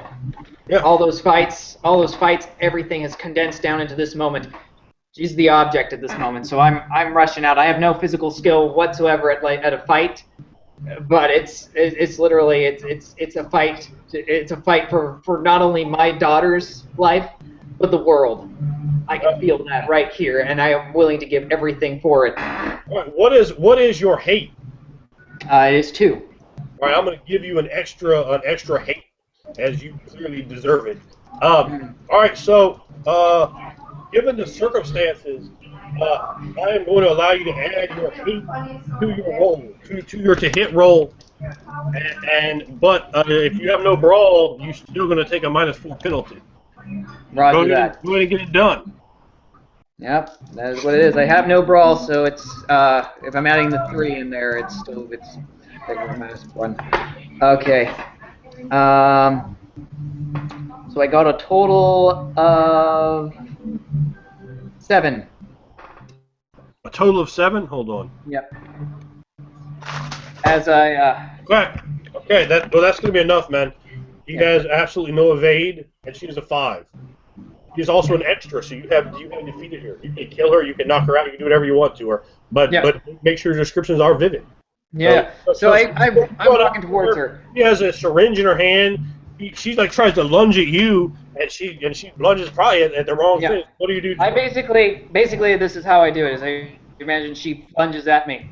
There are tricks of misdirection. I start taking off my jacket for a moment, and I sort of almost do a swirl around myself as I seem to start to move right, but it's all misdirection as I swirl, and the syringe hits the jacket, punctures right through it as though she would have hit me, but I'm on the other side. I'm right at her neck. And she turns to look at me horrified. There's just a crunch of fist right under her nose. And some teeth get knocked out as she falls right to the ground with my jacket, with the syringe into the ground. Unfortunately, now I'm surrounded by a bunch of other cultists. All right, well, but what you have with you are your blood brothers that come and make it every way that they can. And as you see that, you could also see the cult leader who she was with that night pinned to the floor. And there is a man with a forklift there that who knows what he's going to do to get his revenge. They kind of run him over with what's going to happen when the two come out. All right, so we're coming up for Jacob, and you have a gun there, Jack Crawford. What would you like to do with this shot you're going to take? So yeah, I'm gonna. Okay, I see the. Okay, while Jackson felt hopeless, all time he couldn't change anything with the dirty cops and the corrupt government and whatnot. Now he's something way bigger than anything he's ever known, and he knows that that device is causing that. He knows that if he can stop that, it's game over. Like, it's game on. He's going to shoot the cylindrical device. All right, so you got a couple obstacles. First of all, both Simon and a bunch of cultists are in your way, and so you have to work out to fire through them. You're firing from light into darkness, which is also more difficult. The cylindrical device does not move. It has a base of 4. It has another 4 for you having to fire through these people, and I'm going to give it another 1 for the lighting conditions. This means you have to roll a 10 or better to hit it. That's it. All right.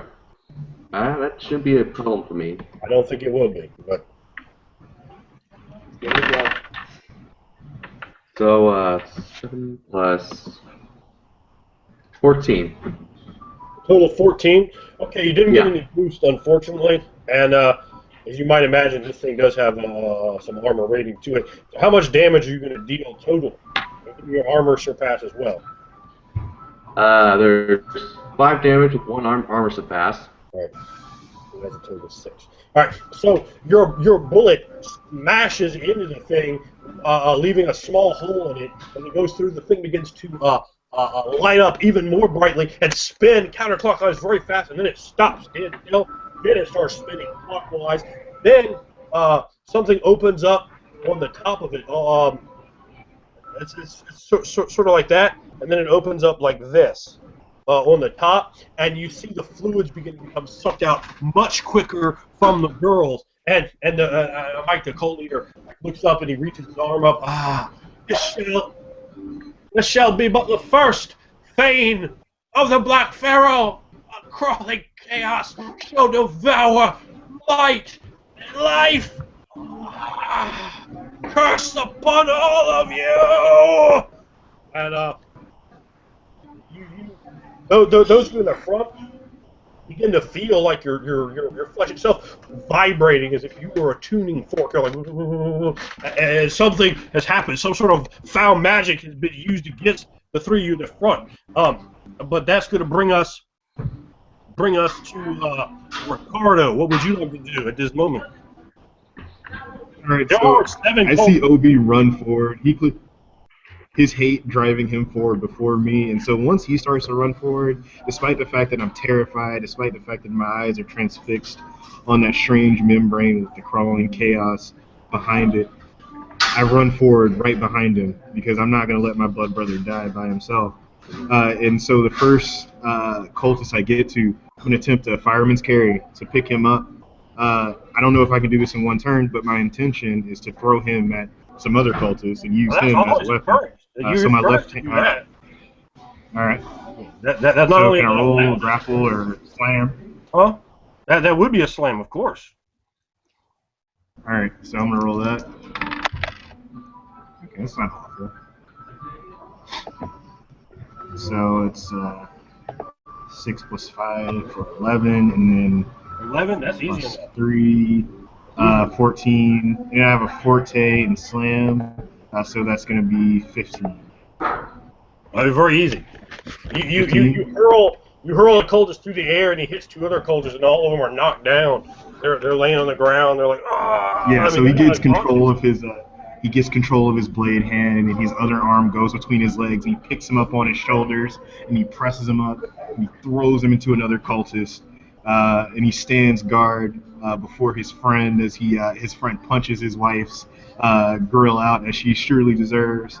So he stands guard, waiting for the other cultists to come for him. All right. So you're going to do that.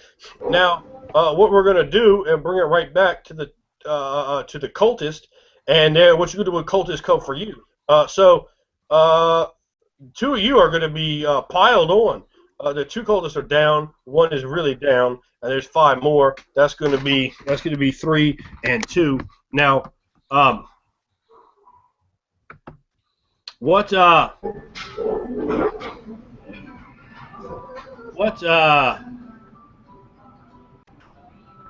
defenses you have, you definitely want to make sure you know those right now. Okay. Now remember, every attack after the first you gains an additional +1 cumulative bonus. So, Mike, I want you to be ready. I got you. You're about to be attacked by 3 of them. One with Roger that. Huh? Roger that. No. One with a syringe and 2 with fistises. All right. So the first roll you're going to need to make is going to be against.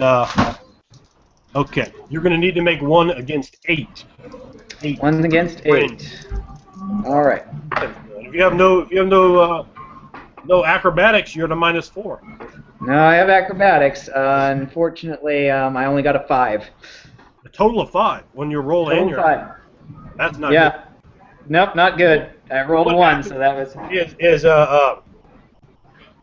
This and the way they were actually positioned off, there was 4 females. The 4 males had gone off to check this stuff out as they were commanded. So the 4 males is on him. He neutralized 2 of them. The woman comes up to you and puts a syringe in your neck and just pumps you. Now, what you're going to need to do is make a conditioning poison roll against. You need to get better than 10. Okay, better than 10. That's conditioning and poison. You don't have conditioning. I have conditioning. I just don't have poison. So. Well, conditioning. Well, I'm not going to make the 10. I got an 8 out of that. No, 7 out of that. A total of 7? Yeah. Well, that's not going to be very good. Okay, what I'm going to let you do is I'm going to give you a whole nother round because of your extreme hatred at the moment. Yeah. Of your daughter. So you're fighting some sort of toxin that she's injected you with, and it's just in you. But you're going to need to be going for 1 more round, and after your next action, something bad happens. But it does take a second to decide anyway. And after that, 2 more of them women is on you, and they start trying to attack you, rake you with claws, and so forth. So the next one has a 6. That's with her +1 bonus. All right. They're taking a -4 their rolls. I'm not roll. Damn, I'm all my good rolls were used earlier. I only got 4 out of the total, so she All hit right, well, me. you're going to take 1 point of damage to one. As she grabs you and rips at your face, leaving claw marks on there. Okay, the next one is going to have a 9 to hit you. All right, let's see here. Very All right, much this is this is a lot better. That's a 13. All right. Well, the one comes in and rips your face. The other one lunges, and you kind of force the one back, and you slam the first. You slam the woman that rakes you in the face against the other one, and the one that rakes you has that maddened, vacant, cultist look at her face. Clearly, a horrible individual, perhaps sacrificing her own children here. You don't know the backstory there, but she's knocked into the other one as you're kind of staggering around with the syringe hanging out of your neck. You're not in a good way. You can definitely see that, Jacob as well. He's got the syringe in his neck. I mean, that could never be a good thing. Okay, so Wendell, you are attacked by 2 men, and they each have knives. The other 2 men are not on the floor. You have Okay, so they're not I roll my. but they're down. These 2 men attack you, and unfortunately, these men have you, and you're going to have to contend with your first attack is going to be a 10. Okay. Do I add my acrobatics to that or my defense? Acrobatics, yeah. That's what your defense is. You roll acrobatics, All right. forte in evade. You have acrobatics?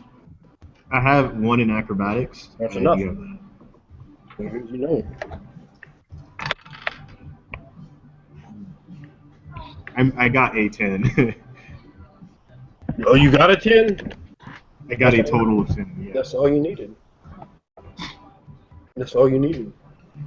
The tie goes to 1 on defense. All right, the next one is going to get a +1 to hit you. He runs at you. The first one comes with a dagger, a big ceremonial, crazy cult dagger, and you're grabbing it. You're fighting him off. You're a strong wrestler. And the next one's going to come up with a 12. Ooh. Shit. Okay. I gotta. I don't know if I can make this. Fuck. Only got an 8. 8? Total. Well, he doesn't boost on you, fortunately. His dagger cuts through the air, slicing under your ribcage, cutting into your body for 2 points of damage. Blood stains his button-up shirt. He reels in pain, but he steels himself against it because he knows it's do or die right now. At that point, we're going to bring it right over back to the film man. If film man, take it away. You have a forklift as an extra attack option. It's a horrifying attack option. Oh, I will. I'm going to use this forklift, and I'm going to ram it into the column, and attempt to just knock it over.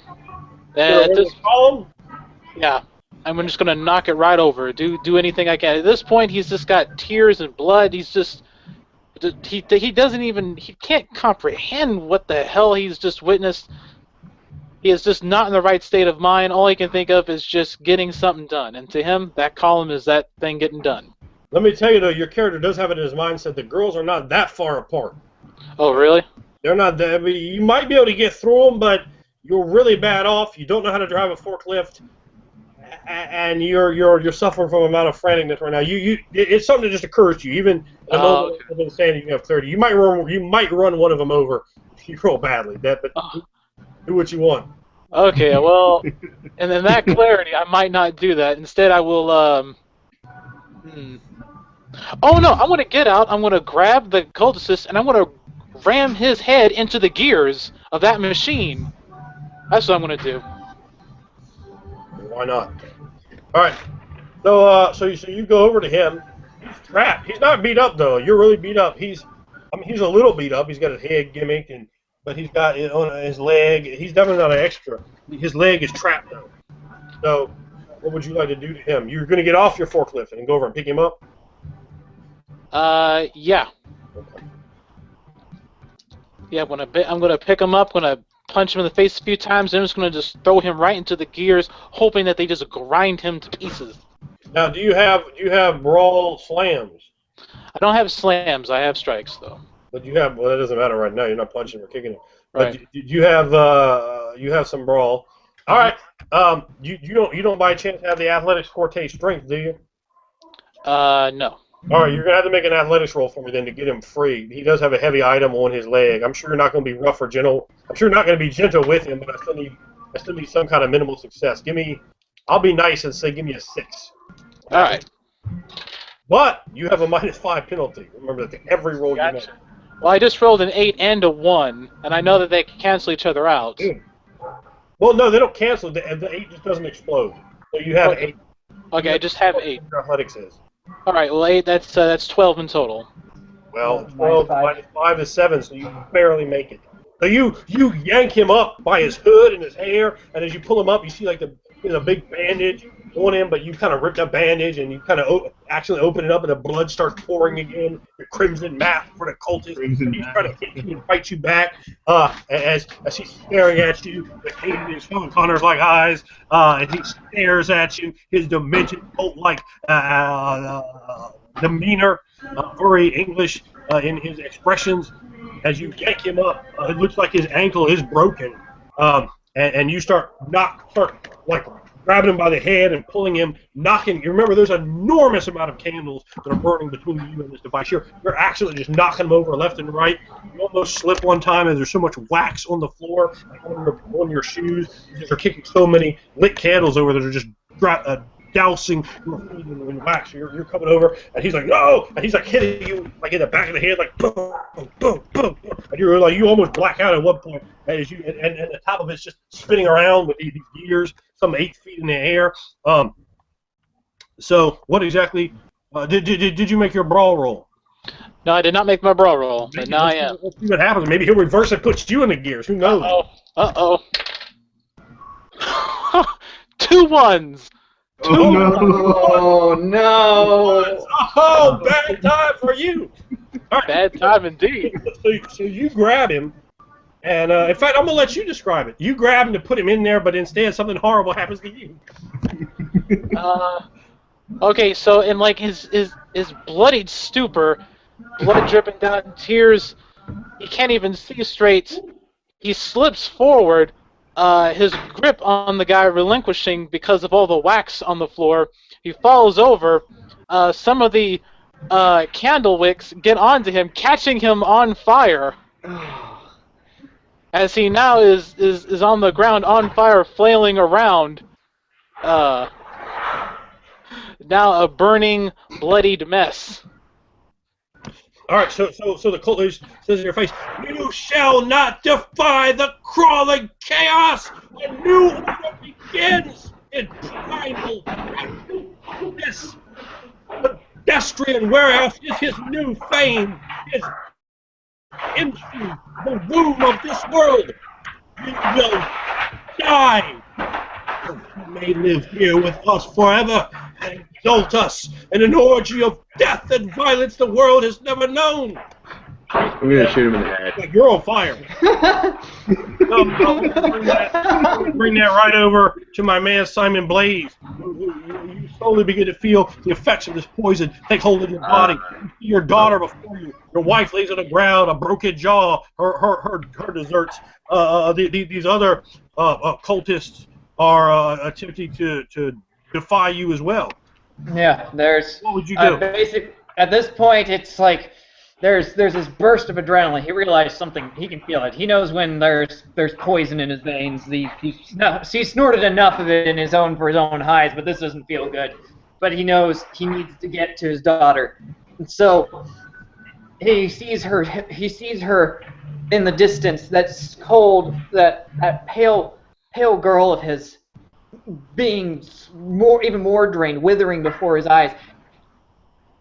A newfound, a very almost an unintelligible roar comes out as he just tries to essentially slam his way into the offending cultist or cultists that are in his way, to just almost barrel through to just to try to get to her, to try and pry it off. He's in desperation right now.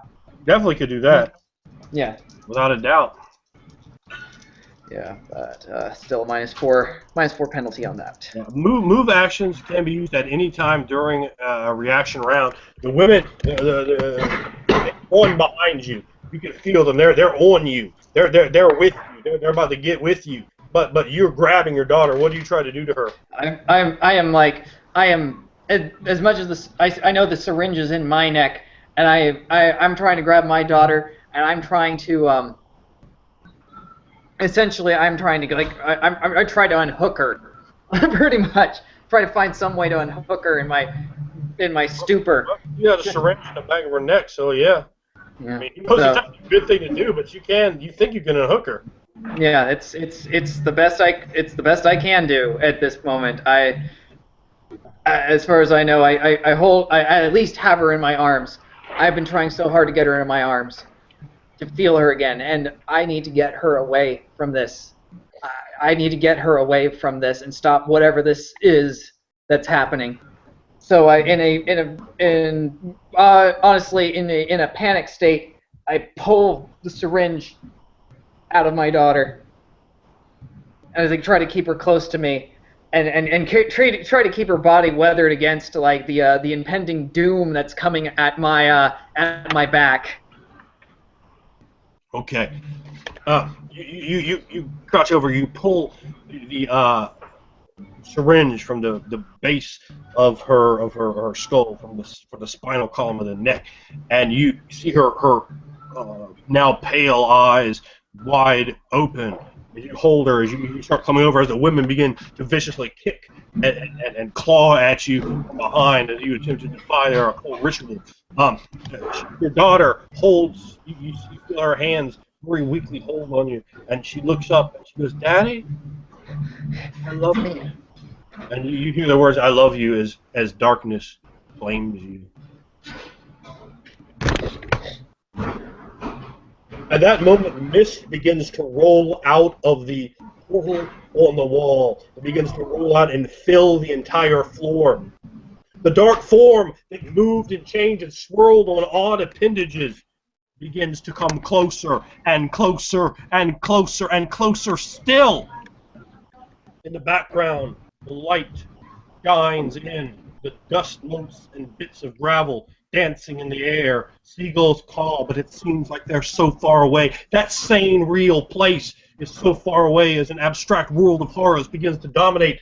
You see the mist slide down and the black form presses up against the moving liquid, and then the moving liquid bows forward. It becomes almost swollen and pregnant, and the cultists begin to raise their voices, ululating, "Oh, he is here! He is here! Do you not see that fool?"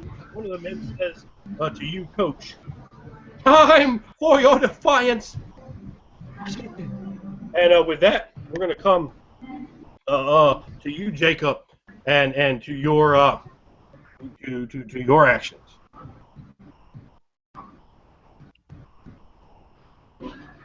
Well, Jack feels as helpless as ever, as he always has. Bill, he's gonna try to shoot the machine again. Maybe he'll do something. Or no, maybe he's gonna try to shoot the machine again. Maybe in a different spot.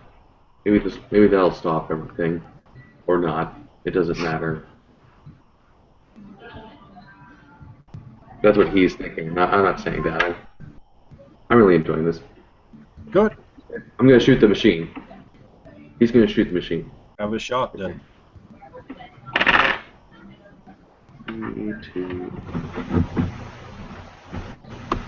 I'm gonna say I'm gonna reduce, because there's less individuals in your way. I'm gonna reduce it to a what did I have it at, a 9 last? I'm gonna reduce it to a 7 this time. 12. I rolled a 12. I believe that also allowed you a boost, didn't it? Yes. Well, that's important. All right. So your bullet rips through the machine, creating a large hole in it. It was up like this. Now some kind of mist or smoke or something comes on the top of it, and it falls this way, and it begins to spin wildly and rapidly. Because you did 7, you had armor suppressor 1, you did 6 points of damage, right? Yes. Okay. So the machine does not seem to have been disabled yet, but the lights and buttons are moving. There's 2 holes in it, and it's down like this, and it's spinning wildly in a clockwise fashion. And that's going to bring us to Wendell.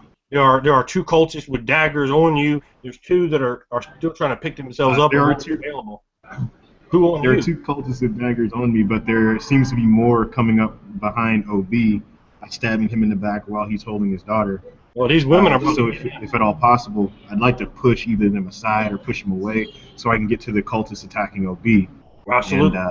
And if I can get to them, I'm gonna come up to them from behind, grab both of their heads, smash them together using my character's titanic strength. Try to knock them both out, get them both clear, get OB clear at least momentarily from being stabbed.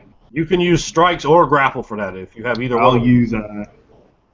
I don't have a 14. I only have a 14 slam, not necessarily grapple or strikes. Okay. So what? Just roll brawl. Roll brawl and give yourself a -2, and we'll see if you can hit both of them. Just make one roll. Trying to get the old Samoan coconut crunch. All right. So I got 8 plus 3, so 11. An 11? Okay. Mm-hmm. Yeah, you hit both of them really very easily. They're fairly poor combatants, to be honest.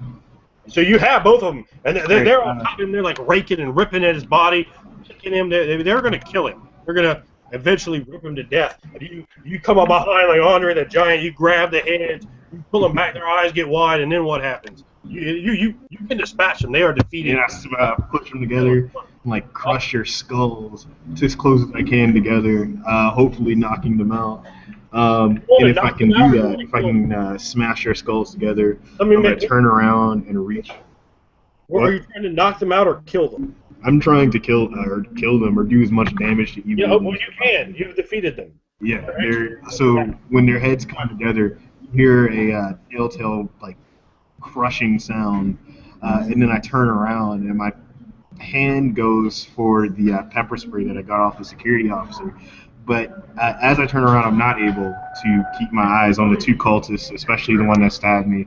The only thing that is in my attention is the hole where the mist roils through. And everything, even the pain, is overwhelmed by what I'm looking at in the sheer terror that overwhelms me.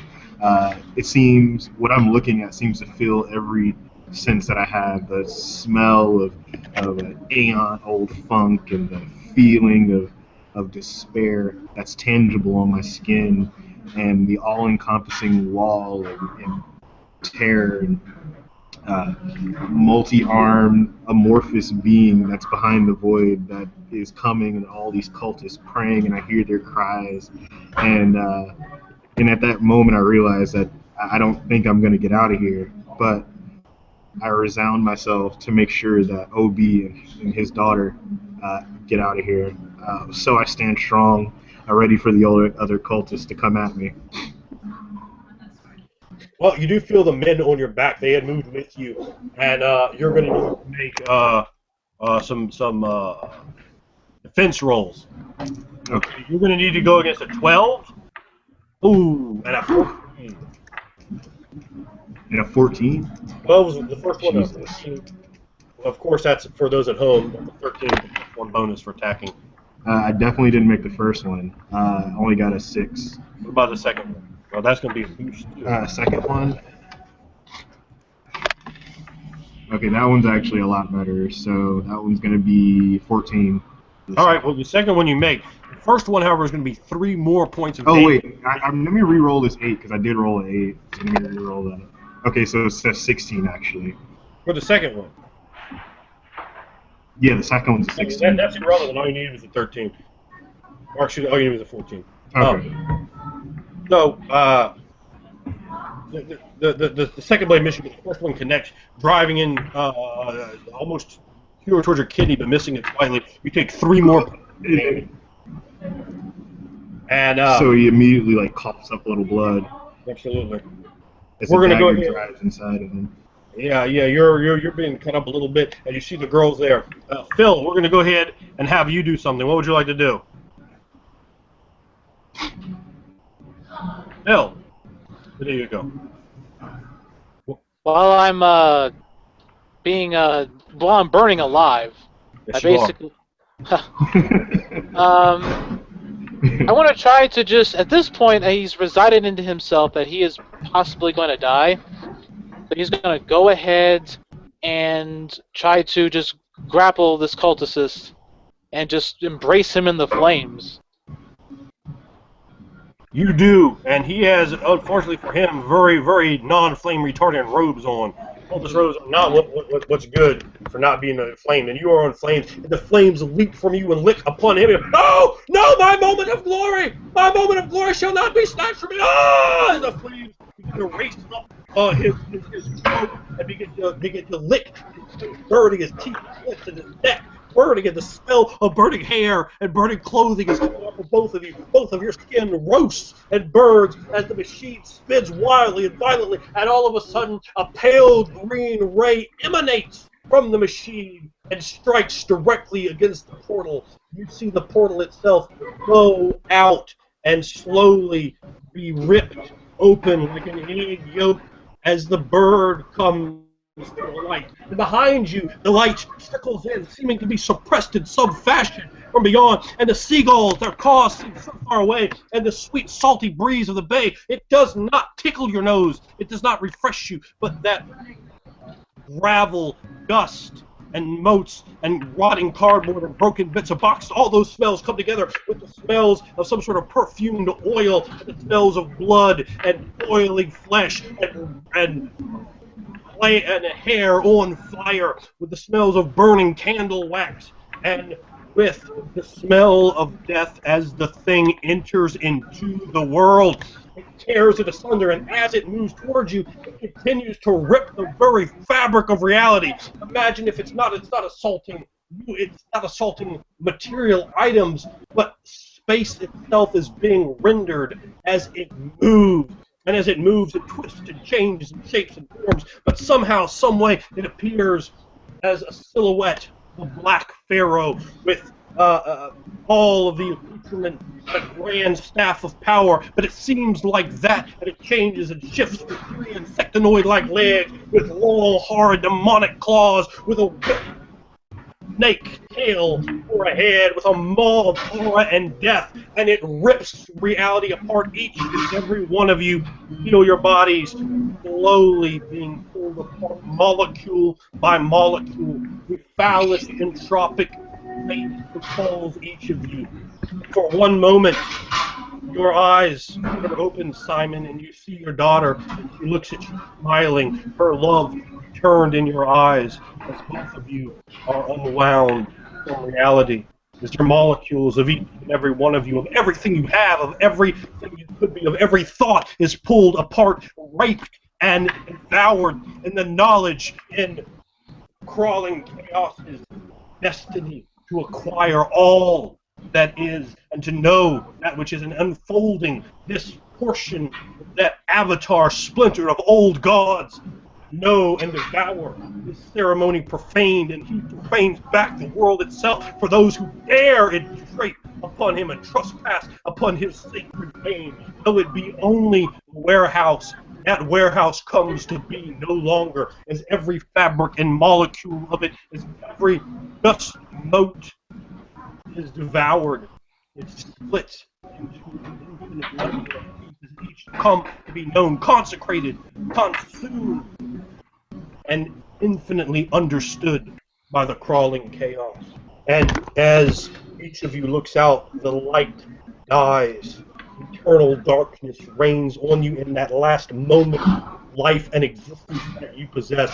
The machine is stopped buzzing and beeping, and the buttons are silent. It is still and cold, and everything is cold and dark. And for a moment, what you see is that which was before creation, as time and space themselves have been unwoven, and you exist there in that place before space, long before time, a place before creation, before light and law, where there was only boiling, roiling chaos plays over in your mind, but that last image you have haunts you as if for an eternity, an epoch of time.